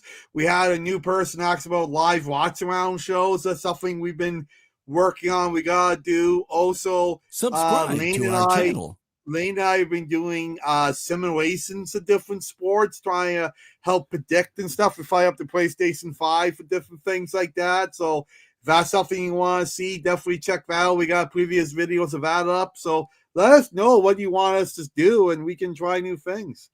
Hey, I'm glad you've been watching us for the last hour. And yeah, maybe that is something we can do with Zoom or something. It's something we can certainly look into for sure. I'd say right now your best bet, if you wanted to like send in your live questions, would be to send us videos, and I can quickly upload them into here, and then we can go about it that way. Yeah. Thank you so much for watching us the past hour from Barry. That's yeah, awesome, we really appreciate it. Thank you so much. We appreciate everyone who comes in and checks us out and subscribes to the channel. I'm glad you guys have been enjoying it. We've been on for almost 4 hours now, which is crazy. Oh my gosh. Well, it's been a great show though. Has been. Wow. But amazing. All about building community, right? So thank you so much. But looking in through the trade rumor mill, it's kind of it's crazy to think that like Nemec might be going out of New Jersey as well. The 22-year-old second overall pick. He was a second overall pick. He was. And enjoy the rest of your night as well. I hope the Leafs turn it around before I turn 80. That would be nice. And gold Bruins for you. Boston looks really good this year. I think Boston's going to be busy today. I think we're going to make some big trades. So go Bruins, go. And I will say too, we do other sports besides NHL as well. For our new viewers, we do CFL, NFL. We're going to be doing doing MLB content. Yep. Honestly too, if there's a sport you guys want us to talk about, you just let us know, and we can always dive into it. We do a lot of these shows where you get to join the conversation. Hey, you're welcome. Thank you. Thank you. Appreciate it. We can't do it without you guys, so thank you very much. Oh, give us our pick back from Lane. Lane, don't scare him away. Well, Brandon Carwell, you gotta keep raising mittens, and we want the pick back. Oh man, if you guys remember, we weren't doing a show yet. But remember how mad I was when the Leafs traded Fraser Mitten? I do, yeah. No, mind you, I was also really mad when the Raptors traded DeMar DeRozan, and that worked out pretty well. That worked out pretty well. It didn't work out for the Leafs. No, Dan, it just hasn't worked out yet. Yeah. But what do you guys think about Dougie Hamilton? What? He's from Australia? You are crazy if you're from Australia. Yeah, no way, you're keeping Mittens. Yeah, what? I know. Fraser Mitten is so good. That is crazy. I'm from No Ice, Australia. Saddest Leaf fan here. That is dedication from Australia. Wow, that's the farthest we've had yet. We had someone from Norway, but not Australia. To watch hockey from Australia is insane. That is crazy. So just so you know, then we do a lot of Leaf game pre and post game shows, all these live comment styles. If you're new to the desk, which I think you are, I try to remember everyone's usernames. I do the very best I can. What time is it in Australia right now? That's probably around 2. No, Dan, I didn't ask you. I asked Paul. I asked Paul what time it was. I didn't ask Dan. Subscribe to our channel. That's and just a reminder, if you haven't subscribed, it's 6 p.m. in Australia. Cool. Yeah. It's 1:54 1:55 a.m. where we are. Yeah. No, not p.m. It's if you haven't yet, Paul, if you could please subscribe to the channel. That's a huge help for us. It helps with the algorithm. We love all the comments from all you guys. Thank you so much. And all the likes and shares helps huge. Oh, that's tough. You get no NHL merch. Really? Wow. Hey, thank Hey, you very much for another subscriber. We appreciate it. You know what? You deserve the Analyst Desk special. Round of applause. Definitely not. Wow. So NHL fan from Australia, our fan from Norway is a CFL fan. We talked about CFL as well. Yeah, Lane's usually on the show with us. His voice just ran out as we've been live for almost 4 hours now, which is crazy. I ran out of water. I can't believe you don't get any NHL swag. That's crazy. You know what, Paul? Message Lane right after the Leafs lose another game, and he might just send you. I wonder if Lane will donate this Mitch Marner jersey. Oh, Lane, you want a Mitch Marner jersey? There you go. Well, this is a one. I got a vintage John Tavares captain jersey. Jan, I think you need to know what the No Marner. That jersey is not old enough to be vintage yet. No, come on. The autograph Cujo jersey. That's vintage. Oh, that's sick. Man, RBC Bank and Barry. I got a McCabe jersey somewhere and a FNUF jersey. I don't know where they went, but I do have them. So just for people who've joined us a little bit later and are wondering on what the biggest trades of the day have been, the John Carlson trade, obviously, the Connor Garland, Logan Stanley, Luke Shen, Michael Bunting over to Dallas, Perron to Detroit, Petrie to Minnesota, and Dow to Vegas. Yeah, crazy stuff. Like, yeah. You have Tavares, Matthews, and an old Atlanta Thrashers. Oh, that's sick. Cool. Atlanta Thrashers. That's cool. What player for Atlanta Thrashers? Is it a player one or is it just a regular jersey? But that's so cool. We have a Brian Little, Jacob, back in Atlanta Thrashers. Yeah, they are very cool. Barry Coach jersey, actually. But you have the Barry Coach Brian Little. Oh, I surely hope Piastri puts it together as well. I would hope he does because he needs a better start to his season this year. Picked it up. Hey, nothing wrong with picking anything up second. Oh yeah, we love picking up the second hand stuff because the jerseys are so expensive. You do enough digging, you find some good bargains. Craigers. What does that even mean? Welcome back. Actually, I don't want to know what it means. Ontario secret. I know Quakers is a set of muscle car rims. Maybe that's what he means. Ontario secret. You're here too late. Oh, we're still going on for a bit. Oh yeah, of course. It's been a great show. Jeez. Oh, Jacob. I'm just grabbing a water. I'll be right back, guys.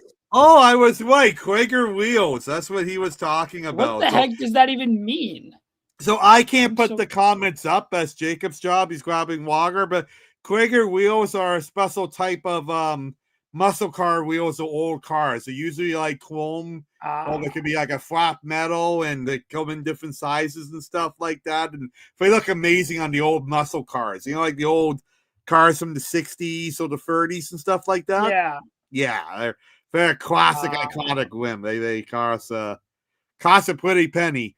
You know, that's something we want to do here on the decks, too. If you want to talk about more things than just sports, we want to expand as we grow and get more time to do this, like possibly talking automotive or music or video games. So any type of comments you want, let us know, right? Because, you know, we want to grow it. So, yeah, I'm a big car guy myself. I used to sell cars, right? So, that sucks that you guys don't get those hockey sticks from like Tim Horton or McDonald's. Those are at McDonald's, not Tim Hortons. Yeah, we're at McDonald's at the moment. Hockey cards at Tim Hortons. Yeah, that sucks. Like the cards are pretty cool at Tim Hortons too. They are. I'm surprised Australia has literally nothing. Yeah, that's a shocker. Like Australia had like preseason games over there. Not like it's probably been like nearly 10 years now since they had those in Australia. True. Yeah. But yeah. Oh my gosh, it's 2:00 in the morning. Jeez Louise. That's okay. Hey, we're still going strong. Overtime, the comments come in. Strong. Dan, strong is a tough word to say because we had one guy commenting for like an hour, and we were still on. So I feel like because there was so much nobody happening at a time with John Carlson trade, right? So, at the time the comments are coming in, we'll stay on as long as we can. We really appreciate all the comments and the likes and the shares and all that. Because that's Bluey channel. It's a Bluey Airbnb sounds terrifying, Lane. That sounds horrendously scary. That sounds very scary. I don't know why anybody would want to be at a Bluey Airbnb. That sounds horrendous. That sounds scary. Oh, in Australia, the puppies. Yeah, the Bluey. How did we get 12 comments while I was gone? Yeah, dude, we're drawn. I can't put them up, but you can put them up. You have missed a lot. Try and lead them. David, you have missed a lot. Yeah, you should be better. Do better, David. Do better. See the hockey sticks at McDonald's. Yeah, those are cool. Yeah, Tim says the hockey cards. Jacob, we answered this question. You're late. No, that's okay. Jacob can put them up on the screen anyway. Morning, David. How's it going? He was late to the comment, Dan. Yeah. I say he was late to the comment, and I'm no NFL, no NBA. Wow, that sucks. Surprising about both. Wow. Yeah, that's crazy. And I missed in each. Oh my gosh, David. Oh, it's crazy. So many trades. These are some of the big ones that we have up on our screen at the moment. It's nuts. That's why we're still on the air. And there could still be more cooking. Oh, yeah, for sure. I don't think there'll be another trade until like in the morning. I don't think there's another big trade coming tonight. Yeah, but did you think John Carlson was being traded tonight? No, but that's different than it being late at night. It's just because I didn't expect John Carlson to get traded. Jacob, the reason I'm saying is if you could share my screen here to answer Adam's question, these are what Quaker wheels look like. Because when Ontario Secret said, hello, Quakers, I said, oh, Quaker wheels. And I got dead on. So trying to explain Adam what a Quaker wheel looks like. Does that make sense, Adam? Yes, it does. Yeah. Your explanation made sense. Okay, perfect. That's why I make sure. By the way, boys, I want to read you the top 5 ChatGPT expected blockbuster trades. Oh, this would be fun. I already don't like this. Some of these are not terrible. Like Number 1, Sergei Bobrovsky. It's reported that they are shifting towards selling with Bobrovsky. They think he's going to go to Carolina. Wow. For what? That's happening. I don't know. For what? Nazem Kadri. It doesn't say for what. Oh, okay. Nazem Kadri, apparently it's saying that ChatGPT says he's going to Colorado, but I don't think he is. Well, because they got Nicholas Waugh earlier today, right? Because they got Waugh instead. That feels like a lifetime ago now, but anyway. Oh gosh, I know. That's because that happened in the middle of the day. Yeah, literally. Jeez. They're saying Vincent Trocheck, they believe, is going to the Islanders. Wow. Oh, I can see that. Evgeny Malkin, they believe, is going to be traded. The AI. What? To where?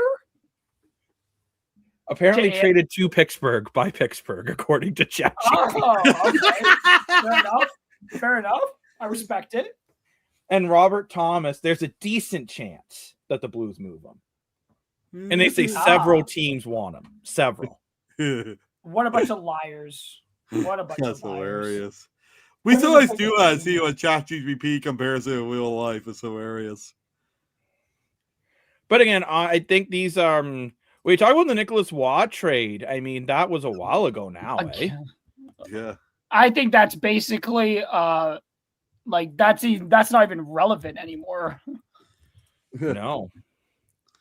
I don't think that's even a relevant can go trade play anymore. in the A. Oh boy.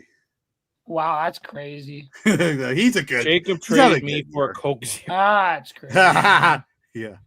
I'm gonna trade my gym wrapper for future considerations. But I will say though, I mean, at least for the guys at TSM, when they come on at 8 a.m, they're gonna have a lot to talk about. But we still have a lot of these key names that have not been taken off. You still got like Falk, Stamkos, Rustolinin, Kadri, Trocheck, Thomas, Coleman, Parenko if he doesn't keep blocking trades, which he has every right to do. Morgan Riley, depending if he waives his no move. OEL, similar situation. McMahon, Shen, and then on the second half of the list, so Stanley's gone and Luke Shen are both gone. AJ Greer might be a nice pickup. Never mind. Yeah, never mind, Jacob. Ignore me. What's up, Adam? Never mind. Said, never mind. Okay. Oh my gosh, Dan got mad. But because the thing is, I was curious. Nobody had John Carlson on any trade watch. Never. What's the bet that Brad will do? Honestly, Tree Living, I don't know. He's traded which I guess was cute. That's all right. We got a first round pick. That's pretty impressive. Actually, I like the move. I just hope I just hope that's not the only move. And it's good. It's a classic. I'd love to trade because it's a classic hockey trade. It works well for Colorado. Now Colorado's got a 1-2-3 center. Last time I had 1-2-3 center, they won the Stanley Cup, right? So we got 1-2-3. The only thing is you can't really compare Nicholas Watt and Nazem Kadri. I know, but I'm just saying they got a good center. And Toronto got a first round pick for next year. And I think a fourth round pick for this year, right? And Toronto's desperate for picks. So Jacob, I just asked. Overall. Sorry, Dan. I just asked Gemini to predict who was going to go at the NHL trade deadline. You ready for this? It gave me it just gave me places, but so it's got Vincent Trocheck going to Carolina or Detroit.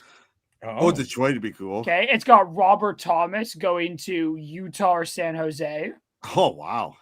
It's got Colton Parayko going to Dallas or Vegas. Sweet. Oh my God. Oh, this is amazing. They got Sergei Bobrovsky going to Wait, New Jersey, or your own Toronto Maple Leafs. That makes no sense. And then Jordan Binnington is apparently going to the Buffalo Sabres. That I could see. It's got Dougie Hamilton going to Utah. And it's got TVR, Trevor Van Riemsdyk, the brother of Jiver, James Van Riemsdyk, going to the Edmonton Oilers or the Colorado Avalanche. Interesting. Yeah. Some very interesting predictions here. Lane saying that we could see Seattle picking up another big defenseman to try to keep up with the Pacific. And Paul's saying agree, but he will. Oh yeah, about Tree Living. Yeah, it's gonna take him like a year to make another damn trade. I know, ridiculous. And just to let Paul know too, we do talk other sports as well.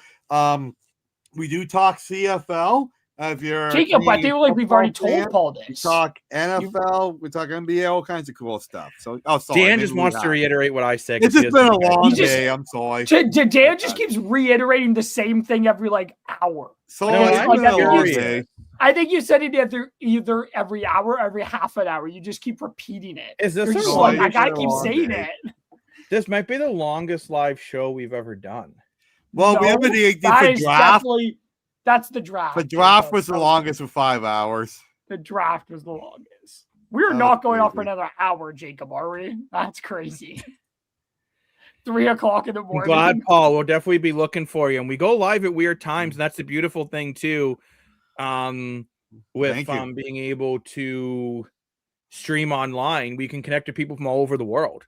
Yeah, exactly. Building a you community. Only get so many calls and texts, like 370. Yeah. That, you know what? Tree Living must have been waiting for his minutes to reset. Maybe he only gets free calling after 5 o'clock or something. Yeah, like a pay-as-you-go plan. Yeah, Jacob, don't you have work to still do? Why are we still on at 2 o'clock in the morning? Because Jacob doesn't get sleep. I love Jacob's you guys. Gonna be so tired. Oh my God, Jacob, I'm gonna have to carry tomorrow. I'm gonna have to carry at work tomorrow. I will have to carry. Jacob, I'm gonna have to carry this crew on my back. It's been a great show. We gotta keep carry. Jacob, you gotta clip this. I'm carrying everybody on my back tomorrow. I'm taking over tomorrow. I don't think you can. I don't think you can carry either Dan or I. We're both I am quite not. large. Yeah, I am not gonna set up everything by myself. That ain't happening because I am too lazy to do that. Not lazy. I'll be too tired. No matter how much sleep I get, I'm just gonna be tired tomorrow. Peace and love. Peace and love to sleep. I don't like sleep. Me and sleep don't agree, apparently.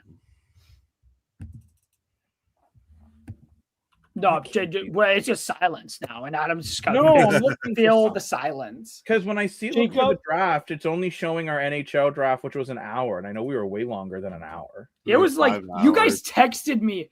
Jacob texted me, and he was like, Adam, this is getting boring. Do you want to come on? And I'm like, we need you. Me and Dan have been on for like 3 hours, and I'm like, I went on for 2 hours. With them, and that was so boring. NHL entry draft. That took way too long. I wonder how long we should do. We should do closer to it. We should do an over/under bet on how long the NHL draft's going to be. Yeah, we'll do another draft show again. By the way, yeah, for sure, 100%. Yeah, we'll probably do another. Oh, with Jacob. No, never mind. I was gonna say we should do an NBA draft, but I'm like that would be just as boring. The NBA. Draft here we go. I'd like to see DeBrusk go to Ottawa. That would be I like that crazy trade. We do got DeBrusk on our trade board, so it'd be someone that we actually. I don't think. Doom's gonna get. I don't know. I don't think the money's gonna work there, but that's just. I don't think the money might not work, but I guess that depends on how much Vancouver is willing to eat. Yeah, but DeBrusk has like 6 years left on his contract or something. Oh my god, he has a while. He signed for like 7 years. He signed for a while. Though. Yeah, but he's been 2 years in Vancouver now. Oh, so it's probably 5 then. That's what I'm thinking. I could be wrong, but that's what I'm thinking. It's a law. He's still got a while left on his contract. Mm-hmm. So Vancouver's not going to eat because they would have to eat for like all of the rest of his contract. No. Yeah, they've ever retained some salary, but we're also not allowed to double retain. The trades that Ottawa have been making today have really puzzled me because they bought Warren Fogle, but then they sold David Perron to Detroit. So I don't know what Ottawa is doing, buying or selling. Right? Nothing. So, Ottawa is not doing anything. Ottawa is just being Ottawa, which is I don't think Ottawa's done yet. So Dan, in my personal opinion, this is what I feel. Ottawa didn't like the taste of what they got last year in the playoffs. So they're like, okay, guys, we got to go back to being mid. Yeah. No playoffs anymore. I didn't like it. They didn't like it. They wanted to go back to being mid. Like, I shouldn't say that while Toronto is also mid, but it is true. Ottawa's going to return to being mid. Yeah, no, I can see it. That's just my opinion. Okay, Lane's giving us an interesting GT Milius gone. I don't. This is This is like people. I'm so confused. So am I. I think I don't know. There's a lot of names, Lane. I don't know if you're looking at Vancouver. Actually, probably Vancouver. All these guys were on Vancouver at one point. Yeah, literally. A bunch of more names about people who he thinks is going to be gone from Vancouver. Oh my gosh, there's so much going on. I'm so. Let's talk about what people have left in Vancouver in the past recent years, right? Here's an interesting question from Paul.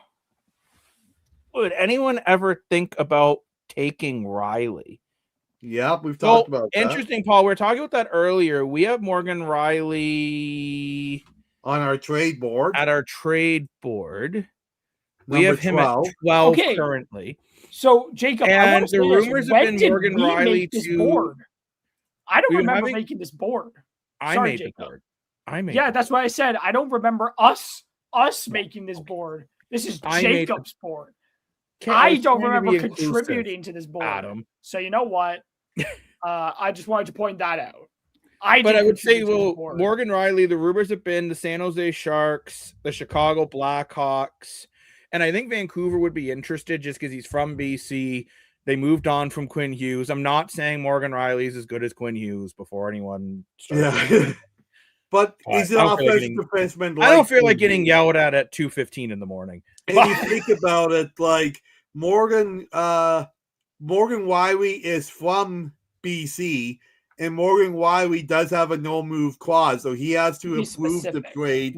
Like Raplenko did not approve the trade to Buffalo, which that's what we saw the Hughes trade of Buffalo Winnipeg for Luke Sen and Logan Stanley. So, yeah, all kinds of crazy stuff going on. I could see Morgan Rielly going to Vancouver. I think he would like a goal there. I think it'd be pretty cool. Elias Pettersson isn't gone, by the way, Lane. He's just saying. Oh, wait, no, he didn't say gone. Wait, no, he didn't say gone. It just says Elias Pettersson on it. I thought he was saying Elias Pettersson's gone, and I'm like, Elias Pettersson's gone. Wow. And yeah, Paul, you know what? Morgan Rielly, I think, is one of those guys I think maybe just needs a different scene. I know he's had a bad year this year in Toronto, and I'm not going to deny that. But I think Morgan Rielly, I don't know if he'll get moved now, but I think in the offseason, I think Morgan Rielly will be wearing a different jersey.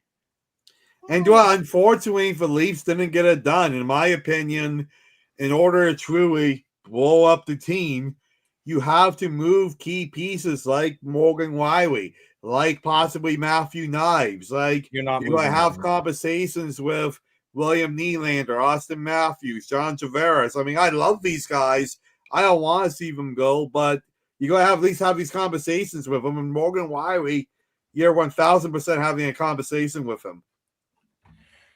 I just think Morgan Rielly might be more of an off-season move than a by 3 p.m. today move. I would say that John Carlson would be the same boat, but yeah, here we are. We saw John Carlson get traded to Anaheim of all places, so who knows? I just talked about an hour ago or so. Yeah, it's definitely the craziest trade by far. I think as wide up there of the Nico Antonin trade of last year. I mean, it's just I haven't seen anything bonkers. New. I think the newest one is that the only thing we've been wondering about is since the Poinko declined to trade to Buffalo, and since Buffalo got Luke Sen, we're wondering if Buffalo's now on the phone to St. Louis to get Braden Sen, because last year Braden Sen almost went to Toronto with Luke Sen, right? They would Sen brothers want to play together. So we're just seeing Jacob. That will actually happen. I don't know. So Elliot Friedman tweeted out 53 minutes ago the more conditions on the John Carlson trade. Okay. The condition on the first round pick shall be Anaheim's 2026 first round pick. If Anaheim fails to qualify for the 26 playoffs, then Anaheim will retain the first round pick and it will transfer to 2027. So if Anaheim makes playoffs this year, Washington gets a first round pick this year. If Anaheim fails and it's going to be a top 16 draft pick or whatever, then it will go to the 2027 year. So there's a little more details. Also, Friedman tweeted out, this was 8 hours ago, but it's just to what we were talking about. Apparently they are taking calls on Matthew Knies in Toronto. Wow. Trade deadline thoughts. Could the Leafs be persuaded to move Matthew Knies? And this is, he tweeted out stuff we're hearing. So crazy. Very, very interesting here. Elliot Friedman's one of those guys. He seems to have a really good pulse on what's going on in he really does. He's one of the best in the league, right? But I'll be curious. I honestly don't think we're going to see any more trades tonight. Well, I'm just thinking of West Coast time. Like you think about when the John Carlson trade came in 1 a.m. our time, that's technically 10 p.m. Anaheim time, which is not too crazy. But now we're rolling closer to 3 a.m. our time. That is midnight West Coast time, so midnight Vancouver, Anaheim. We did see Vancouver move Garwin to Columbus earlier tonight too, which was kind of a shocking trade. As not as big as John Carlson, obviously, but kind of shocking that Columbus is buying in the situation if they are. But they are only 3 points out, as Adam pointed out, and they've won a bunch of games lately since they got the Mossman trade about 6 weeks ago. You know, so not the Marchman trade, Dan. It was when Rick Bowness came in. Oh, my bad. Sorry, Rick Bowness. Yeah. So, you know, some crazy things have been happening, but now that it's getting closer to midnight on the West Coast, I'm sure the GMs will want a few hours sleep. We probably see them. I would predict more accident around 8 a.m. be my prediction. We'll probably see it kind of slow down in the next 5 hours or so. Could people get some sweep and then go back between 8 and 9? That's 10. That's my prediction, but we'll see what happens.